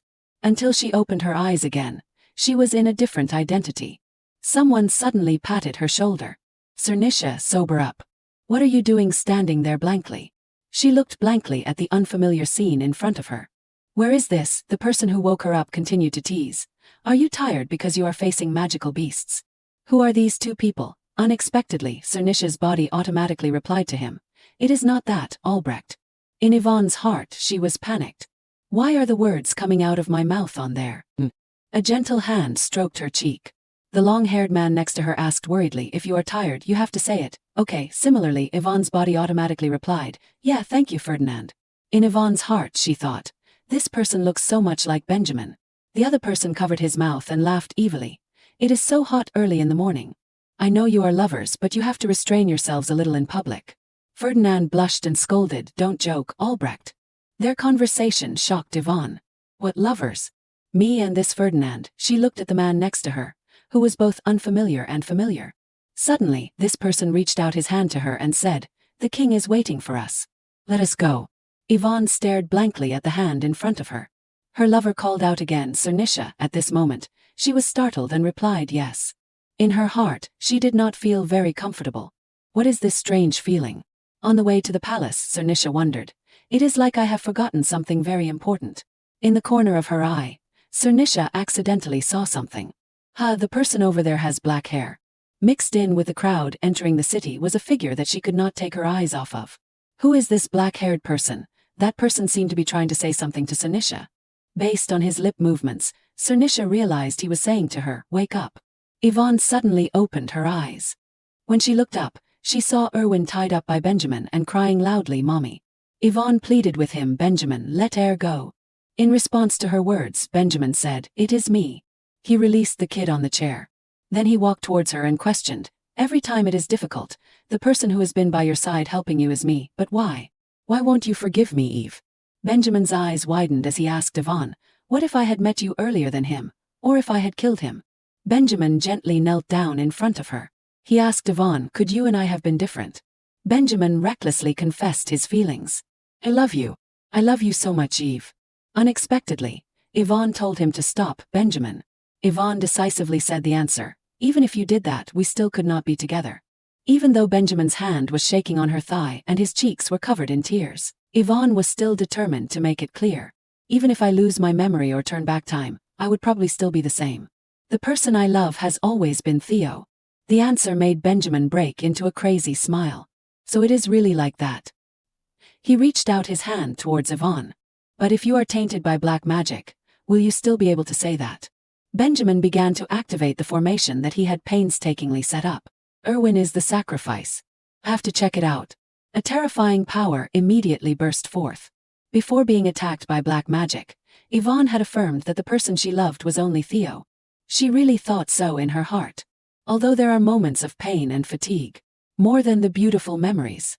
But my choice will still not change. Yvonne used mouth gestures to reassure her son on the opposite side. "It is okay, son. So it is really like that." Benjamin angrily squeezed her knee. He frantically activated the formation and said, "But if you are tainted by black magic, will you still be able to say that?" Benjamin ruthlessly attacked her. "I have to check it right away." Evil energies began to surge and engulf Yvonne. Back in the town, the Emperor's sword was stained red with blood. A large snake-shaped monster had been cut in half by the Emperor. "Is everything taken care of?" Theodore wiped the blood on his face and blamed himself. "Damn it, I spent too much time dealing with the magical beasts. Where did he take Eve? I have to find her quickly." At this moment, Theo looked towards his daughter, who was next to the maid nearby. The little girl was very worried because Laura was still unconscious. Theo approached and checked. It seems she inhaled smoke. He immediately used his divine power to heal her. Laura transitioned from an unconscious state to sleeping soundly. Theo nodded to inform her, "She is okay now." Leah looked at him with admiration. "Uncle is like a magician." Leah also wants to learn magic. In his heart he thought, this is not magic, it is holy power. But out loud, he still followed his daughter's words and said, "If you want, I will teach you everything." Now the Emperor finally had time to check on his daughter. "Leah, are you injured anywhere?" Lia honestly replied, I am not. Theodore stroked her head and praised, you are very good. Were you very scared? As soon as he mentioned it, the little girl burst into tears again. What about Mommy and Erwin? Lia sobbed and said, maybe they are very worried about Lia. At this moment, the emperor began to consider, taking Lia along is not safe. She could be taken hostage again, or what if she gets seriously injured this time? But this place is filled with dark magic energy that makes me suffocate. It is difficult even if Lia goes alone. Suddenly the emperor discovered something. Wait, come to think of it, how can Lia be so calm? She had stopped crying and was no longer panicking. As expected, Lia grabbed the emperor's clothes and pointed in one direction and said, Uncle, save Mom and Heir, they are screaming. The emperor could not believe it. What could it be? Lia tried to plead with him, Uncle, please save them. She looked at Theodore with puppy eyes and begged, please save Mom and Heir. Theo immediately asked, do you know where Heir is? Lia boldly nodded. The emperor began to rethink his plan. If Lia is put in danger again, Eve will be angry with me, but now is not the time to consider. He picked her up and said, thank you Lia, please lead me to where Eve and Heir are. In the city, Brian was desperately swinging his sword. A monster was violently torn apart by him. Brian scolded loudly, damn it, no matter how much I chop, they never end. Where did these magical beasts come from anyway? After saying that, he angrily called out to Frederick not to hide anymore. Come out and fight. While talking, he lost his guard. The female mage next to him shouted in panic, Brian, be careful. A large mouth full of sharp teeth viciously snapped at Brian. Just then, a sword slashed at the monster's head. When Brian opened his eyes, he realized he was still intact. Theodore stepped on the monster, appearing before their eyes. You are alive, Sir Brian, Theodore thought to himself, seeing the silver hair from afar. I thought it was Eve. Brian surprisingly called out, Emperor Theodore. The soldiers behind them rushed to the scene. Your Majesty, wait for us, Theodore grumbled. You are called the Royal Knights, but you are so slow. These guys, before he could say anything more, Lia peeked out from behind him. She blinked curiously, looking at Theodore. Under his daughter's gaze, the emperor stiffened and placed his hand on the soldier's shoulder. The man was so scared he paled. I am sorry, Your Majesty, I deserve to die. Unexpectedly, the emperor smiled politely at him and said, Sir Lyndon, you have worked hard, but saving people is the top priority right now, so please try a little harder. Lyndon hesitated and replied, yes, wondering in his heart, what is going on, is this déjà vu? Before the man could run away, Theodore managed to say something to stop him. Hey, Sir Brian. Theodore changed his tone. Oh, I mean Brother Brian. Brian snapped. What are you saying, Your Majesty? I have heard everything from Eve. I absolutely do not acknowledge someone like you. The emperor interrupted him. It has been a long time. Are not you going to look at your niece? Brian asked in confusion. Niece. The little girl in Theodore's arms shyly raised her hand. I am Lia. Brian's heart melted. So cute, so you are Eve's daughter. Mentioning this, Brian remembered the main thing he said to the emperor. It seems Eve's mansion is on fire, so I was very worried. Where is Eve then? What about Erwin? Little Lia pointed forward and said, we have to go a little further to get there. Brian looked at the little girl and asked, weren't you with Eve? The emperor briefly explained to him that Benjamin had taken her away. And Erwin too. It seems he kidnapped them to use as sacrifices for the dark magic beast. The news shocked the entire night squad. Oh my God, is that Benjamin? Is that the Ferdinand family head? Brian mumbled to himself, Eve and Erwin have been kidnapped. He frowned angrily and said, I won't let this go, how dare he? Emperor Theodore also declared to everyone, the crime of using dark magic is considered an imperial crime, but I do not have enough authority to arrest the head of one of the three great families. So I want to ask for your help, Brian Sanisha. Brian agreed immediately without needing to know anything. Just say it, Your Majesty, for Eve I will do anything. Theodore nodded in satisfaction. The first step of the plan was complete. Inside the dark room, Benjamin called out her name himself, Eve. Erwin had long been unconscious in the chair. Yvonne's whole body was completely lifeless. She sat there blankly like a doll. Benjamin whispered, finally. He gently raised her face with his hand. Benjamin hugged Yvonne. Finally, you belong to me. He stroked her hair and asked, how do you feel? Eve, say something to me. The girl in his arms suddenly moved. Unexpectedly, she violently pushed Benjamin away. His face looked in disbelief at his Eve. It can be seen that Eve extremely resisted intimate contact with him. Even though her eyes were blurred, she still called out the name of the person she loved, Theodore. Someone's hands reached out and pushed someone else down. Brian was pushed to the ground by someone. He was bewildered, confused. A stranger stood before Brian's eyes. He recognized her and gasped, Eve. And that person was none other than Eve, looking cold, cool, and powerful. Eve said calmly and seriously, Theo. He was still shocked, scared. How could it be that name? With that, Brian bowed down at Eve's feet. He shouted loudly, "The person standing in front of you is me, Eve." In a certain garden, the voice of a little girl rang out, "Uncle, Mom is nearby." A man carried the little girl on his back.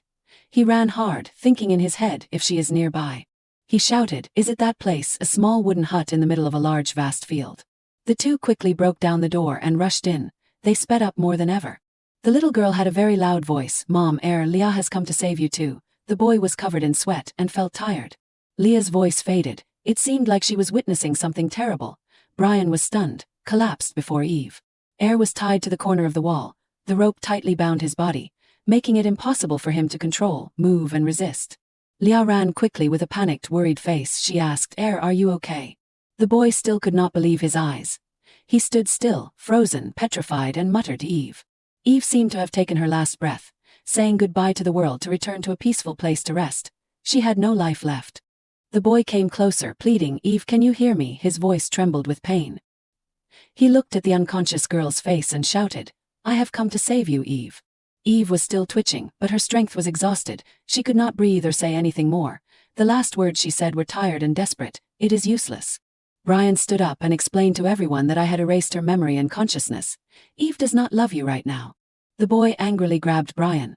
He cursed at the other party. "Do not mess with me." That decisive and strong action showed his utter resentment. He continued to attack violently. "What the hell did you do to Eve?" "Over here." Leah was untying however, we still have not seen wake up. The two faced each other closely. One was crazy inside. The other was nonchalant, ignoring everything. "Quickly bring her back to normal," Brian replied. "Do it some other way." The boy was so annoyed that veins popped out on his face. "There is no way. The dark magic can be broken." How did Emperor Theodore break the dark magic before? Leah sadly went to the two men. She gently asked, "Mom, can't she come back?" They stopped arguing and looked at the little girl. Leah teared up. Maybe those were tears of pity, pain, and longing when her mother could not return. Her voice was small, but her love for her mother was great. "Mom, that call made us feel sympathetic and touched."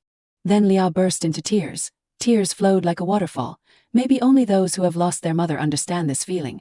No words can describe it. Each tear fell to the floor.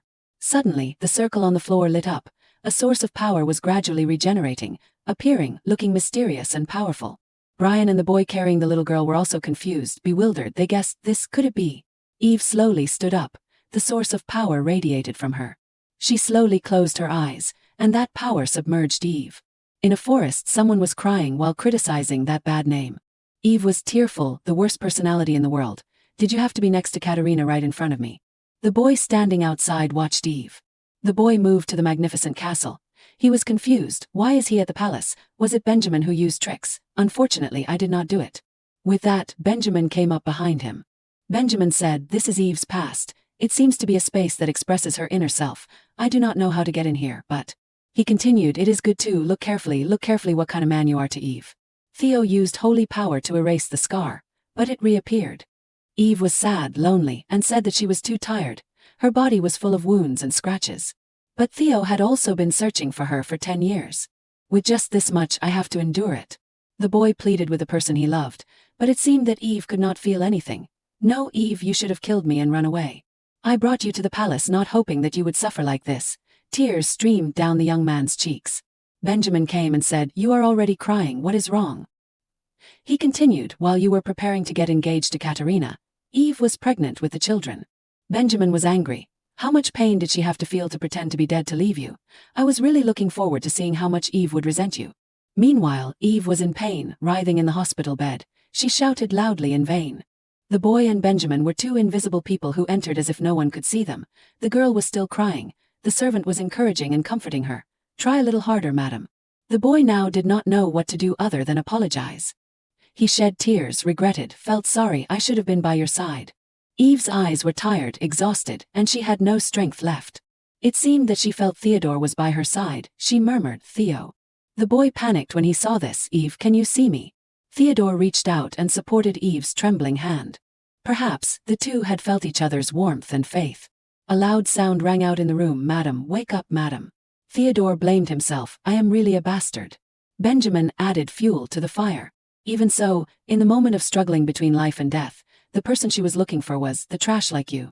That sentence awakened the ignorant soul, awakened Theodore's conscience. Benjamin continued, if I am a necessary existence for Eve. I thought that one day Eve would look at me. What Eve always wanted. Theodore is not the person she needs but the person she loves. Theodore hugged Eve tightly, comforted her, said loving words, do not worry.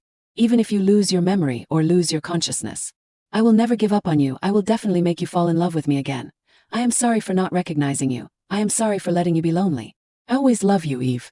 Suddenly, Eve woke up and called, Theo. She hesitated, her cheeks were rosy, her eyes were bright. This is the real Theo. The boy was always saying, I am sorry for not recognizing you. I am sorry for letting you be lonely. A sentence that seemed would not be heard again. I always love you, Eve. Hearing that, tears flowed down her face with emotion. That sentence told me that this endless nightmare had ended. The two hugged each other tightly. The dark magic had been resolved. We did not have time to stabilize our emotions, because the nightly order following Theo quickly handled the matter. Benjamin obediently submitted to being tied up like someone giving up everything. Everyone said that even when he returned to the Albrecht Empire, his punishment would be decided through trial. Eve looked at Benjamin for a long time. It seemed that she was thinking about something very important. In a moment she turned her face away. She felt, thankfully the children were safe and unharmed. Meanwhile Leah and Er were crying, running and calling Mom. That moment moved me. Eve thought to herself, I was worried that this series of events would leave terrible memories for the children. But they hugged her. Mom, where is this, Mom? Are you okay now? From here I can see the love and filial piety of the two children for her, Eve replied. Mom is okay, do not worry, you were scared, right? Leah replied, yes, a little. Er was happy. I'm not scared at all. Leah also competed, I'm not scared either. Eve was more at ease, thankfully. The little ones are fine now. I do not know who they take after to be so strong. Leah teased, Er is timid, the innocent girl replied. Er is not timid. Eve stroked her two daughters' heads. There are still many problems I have to solve, but... Eve said to her children, first put this on. Suddenly, Theodore stepped forward. Leah was startled, Uncle. The truth that the Emperor has an illegitimate child being exposed here will not be good. Moreover, this incident will probably make everyone have a negative view of dark magic. How will I protect Leah in the future? Theodore touched Eve's head. She was surprised, bewildered. Theo gently said, he cares about her. Do not worry too much how to do it in the future. I will arrange a place for us to talk about this. For now you can just relax with the children, Eve replied. Er asked in confusion, who is that? Theo continued, after handling the scene, we will go to Caligor City. The kids were happy, Uncle Brian. Oh, so you are Erwin. Eve was calm, thinking for a long time, not paying attention to everything around her. Her eyes were sad. Probably she was not in a good mood right now. It was dark, and the castle had also turned off all the lights to rest after a long day. Everyone was getting ready to go to bed. Laura happily said, I think Emperor Theodore is a very emotional person. Eve was bewildered, not understanding what she was saying. Many days had passed since the kidnapping incident, but the Emperor still stayed in Caligor City. He was very concerned about the meals as well as the treatment for the young lady. Laura and Eve were playing. It seems he is not as scary as rumored, right? Unexpectedly, I heard someone say that Theo is a good person. I really did not know anything in the past. Everyone was hesitant with embarrassed faces. After knowing Theo's true appearance, I had a similar reaction to others. His personality is really bad. Only when dating the madam, I am sure he is a flirtatious person. I did not expect you two to have such a relationship. Eve was stiff, embarrassed. Laura had finished doing Eve's hair. The servant praised her beauty. Eve looked like a real princess, with her blue eyes and long hair. Eve felt very happy. Thank you, Laura, for helping me, believing in me, a person with an unknown identity, and protecting the children. Laura replied, I am just doing what I should be doing. Eve encouraged, you have worked hard. Hey, you have been so dedicated to making me up. What will I do if you cry? Laura was happy. Even so, I heard Madam's thoughts. I feel very happy. It has been a long time since you had time to be happy with your husband tonight. Please be honest with your heart. Suddenly there was a knock on the door outside. The sound rang out, Sir Eve Rowellin. Emperor Theodore is waiting for you. Hearing that, she felt more anxious, nervous, and a little worried.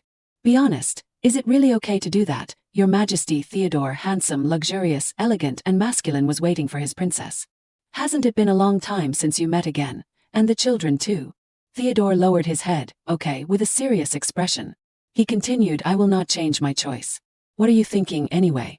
You sent your soldiers to search the continent when you heard the news of Eve's death. Could it be that you have changed your mind? Tap, tap, the sound came from Eve's room. The man was waiting. Sir Eve Rowellin has arrived. Perhaps Theodore was surprised and mesmerized by her beauty. Eve was surprised, Sir Lyndon. Lyndon politely greeted, long time no see, Sir Eve. No, now I have to call you Miss Eve. You can call me whatever you want. Lyndon was happy. This person is getting more and more beautiful. Suddenly, they turned to find Theodore. Lyndon was dissatisfied with Theo's indifferent actions. Theo came to the table and said, "You sit here, Eve." Lyndon ran out. "Sorry, goodbye, I wish you two a good time." Eve thought, what is it, if it was in the past he would. "You dare to covet Eve, do you want to die, Lyndon?" Or, "Eve, I thought you were an angel descended from heaven," was that reaction. Theodore poured tea into the cup. The warmth of the tea covered the luxurious party. The two were silent with each other. Theo took a sip of warm tea. He sighed and said, "All this time." Eve was confused. He was embarrassed. "No, it is nothing." "Are you comfortable living in the city? Are the children still doing well?" Eve replied. "Uncle Brian is taking care of the children. I do not know if they get along too well. But the nephews and uncles play so happily that they just roll over and fall asleep at night." The image of Brian and the children looked like a father and good children.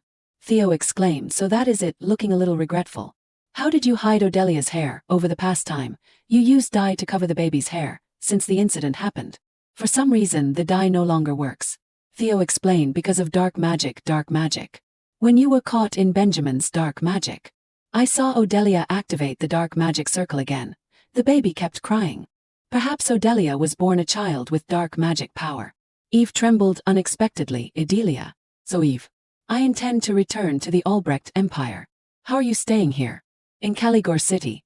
Laura happily thought, "I bet the mistress and the emperor are having a good time together right now.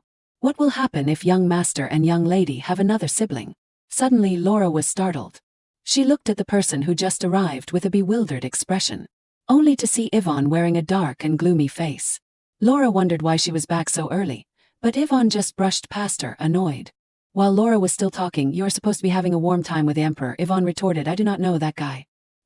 He insisted on going to Albrecht alone. I can't believe it." Laura did not know what to do with her mistress acting like that. She just wanted to know what on earth had happened. A few days later at the Albrecht Imperial Palace, a loud voice shouted, "No, why would you say something like that? You are really leaving Sir Eve and your children in Caligore," Theodore replied. "Armin, you are being too loud." Armin protested. "When Sir Eve went missing, you searched the entire continent, but now what? You finally found Sir Eve, but you are acting like this. Why? Why am I so miserable?" Lyndon, seeing Armin's outburst, tried to calm him down. But Armin continued to criticize Theodore. "At least you should have poured out your heart before leaving." Theodore had actually intended to, but he said that he would return to the Albrecht Empire first. Then he hesitated and asked Yvonne, "Can you stay here? 'Cause I think this is the best way. Even though I am ruling as an emperor in Ernest City, there are still opposing forces. If the children are known as Theodore's illegitimate children and come to the city, I do not know what will happen." Theodore believed that he could not call it a city until these forces were completely eliminated. And he thought that because Leah had to become a perfect holy monarch, Theodore needed time for the prejudice against black hair to disappear. But when he said he was going alone, Yvonne suddenly asked, "Is that all?" Theodore grew bewildered. Then Yvonne said disappointedly, "So, to you we are only worth this much." Theodore hurriedly wanted to hold Yvonne's hand, but she shook his hand off and scolded, "Don't touch me." It was his shortcomings that made Yvonne angry. However, Theodore found her angry appearance adorable, like a fierce cat. Lyndon then spoke up, "If your majesty explains the truth, Sir Eve will definitely understand." "I know, because Eve is a strong and intelligent woman. Clearly, having her by my side will give me strength," Theodore said. "But I want to handle this myself. Although I can't be by her side when she is tired, from now on, I will become a reliable husband, and I want to become someone she can be proud of." Lyndon was very touched by these words. Just then, someone came to find Theodore. Both Armin and Lyndon were very surprised when they saw that blonde hair. And Theodore began to look cold. The person who appeared was Ernest. "Brother, I heard that you have returned safely, so I came to visit you. But I do not see Eve." Theodore asked, "What do you want with Eve?" "Eve won't come here. She will stay in Caligore and live a peaceful life," Theodore said silently in his heart, "until I drive 4 bastards like you out of this city." Ernest suddenly froze. Then he suddenly burst out laughing. And even laughed loudly. This attitude made Theodore confused. Only then did Ernest say, "How rude of me. But Yvonne will definitely come in the near future, because it is an order." On Yvonne's side, "How long are you going to sulk?" Hearing that, Yvonne retorted, "Sulk, I am not." Brian, who was holding Erwin, replied, "Oh, you are not. You are sulking because you could not go to the Empire together, right? If you are so angry, why do not you hit that guy on the back of the head?" Yvonne suddenly asked, "Am I the only one who has been looking forward to this? The misunderstandings of the past have been resolved, and it is the first time the whole family has been together, so I thought there would only be happiness from now on. But that guy did not even ask if the children are doing well, how much I have." suffered during this time. So, it turns out that me and the children are not that important. This made Yvonne extremely disappointed. But Brian spoke up, that is not true. Yvonne immediately wondered, what do you mean? Then he explained, actually before leaving that kid came to find me. He asked me to take care of Eve and the children. Theodore entrusted Brian with this. I will definitely come back to pick her and our 2 children. Until then, I ask for your help. I will create a safe environment for the children, and so that everyone can live happily. Hearing that was enough to make Yvonne's ears turn bright red. She could not believe it and asked again, really? Brian replied nonchalantly, I do not know how long it will take. Benjamin was arrested, and the position of high-ranking nobleman is vacant. Even if he is the emperor, it will take a long time to calm the chaos alone. How can that be? Yvonne did not want to believe it. Brian just smiled lightly and said, this brother has a good idea here, do you want to hear it? On the side of the imperial palace, the servants were gossiping when they saw Prince Ernest. They were very surprised to see him here. That arrogant demeanor in the imperial palace, it is like going back to the old days. The maid agreed, that is right. After Sir Theo became emperor, the prince lived in the shadows, quietly. But now it is like he has become a different person. Someone questioned, could it be that His Highness is possessed by a demon? Now that you mention it, it is true. Before the emperor returned, someone saw His Highness muttering to himself in the imperial palace's warehouse. That time, Ernest said, someone get out, damn it, you still retain consciousness. This speculation frightened the 3 maids, so they reassured themselves, it must be just our imagination. They decided not to talk nonsense anymore and went back to work. Little did they know that someone was standing behind the wall. It was Armin who had heard everything. At night, Armin reported the rumors that were being spread to Theodore. He pondered, a demon, huh? That is worrisome. Can a person's temperament change so quickly?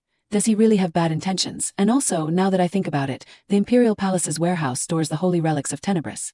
Theodore thought, could it be? He immediately told Lyndon to investigate Ernest's actions during his absence from the Imperial Palace, who he met, where he went, find out everything in detail. Lyndon quickly obeyed, and Armin was to investigate the list of holy relics in the Imperial Palace's warehouse. If anything disappears, report it immediately. He hoped it was just his imagination. At this time, the 2 children were playing happily in the carriage. They excitedly told Yvonne about the scenery outside, making her nostalgic. It has been 4 years, huh? To be able to return to my hometown like this. Brian was now busy watching over the 2 children. Yvonne suddenly asked, Brother Brian, are you really okay? Why are you being so timid? You even dared to hit the emperor's nape, right? Yvonne was speechless. Brian spoke up, what is important is your feelings. As long as you are okay. But Yvonne started to worry again, can I really do it? The suggestion that Brian made that day was. She remembered a few days ago, when she asked Brian, what is the good idea? He had said, you should become the head of the Senisha family. Yvonne had never thought of this idea. Yvonne asked Brian in confusion, how could I? But he said nonchalantly, Cernica has been restored already. No, it should be said that it is about to be completed. Actually, when you were captured by Benjamin, Emperor Theo asked me. Theodore had once told Brian, although the crime of black magic is a national crime, I do not have a good reason to arrest the head of one of the 3 great families. So I have something to ask of you. At that time, Brian said confidently to Theodore, please tell me whatever it is, I will do everything for Eve. Unexpectedly, Theodore told Brian, you must become the head of the Senisha family. Even Yvonne did not think Theodore would have said that. Brian explained, to be exact, he asked me to become an assistant to the family head, until Erwin is old enough to become the family head. Brian wondered, Erwin has awakened his sword aura, right? His abilities are very different. Even if I do not take on the assistant family head position. But with your outstanding sword aura ability, are not you the most qualified person to become the family head? That made Yvonne hesitate. Back in the present, Erwin wondered, where are we going? Do we have to sleep in an inn today? Brian chuckled and said, my adorable nephew, you are back in your hometown. Why would I let you sleep on the streets? We are going home. Yvonne was also curious about what Brian was referring to. Then he said, we are going to our real home. The 2 children got out of the carriage. Yvonne was very surprised when she saw the house in front of her. It was clearly burned down. Suddenly, Yvonne remembered when she was little, she used to call out, Grandpa, I can control my sword aura now. Everyone was happy for Yvonne at that time. All of this made her heartbroken as she asked Brian, how did it become like this? Brian replied, even if it is burned down by fire, the old mansion of the Senisha family can't be destroyed. Someone spent a large sum of money to repair and restore it. I was worried about when I would be able to buy back this mansion. Just in time, I had a very handy bag of money. I even cleaned out the king of Caligor's underwear. Yvonne immediately said, even so, is not that going too far? Brian quickly retorted, saving people is saving people. Do you know how much I struggled to protect the people of Caligor from the monsters? And above all, this is a place full of our memories. It took a little time, but I wanted to return to this mansion someday. Of course, Emperor Theo paid a huge amount of money to restore the mansion, and the manager recognized Brian as a Senisha and gave it to him at a bargain price. He decided to keep the remaining money as a reserve fund. However, Brian did not tell Yvonne these things. She was now staring blankly at the mansion. Just then Brian called out, Eve, let us go in. Into our house. Yvonne smiled happily and replied, I am home. Then she happily led the two children inside. Night fell. Brian and Celine also returned to their own rooms. And Yvonne was sleeping with the children. She fell into a dream. In the darkness, there was a voice, you have returned after thousands of years. Yvonne looked around anxiously. When she turned her face, someone said, I have finally found you. My Senisha. In the dream, Tenebris hugged Yvonne tightly. I have finally found you, my Senisha. Yvonne heard these words. From that man, Tenebris. He kept calling her Senisha, making Yvonne curious and turning back, only to see Albert and Ferdinand. Albert looked in that direction and said, what is it? It is just darkness. What a mood killer. The person wearing the cloak also hurriedly turned away. Ferdinand then asked Yvonne caringly, where does it hurt? She immediately said, it is nothing. Albert said, that is good then. He still can't control his power.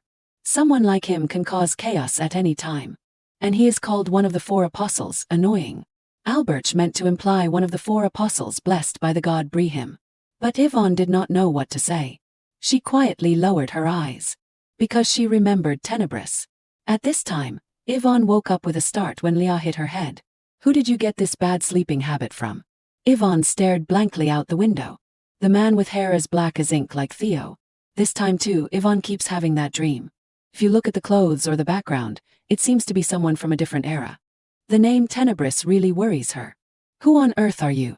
On the other side, Armin's mood was extremely bad. When will I get a good night's sleep? Armin could not remember anymore. He blamed it all on His Majesty the Emperor. I am already busy to death, and he is giving me more work to do, working on administrative matters during the day and surveying relics at night. Seriously, should I go back to my hometown after this is done? Thinking this, Armin opened the door to report, Your Majesty, I brought the documents you asked for. But what caught Armin's eye was the room piled high with papers.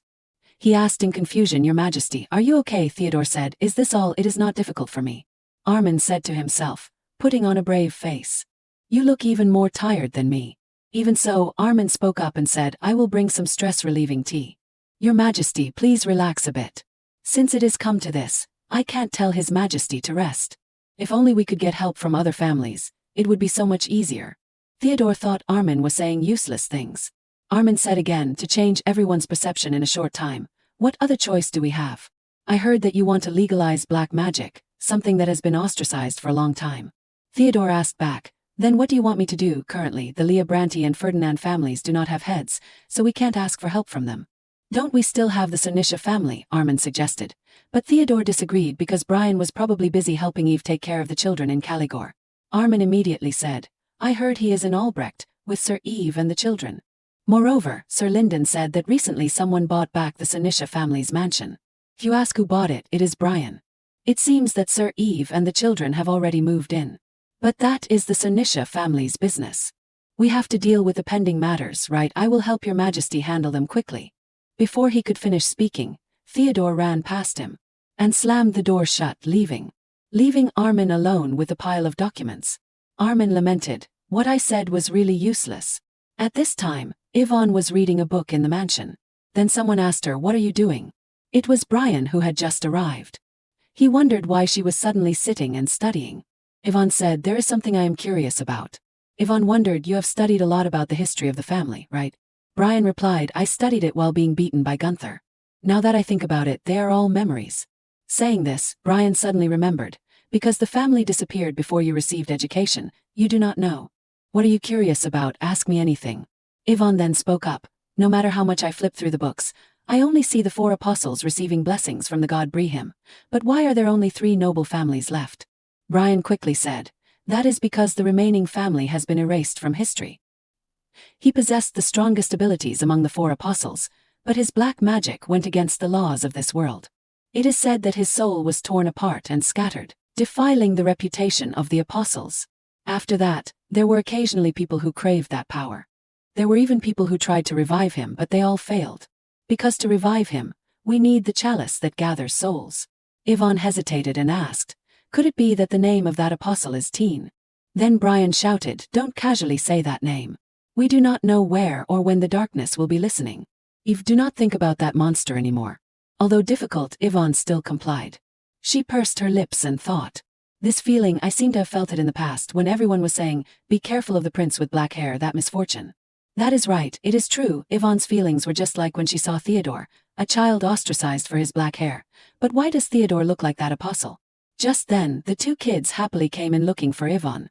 They looked at each other happily and said, Uncle is here. Meanwhile, outside, Theodore was tidying himself up. He even had people bring countless gifts to Yvonne. The moment he saw her, he smiled happily. Yvonne was confused, wondering what all this was about.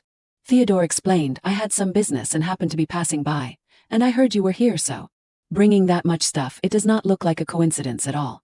Leah had already started opening the gifts. The little girl was super excited when she saw the Jericho stuffed animal. Theodore glanced over and remembered that it was the one Leah had lent him before, and said, I am better now, so I brought it back to you. Leah then asked, so you do not cry anymore. The 2 Cernisha siblings were surprised to hear that Theodore had cried. At this moment he was gently saying to Leah, thank you for lending me this precious stuffed animal. Being patted on the head made Leah feel very warm. She suddenly grabbed the corner of Theodore's shirt and asked, can you be Leah's dad? Theodore was immediately surprised. He hesitated and asked Leah, say that again. Brian hesitated slightly and looked towards Yvonne. At this moment she suddenly called out, Theo, let us talk privately for a moment. At the royal palace. Amidst the messy books and documents. Armin muttered, it is not here either. The holy relic of Tenebris. It is nowhere to be found. Because he had reviewed the documents that His Majesty had collected, Armin understood. The incidents that have occurred in the Empire recently are all related to black magic. No matter how bad the situation is, Armin suspected, could the recent attack by magical beasts, the traces as if black magic had been used. If everything is foreshadowing the resurrection of Tenebris, Armin feared and speculated. Not only the Albrecht Empire but the entire continent would be plunged into darkness. Armin was determined not to let this happen. He had to quickly let His Majesty know the truth. Suddenly, Armin remembered what Theodore had told him and Lyndon before. The request that Theodore had made to him and Lyndon. Could it be that His Majesty already knew everything? How could that be, Armin wondered. Unexpectedly, a wisp of black gas appeared and sealed Armin's mouth. It was done by Ernest when he discovered Armin. He told Armin not to interfere. Until Cernisha falls into my hands, no one is allowed to interfere. At this time, Theodore and Yvonne were alone together. She was flustered and said, what are you doing all of a sudden? I told you we were going to talk. But Theodore seemed to be in pain. Yvonne worriedly asked, what is wrong? Where does it hurt? She reached out to touch Theodore. But he dodged and said, it is nothing. It has been a while since I have seen you. I have been having trouble sleeping, that is all. You know what kind of person I am. Suddenly, Yvonne reached out and grabbed both sides of Theodore's face. She disagreed. What do you mean nothing? Your face does not say that at all. The dark circles under your eyes are quite bad, and you seem to have lost a little weight. Aren't you overworking again? Yvonne reproached. But Theodore only felt extremely warm. He thought to himself, right now, I want to be in Eve's arms. Like before, I want to be embraced in her warm arms and act spoiled with her. I want to whisper words of love and tease her ears. However, Theodore clenched his hands, feeling inferior. Do I have the right to do that? To Eve, who I hurt and who has gone through so many hardships. Just then, Yvonne spoke up and said, it is a bit late, but thank you for saving me from Benjamin. The gifts for the children, thank you. They were really happy. But Theo, what is the reason you came here? Do you want to start over with me? Yvonne gently took Theodore's hand. When Leah called you dad, what were your feelings? She teared up and expressed, I imagine a future where the 4 of us can live happily. But at the same time, I also think about how it could fall apart at any moment like a short dream. These words completely shocked Theodore. He stammered, no Eve, I absolutely. Suddenly, Theodore noticed that Yvonne was crying. She even asked him, how can I be sure? Yvonne was afraid. The anxiety in her heart was so great that she could not get close to Theodore. She thought in fear, what if Theo forgets me again? What will I and the children do then? Can I handle that again? Answer me, Theo, Yvonne said. Suddenly Theodore said, I love you. He emphasized again, I love you, Eve. Is that all? She asked, confused. I am being serious. Don't use that sentence to gloss over this, whether it is an excuse or an apology. Theodore suddenly asked, is that so important? Then, without saying a word, he knelt down in front of Yvonne. She asked in surprise, what are you doing? Theodore said, for you I can do anything, Eve. But what good are all these things? The days I made you suffer do not disappear. What is the point of just empty apologies? I do not think just a few words can erase all my sins. Mistakes made must be paid for. If you tell me to die, I will. But is that really what you want? Yvonne did not expect Theodore to say such words. She gritted her teeth and yelled, you stubborn fool. Get out of my house immediately. Brian outside could also hear this scolding. He clicked his tongue. Husband and wife fighting is really intense. I knew there would be a time like this. Suddenly, there was a sound of breaking. Brian hurriedly ran to the children, only to find a very confusing situation. Both children had teary eyes. Brian was quite surprised because the two never argued before. Why now? Erwin accused Leah of suddenly pushing him down. Is that true, Leah? Brian asked in surprise. The little girl replied, but said the Jericho stuffed animal was weird before. It is a precious stuffed animal I received from Uncle. Brian was wondering what was weird about it when suddenly someone rushed to find His Majesty. Theodore came out and saw someone running up and saying that something big had happened. Yvonne had just seen the two little ones crying. Erwin saw his mother and ran to her crying. Theodore was listening to the person reporting about Armin. He was shocked and could not believe his ears. Then Yvonne asked, what is wrong? Did something big happen? Facing those two pitiful faces, Theodore did not know what to do. He had to turn his head in another direction. Then said, I will be back later. He told the guard, we are going back to the royal palace, leaving only the three of them watching him leave. Leah confusedly called out, Theodore. She tightly clutched the teddy bear in her hand. Night had fallen.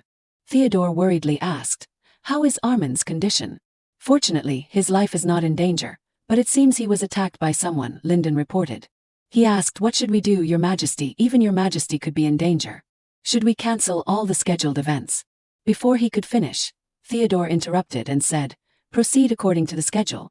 For the sake of the children, he had to eliminate this seed of unease as soon as possible, even if the royal palace had to be stained again. Theodore decided not to lay down his sword.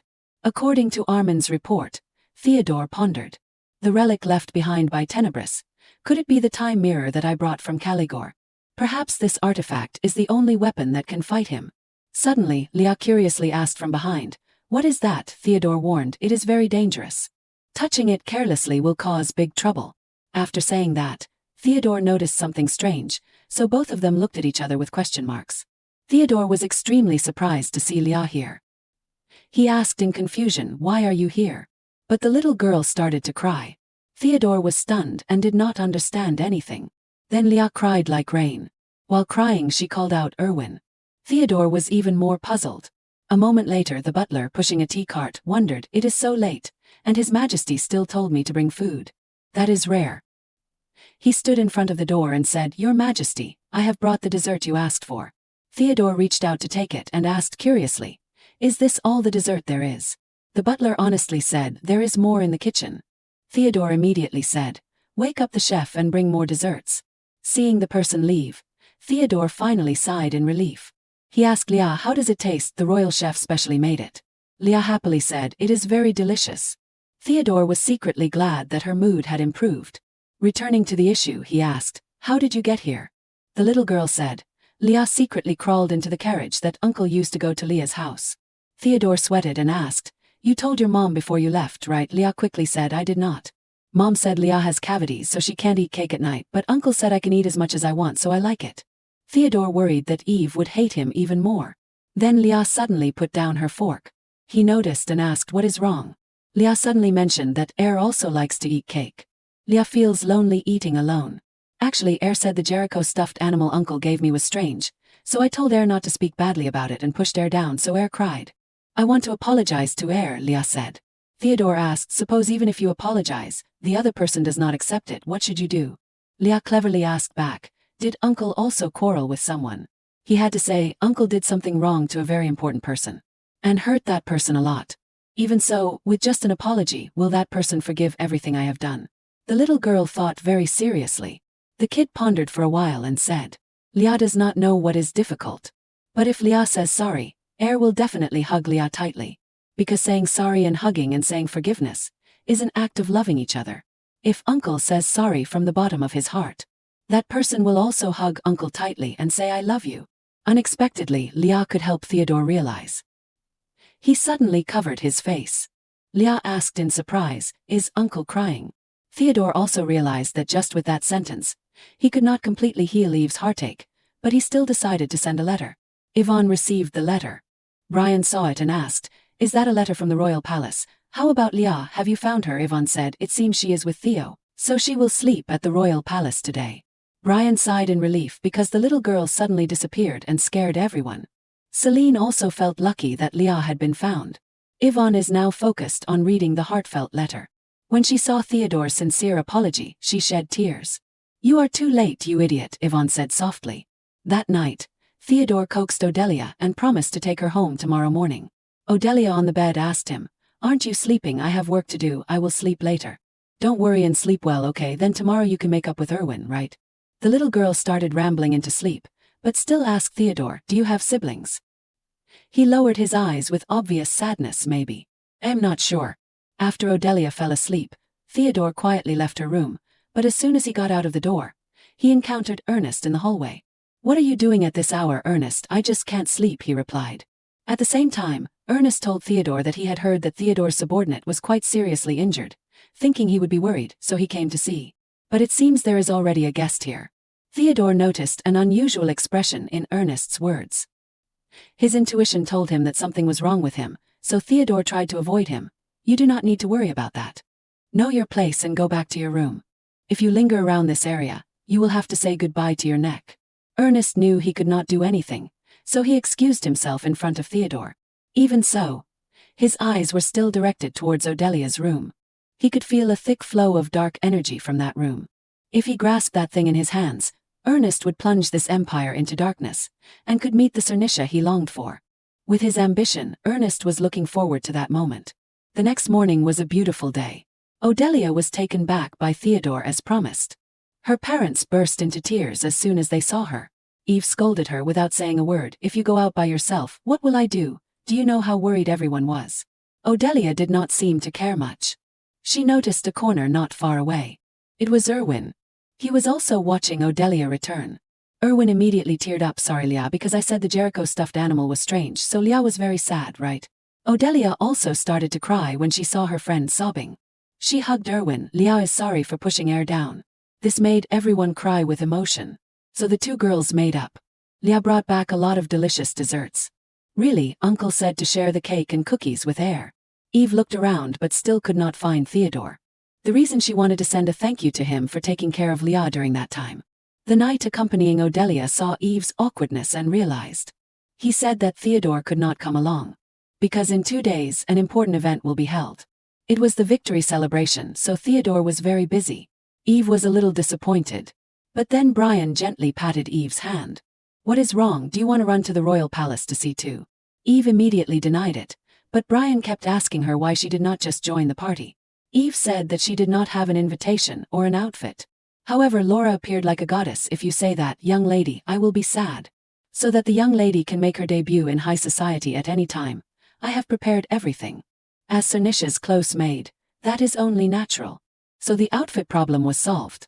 Next, the knight spoke to Eve. If you want to attend the party, I will help within my authority. This time, Brian had the opportunity to urge Eve. Honestly, Eve really wanted to talk to Theodore properly one more time, because in the letter before, he had begged her to give him a chance to meet. Therefore, she mustered up the courage to ask the knight for help. 2 days later, the still night was awakened by thousands of fireworks. In contrast to the excitement outside, somewhere on the bed, a strange voice rang out, "Awaken, servant of darkness, fulfill my wish. If you command, I will do everything. Bring the little darkness back to me. I understand darkness." The teddy bear then jumped up with a long breath. Finally, the time has come.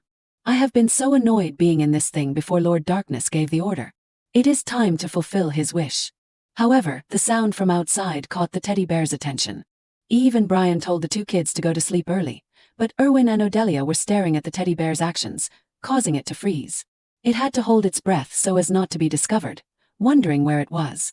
I clearly got into the stuffed animal at the royal palace. Odelia carefully observed and noticed Jericho moving, and Erwin also felt it was very strange. The two girls gradually moved towards Jericho, making it more and more frightened. Its whole body was about to tremble because it could not bear it anymore. Save me, Lord Tenebrous. Scene change. Eve in the vehicle had started to go to the royal palace. She was very nervous because she would meet Theodore on this trip. It reminds me of the first time I went to the royal palace. At that time, Eve was still very young. She had heard the title of the black-haired tyrant in rumors. The person who could not control his anger when someone approached because of his bad nature. In fact, because of many events and misunderstandings, Theodore had been hurt a lot. He easily felt lonely. Clearly, his inner personality was completely different from his appearance. He was someone who expressed love more deeply than anyone else, especially Theodore's radiant smile. Eve now understood. Finally, Eve arrived at the royal palace. In the lively atmosphere of the party, she actively entered. The head of the Senisha family, Lady Eve Rowland, has arrived. Even though he is a bit clumsy. But if we understand each other, could we have better love? Eve's appearance surprised Theodore. But just a second later, Theodore frowned because he noticed Ernest's appearance. He immediately shouted at her, "Stay away from that guy, Eve." "Found you, Eve." She unconsciously turned towards the voice. What caught her eye was Ernest being engulfed in darkness, my Senisha. Suddenly, the entire lighting system in the royal palace was damaged, plunging the entire hall into darkness. Many people screamed in panic, including Eve. After seeing Ernest's change, she could not believe her eyes. "Who exactly are you? Indeed, you have lost your memory. But it is okay because we can cover them up with new memories. Right, my Senisha." After finishing speaking, Ernest reached out to Eve. Fortunately, Theodore appeared in time and stopped his intention. Next, he took out his light sword. A stern voice came from him, finally revealing your true nature. "Executor of darkness, Tenebrous." He glared at Theodore for daring to interfere in his affairs. "Dirty blood of Liabranti. Dirty because of you, because of this black hair. I have been alienated by everyone for the rest of my life. Is it dirtier than my mood?" Tenebrous was a little confused. Black hair. How could it be? At this moment, a strange light emitted from where they were. The time mirror suddenly awakened again. Eve was afraid that it would affect Theodore, so she was very worried. Only Tenebrous was concerned about Eve. "I have missed you so much." Theodore was taken back in time. He was in a black cloak. "Where is this? Where's Eve? Could it be that I crossed space through the time mirror? But what is with this cloak?" Thousands of questions arose in Theodore. However, someone's voice caught his attention. "Look over there. It is the parade of the three apostles." Theodore looked in the direction of the sound.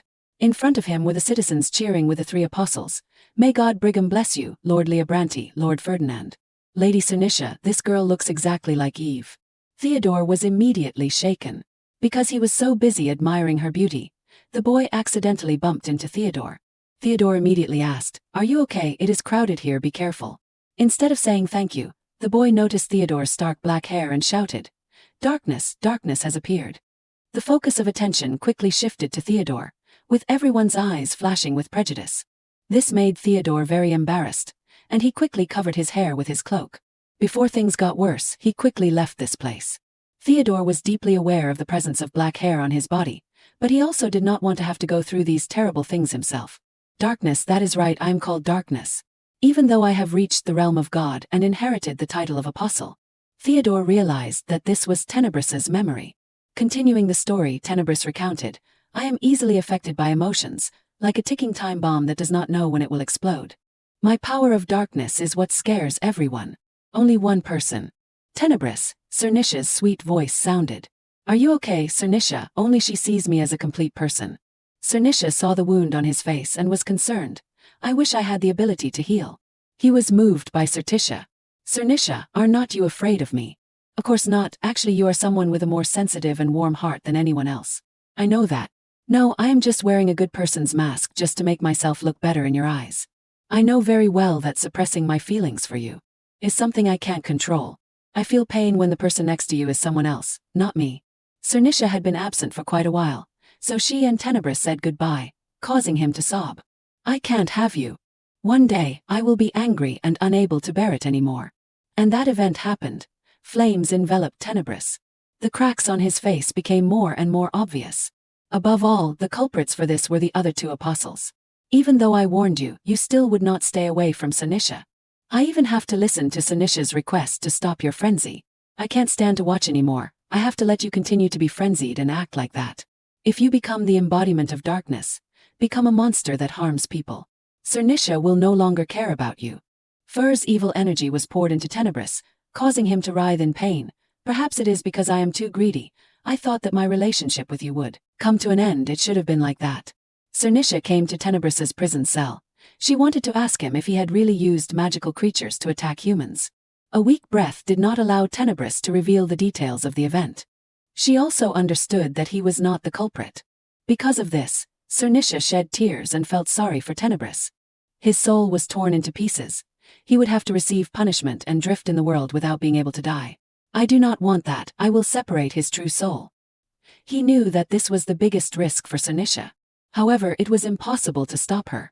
Cernicia accepted her decision. She also comforted Tenebris. Don't worry, because when your piece of soul is awakened from a long sleep, you will definitely recognize me. Returning to the present, Brian, while passing through the hallway, saw a strange event. Brian, what is wrong? He discovered that the royal palace was so lively, but it was unusually quiet. Scene change. Jericho was still in the same pose as before because he was afraid of being discovered by the two girls. Jericho, what is wrong? Don't you like the ribbon? Jericho said that he had to go to the royal palace because Lord Tenebris was calling him. Odelia also wanted to go with him. Even though she was scared, she wanted to go to the place where her mother and Theodore were. Hearing that, Erwin also wanted to join. She also promised to protect her friend. Jericho was secretly happy to see that because he could take Odelia according to the order. Okay, let us go together. After finishing speaking, it became huge in front of the two children. Until Brian came to the room to check. He realized there was a problem. The window in the two girls' room was wide open. Where did the children go? At the royal palace, a scary skeleton appeared. Everyone around except Eve had fainted. She wondered if the memories she had just seen came from somewhere. More than anyone else, she still had a question. Am I Cernicia in ancient times? Suddenly, the sound of metal colliding startled Eve. On the side, Theodore was fighting with Tenebris. So that is why gathering all the divine objects can completely revive him. Because without you, the real soul. As long as I absorb you. Theodore did not allow him to do this. He kicked him off his body with one foot. Eve immediately ran over. Theodore, are you okay? Tenebris was displeased by this action. He called Serenicia's name in a vulgar way, making her terrified. I have endured for you for tens of thousands of years. But why is not the person you chose me? After finishing speaking, the darkness in Tenebris rose. At the same time, the entire hall was covered by a barbaric sound. The people attending the party were awakened by the vibrations outside the royal palace. Ernest was no exception. He woke up in confusion. What is going on? Until he looked outside. The entire royal palace had been targeted by magical beasts. Eve immediately grabbed her sword firmly. She wanted to protect everyone here with Theodore. He understood Eve's wish. He hurriedly summoned the royal knight order to lead and fight the magical beasts. Those without weapons quickly moved to a safe place. Tenebris looked at Theodore as if he were seeing an enemy, that hateful Leo Brandt descendant. He rushed towards him in the midst of the chaos, only because Theodore was not worthy of having his soul reside in him. I will kill you and return everything to the beginning. Outside, Jericho and the two girls had seen the royal palace. It warned the two to hold on tight. Then it jumped straight into the window. I am here, Lord Tenebris. Tenebris did not seem very happy. Theodore was incredibly surprised. However, the battle was still continuing. He immediately drew his sword. Then he aimed at Tenebris and attacked. Just as the tip of the sword was about to touch him, Odelia suddenly appeared and spoke. Hearing the familiar voice, Theodore paused for a few seconds. He remembered the girl's previous question. Do you have any siblings? Let us see, I am not sure anymore. Absolutely. Someone's hand grabbed Theodore's hand. Then pushed his hand, causing the tip of the sword to stab straight into Tenebris's stomach. Eve stared blankly at everything happening in a chaotic way. Ernest. Tenebris was shocked because he had clearly taken over this body. Ernest looked at Theodore affectionately. Brother, I am sorry. I did not know that because of my mother and the Ferdinand family, you had to go through such a painful time. Ernest, Theodore was a little unbelievable. I do not know if I can atone for my sins, but I will be the one to send Tenebrous' spirit to the darkest depths. So please purify this man with your power. Theodore then carried out Ernest's wish. Flames blazed covering Tenebrous. He looked at Eve hopelessly. She unconsciously looked at him too. There was something that resonated. Thank you for keeping your promise, Tenebrous. I won't forget you anymore. At the same time, the magical beasts outside had completely disappeared. Odelia and Erwin ran to Eve. She immediately hugged both of the mischievous girls. Because of you and these children, I will create a world where darkness will no longer be discriminated against. So now you can rest in peace. Perhaps Tenebrous was satisfied. He closed his eyes tightly to accept his fate. 2 years later, Erwin and Odelia were prepared with very careful royal attire. Both girls were very satisfied with this. Odelia asked Laura that if she wore this, could she also get married?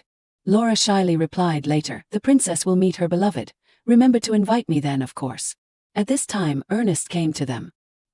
He came here to ask for the whereabouts of Theodore and Eve, but before he could ask, the 2 girls jumped up and hugged him. Uncle, does the wound hurt? I am sorry. No, I am fine.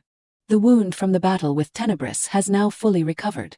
Odelia asked again, are you looking for Mom and Dad? That is right, the ceremony is about to start, but the 2 main characters are not here. Do you know where Mom and Dad are? As expected, it can only be that place, right Erwin? It must be that place. The clock has struck.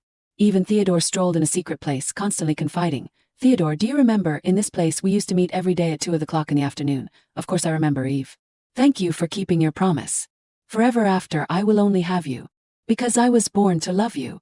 They kissed together under the canopy of the childhood tree from that year.